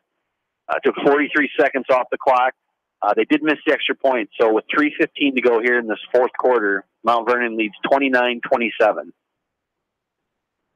So Nick Casey brings the offense back onto the field. He's going to run it to his right. He gets a block from Brees. He's going to bring it out to the 32-yard line, as that'll be a pickup of about 7 yards there for the Hawks. It'll bring up 2nd down and 3, and they're actually, now they'll put it at the 32-yard line. So second down and 3. The thing is, you got 2 minutes and 45 seconds here, Jamie. You got a lot. That's a lot of time. Doesn't seem like a lot, but it is. Hawks just need to keep doing their thing, and they'll be all right. Give it to Curley up the middle. He picks up enough for the 1st down. Curley with the first down there. The Hawks with just one timeout remaining in this ball game. Keep picking up first downs. Took one in the third quarter and one with 8:43 left to go in the fourth. They come set here 1st and 10 at their own 37. As they're going to throw right side, almost intercepted, intended for Nick Bernal. Tyler Elliott on the coverage. Tyler Elliott on the coverage for the Mustangs. It'll bring up 2nd and 10. He about jumped that route and got an interception, but it's incomplete. 2nd down and 10, 2.5 minutes left to go in this ball game. And I think the Hawks saved a little time there as they didn't start the clock once the ball was set. But they'll come set again here. 2 receivers to the right for the Hawks. Casey looks to pass. He throws across the middle. He's got mangled at the 42-yard line. He's wrapped up there. Andrew Luwaji, Nolan Brandon, Blake Booth all on the stop there. It's a gain of 6 there for the Hawks. And it'll bring up 3rd down and 4. 2:10 remaining in this fourth quarter. Come on, all O-line. Need a big push here. Yep. 3rd and 3. Casey comes set. He's going to roll to his right. He's got the room down the right side. He's at midfield. He trips up, but he falls forward. He's into Mount Vernon territory at the Mustang 46-yard line. Garrett Horman on the stop for the Mustangs. Yep, nice job there. That line just did a nice job of sealing off that edge here towards the near sideline, giving Casey and then his blockers in front of him, Brees and Curley, an opportunity to open up a hole and pick up a big first down. Ball spotted at the 47 of Mount Vernon. Hawks come set. 2 receivers to the left, 1 to the right. Casey fakes to Curley, throws across the middle. He's got Kyle Kelly across the middle. It's going to be a nice catch out there by Kelly. And it's going to be, they're going to measure this one, I believe. It's real close to a first down. It looks, by where it's spotted, it looks like it should be a first down for the Hawks. And Bill's saying it is a first down for the Hawks. His initial look, and they're going to call it. They're not even going to measure. It's going to be 1st and 10 Hawks at the Mustang 36. 1:44 remaining in this ball game. As the Hawks will send Gavin Soppe, Kyle Kelly out to the left. Mitchell Mangold, the lone receiver, here on the right. Caleb Curley, the back in the backfield for the Hawks. As Casey looks to pass, throws right side. He's got Mangold down at the 30, still on his feet, and he's going to call that face mask. He saw it. Mangold's head went sideways, and he's down to the 26-yard line of Mount Vernon, but they may add 15 more on a face mask penalty against the Mustangs. Yeah, and you and I both saw it. We about hit each other at the same time, but yeah. Yep, it is a personal foul face mask against this Mount Vernon defense, and we've talked about it. We've talked about it throughout this game. The penalties for the Mustangs have really hurt them. They've shot themselves in the foot. And they're going to march this all the way down to the Mount Vernon. Shoot, about the 13-yard line. So 1st and 10 for the Hawks after the first down there.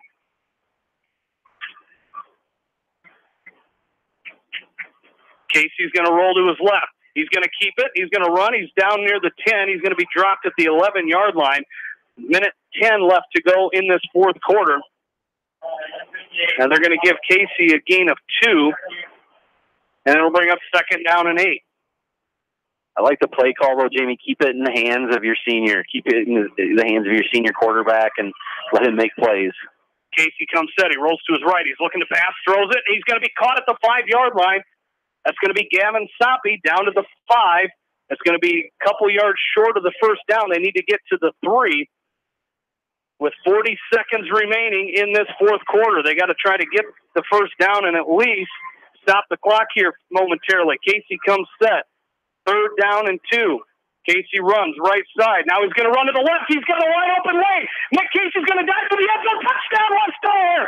Nick Casey from 5 yards out goes in for the Hawk touchdown. Hawks lead 33-29 with 24 seconds left to go in this ballgame. I wasn't sure what he was doing. If that was part of the play, it looked like it was a busted play, that there was a stoppage of play and everybody stopped. And then Nick looked to his left, ran around the other side, and he was in for the touchdown. Chad Bishop Well, the Hawks, Chad Bishop was out there. They might go for two here. And now they're going to send Casey back out, and Coach Wink wants a timeout. They want to take a timeout and talk about it here, so we'll take one with them. 24 seconds left to go. Hawks lead 33-29, and we're back after this from KMCH Sports. The Edgewood Reminder is proud to support all the area teams in athletic action and appreciates their efforts in the classroom and during sports. Check out all the sports photos in each week's issue of the Edgewood Reminder. TriVet Associates is a mixed animal veterinary clinic with offices in Farley, Dyersville, and Holy Cross. Our 8 doctors serve the Dubuque, Manchester, Guttenberg, and Cascade areas and provide veterinary services to both large and small animals. For more information, find us on Facebook or visit our website, trivetinc.com. High-Tech Communications is your local service provider for telephone systems, fire detection, audio, video, security and surveillance systems, wiring, and more. High-Tech has decades of experience in the industry. Contact High-Tech at 563-927-4936, online at hightechcommunications.us. High-Tech Communications, changing your world with technology. Eastern Iowa Sports Station, Mix 94.7, KMCH. Back in here, and the Hawks send one of the linemen up to take the snap, and it is going to be no good as the Hawks tried to go up the middle. They had one of the, it wasn't a lineman, it was Jordan Brees, went up under center.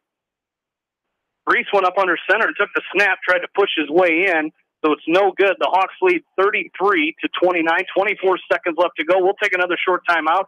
There's another injured Hawk down there with a cramp, so we'll take a break and come back. You're listening to West Delaware Football from KMCH Sports. West Bend's home and highway policy provides you with one policy, one bill, one deductible, and one agent, all with no hassle and a portion of your annual premium back in cash if you don't have a claim. To find out more, contact your local West Bend agent, Eric Smith, at Parrott Insurance in Manchester at 927-2791. Are you looking for great food and a unique atmosphere? Then make Okoboji Grill your next lunch or dinner destination, or enjoy 2-for-1 happy hour every Monday through Thursday from 4 until 6 p.m. That's Okoboji Grill, 1749 Golf Course Boulevard in Independence. Okoboji Grill, where good friends meet. Eastern Iowa Sports Station, Mix 94.7, KMCH. Back into Mount Vernon, Jamie Baskey here. I'm playing Bill Logan back along with you as 24.7 seconds remaining in this ball game. The Hawks lead 33-29. The kick is going to be bobbled out there. I believe that is going to be Dietrich Vondracek, and he's going to bring it out to the 35-yard line. So 18 seconds left to go for the Mustangs. They trailed 33-29. Last chance for them in another wild game here for the Hawks, second week in a row. Yeah, and that last touchdown drive, Jamie, 10 plays, 75 yards, took 2 minutes and 58 seconds off the clock. Nick Casey with the big touchdown to put the Hawks ahead here with 18 seconds to go. 33-29, West Delaware leads over Mount Vernon. For Nick Casey, his second touchdown of the night as the Mustangs come set. 4 wide receivers, shotgun formation. As across the middle, they've got Vondracek at the 45-yard line. The Mustangs, I believe, will call a timeout here. It will be enough for a first down for Mount Vernon. And they're going to take a timeout. This will be their second timeout of the second half with 13.9 seconds remaining here in quarter number 4. Another first down for the Mustangs. Some finals to pass along for you here. Western Dubuque defeated Decorah 19-3. Independence, and actually Decorah went up 3-0 very early in that game, and Western Dubuque with 19 unanswered points. Independence defeats Maquoketa tonight 55-19. It was Bellevue over Monticello 36-7. Edco defeated East Buchanan 33-0. St. Ansgar over Starmont 54-6, and Northland defeats Alburnett tonight 14-9. Here we have a 33-29 West Delaware lead, with 13 seconds remaining in the ball game. If you're the Hawks, you know, and you can already see they've got their secondaries back on their own 40-yard line. You keep everything in front of you. Absolutely keep everything in front of you. Don't let a receiver get behind you, and you should be okay. As they're going to come set, trips to the left for Ketchum. He throws right side. He's got a man. They're going to throw the hook and ladder, and Paul Ryan was there, but the Hawks very awarely run him out of bounds. That was Kyle Kelly. Excuse me. It was Kyle Kelly who ran him out of bounds. Paul Ryan, they're going to get into West Delaware territory at the Hawks' 43-yard line. 7 seconds remaining. 1st and 10, Mount Vernon. You got to avoid the trick play or the deep play here if you're the Hawks. They lead it by 4. 5 wide receivers here. As Ketchum throws a deep pass here. He's got a man out there, and there's a collision as both players just collided there. As it was, I believe it was Mitchell Mangold on the coverage there as they were looking for Dietrich Vondracek, and it's incomplete. 2nd down and 10. This should be the last play of the ball game. 2 seconds remaining for the Mount Vernon Mustangs, and they want another timeout to talk about it. We'll keep it right here. We learned our lesson on that last year, didn't we, Aaron? Mm-hmm. Yeah. Well, I learned my lesson. Oh, we're not going to make that same mistake again, but we'll keep it right here as trying to get some more area scores for you. Our last update, Cascade led Maquoketa Valley in the 3rd quarter, 39-0. Working on from John Swisher, trying to get another score update on that one as well. As the Hawks lead by 4. Cascade did win that game 52-7. And I got a whoop, so he got the score. I got to pass it along. Yeah, we'll make sure we get that out there. But I tell you what, Aaron, what a great game, a great comeback here by West Delaware. Another final, while we got a second. West Liberty over Anamosa. What a great game, 28-27. Anamosa comes back, but not enough. Last play of the game here. 4 wide receivers. Rolling in. Last play, it looks like he's offside as they're going to pass. Looking across the middle, they got a man out there, another lateral. It's Paul Ryan as the time expires. Paul Ryan down the sideline, and he's going to go in for the touchdown, Mount Vernon. Touchdown, Mount Vernon with no time on the clock. Paul Ryan. We talked about him in the pregame. As Paul Ryan goes in for the score. And they're going to knock off the Hawks here. 35-33. I did not see I don't remember where that ball was. Was it at the 41-yard line? Mount Vernon with the upset. 35-33. They ran the lateral that we said you got to watch the big play, and Paul Ryan made it happen. If you're watching on TV, you saw how much Paul Ryan made that happen. He avoided two would-be tacklers of the Hawks and dove for the end zone with a guy draped all over him to get in for the touchdown, the game-winning touchdown.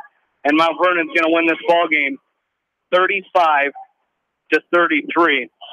Great game by both teams. Unfortunately, the Hawks will come up on the losing end of this one. Stay tuned for the Okoboji Grill postgame show as it comes your way next on Mix 94.7 KMCH. Whether a door needs replaced or building a new home, let S&R Construction of Masonville take care of you. S&R Construction is the expert in home improvement projects, gutters, siding, garages, remodeling, new home construction, and more. Call Steve Fetlin today at 319-361-0638 for a free quote. Whether it's an orthopedic, sports, or occupational injury you are suffering from, Regional Medical Center Therapy Services has you covered. With a customized treatment program, Regional Medical Center Therapy Services can get you back on track in the active game of life. Regional Medical Center, excellence in healthcare, close to home. Bolichek's Landing, downtown Delhi, open 7 days a week. Friday night buffet, Saturday night prime rib, and enjoy breakfast every Sunday from 9 to noon. Bolichek's proudly supports all area athletes and coaches. Leonard Muller Funeral Home and Crematory wishes all the best to the athletes and appreciates their hard work and scholastic efforts throughout the year. For personal, caring service, Leonard Muller Funeral Home and Crematory in Manchester, Edgewood, and Strawberry Point. Hey KMCH listeners, GMB is proud to support our area athletes and help bring the sport to you. The GMB Bank team reminds you whatever your financial goals, we're here to help you reach them. Stop by our Manchester location or visit us online at gnbbank.com. Member FDIC. Eastern Iowa Sports Station, Mix 94.7 KMCH.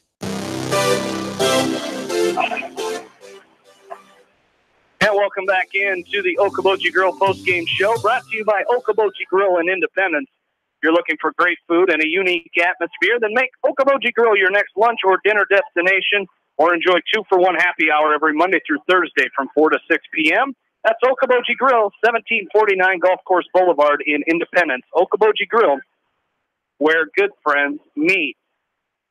Wasn't the Hawks' night, Aaron, as they fall. What a game by both teams. You know, the Hawks come back and score with 24 seconds left. Mount Vernon, a great effort. They had to go. They started and drive on their own 35-yard line, capped off by a 43-yard touchdown pass, and I didn't even see who initially caught it. That side, it might have been Booth or Elliott. I didn't see which one it was, but a pitch to Paul Ryan, and he goes down the sideline for the 43-yard touchdown, and Mount Vernon defeats the Hawks 35-33.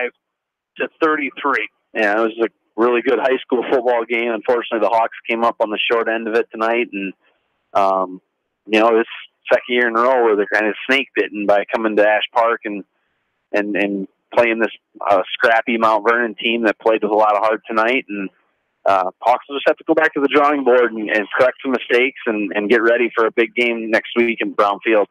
Absolutely. Well, Bill Logan joins us from the West Delaware sideline. And, Bill, that one's going to sting a little bit. You came down here with hopes of avenging a loss from last season and looked like you had it. 2 seconds left to go. You knew it was going to take a big play or a trick play. And Paul Ryan, we talked about his athleticism. He made it happen. Yeah, there's the highs and the lows all in about 32 seconds, you know. And give Vernon credit. They executed when they needed to. You know, a couple trick plays, and the Hawks just got to be ready for that kind of stuff, and they weren't.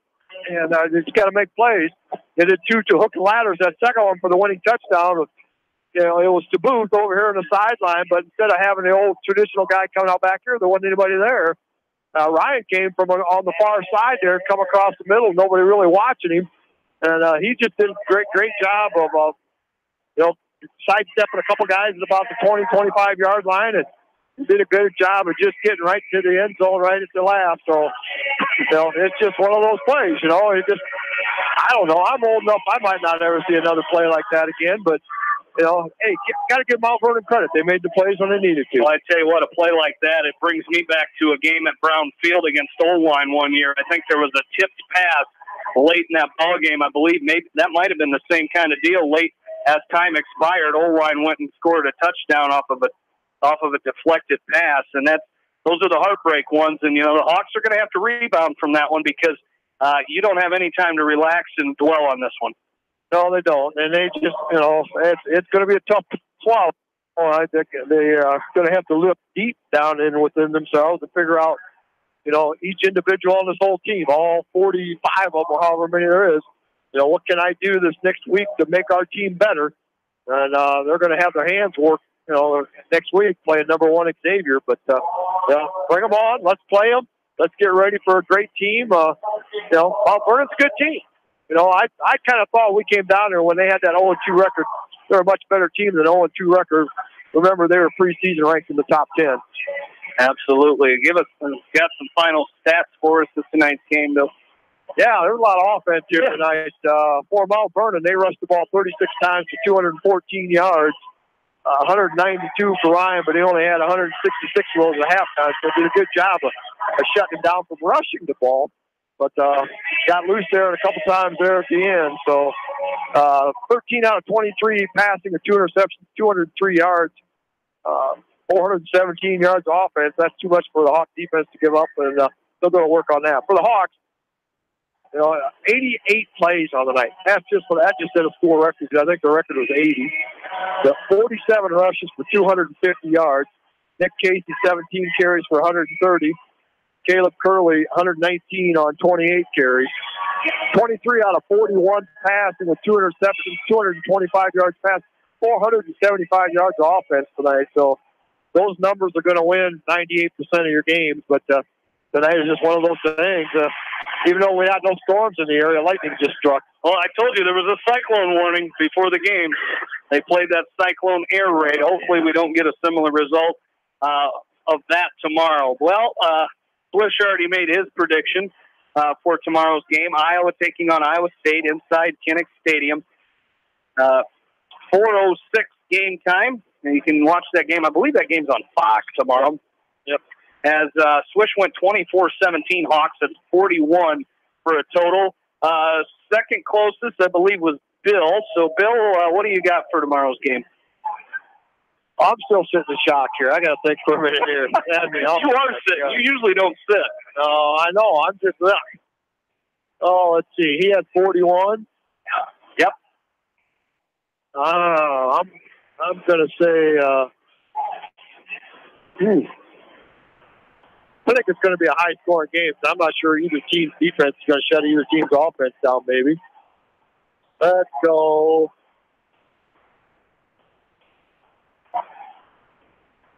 It's good radio. Yeah, 24-20. Hawkeyes? Yeah. Yeah, 24-20. 24-20. So We'll cover the spread by half a point. 44 points as You're next. I am next. So All 41 and 44. I don't know what Aaron's going to do, so I am going to go. Oh, you never know what that's the thing about these games. They've had high scoring games, they've had low scoring games. Going to be a nice day tomorrow inside Kinnick Stadium. That low scoring first half last week really has me a little concerned. So I'm going to go 27-21 Hawkeyes.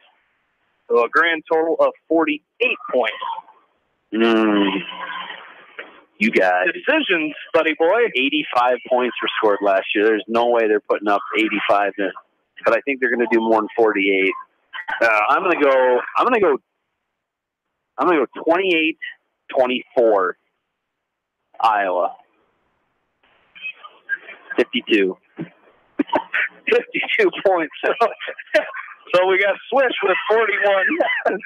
Bill with 44, me with 58, and Aaron with 52. So a log jam for tomorrow's prediction. We're going to have to start writing these down before the game starts. That is true. Yeah. That is true. But you know what? It's more fun this way. It is. They're just all picking on each other because I don't want you to win and he doesn't want him to win. It's like a domino effect. Each other in and yeah, Bill, it all comes down to me not wanting you to win, so that's why I make you go before me. I'm everybody's favorite. Yeah, you really are. We really love you. Well, hey, we got a good team coming in next week. We'll talk to you at Brownfield. Some home cooking next week. Yeah, I'll stay back good on Brownfield. It'll be a big night next week. All right, we'll talk to you later, Bill. Yeah, thanks, guys. Bill Logan down on the West Delaware sideline tonight and every night for West Delaware football. As we take one last look at our area scoreboard, Western Dubuque defeated Decorah tonight, 19-3. Independence over Maquoketa, 55-19. It was Bellevue over Monticello, 36-7. Anamosa falling to West Liberty tonight, 28-27. Cascade defeated Maquoketa Valley, 52-17. Edco knocks off recently ranked number 5 East Buchanan, 33-0. Their first win against East Buchanan since 2014. St. Ansgar over Starmont, 54-6, and Northland defeats Alburnett, 14-9. Aaron, final thoughts on tonight's game? Yeah, it feels like Groundhog's Day all over again. Last year this happened, and then this year it's the same thing. And it's just unfortunate. I thought the Hawks played a much better second half, and this time, unlike last week, they just couldn't overcome a couple things here and there. So, but they just got to get some stuff fixed up here and get ready, like you'd said, like you and Bill said. There's the number 1 ranked team is coming in, and they're not going to care how this week went. They're going to be looking at next week. So Hawks need to get focused, get ready, clean some stuff up, and get ready to be back in Brownfield. Well, that'll do it for the Okoboji Grill post-game show, brought to you by Okoboji Grill in Independence. If you're looking for great food and a unique atmosphere, then make Okoboji Grill your next lunch or dinner destination, or enjoy 2-for-1 happy hour every Monday through Thursday from 4 to 6 p.m. That's Okoboji Grill, 1749 Golf Course Boulevard in Independence. Okoboji Grill, where good friends meet. I could go for a happy hour at Okoboji Grill right about now after that tough loss there for the Hawks. Well, that's going to do it for us here tonight. We'd like to thank the sponsors of West Delaware football on KMCH. Without them, this broadcast would not be possible. So we, again, encourage you to get out there and shop locally. Support the sponsors that allow us to bring you West Delaware football every week of the high school football season. I want to thank Ashley Vick for running the board for us this evening, and most of all, thank you, the listeners. So for my partners, Aaron Pleen and Bill Logan, this is Jamie Vaskey saying good night from Ash Park in Mount Vernon, where once again the final, the Mount Vernon Mustangs 35, West Delaware Hawks 33. You've been listening to West Delaware football on Eastern Iowa Sports Station, Mix 94.7 KMCH. This back-to-school message brought to you by F&M Bank, Tauke Motors, Fireside Pub and Steakhouse, and Mix 94.7 KMCH. Many children walk to and from school, and it's crucial that they understand that safety practices for walking are just as important as those for riding on a school bus or in a car. Always cross the street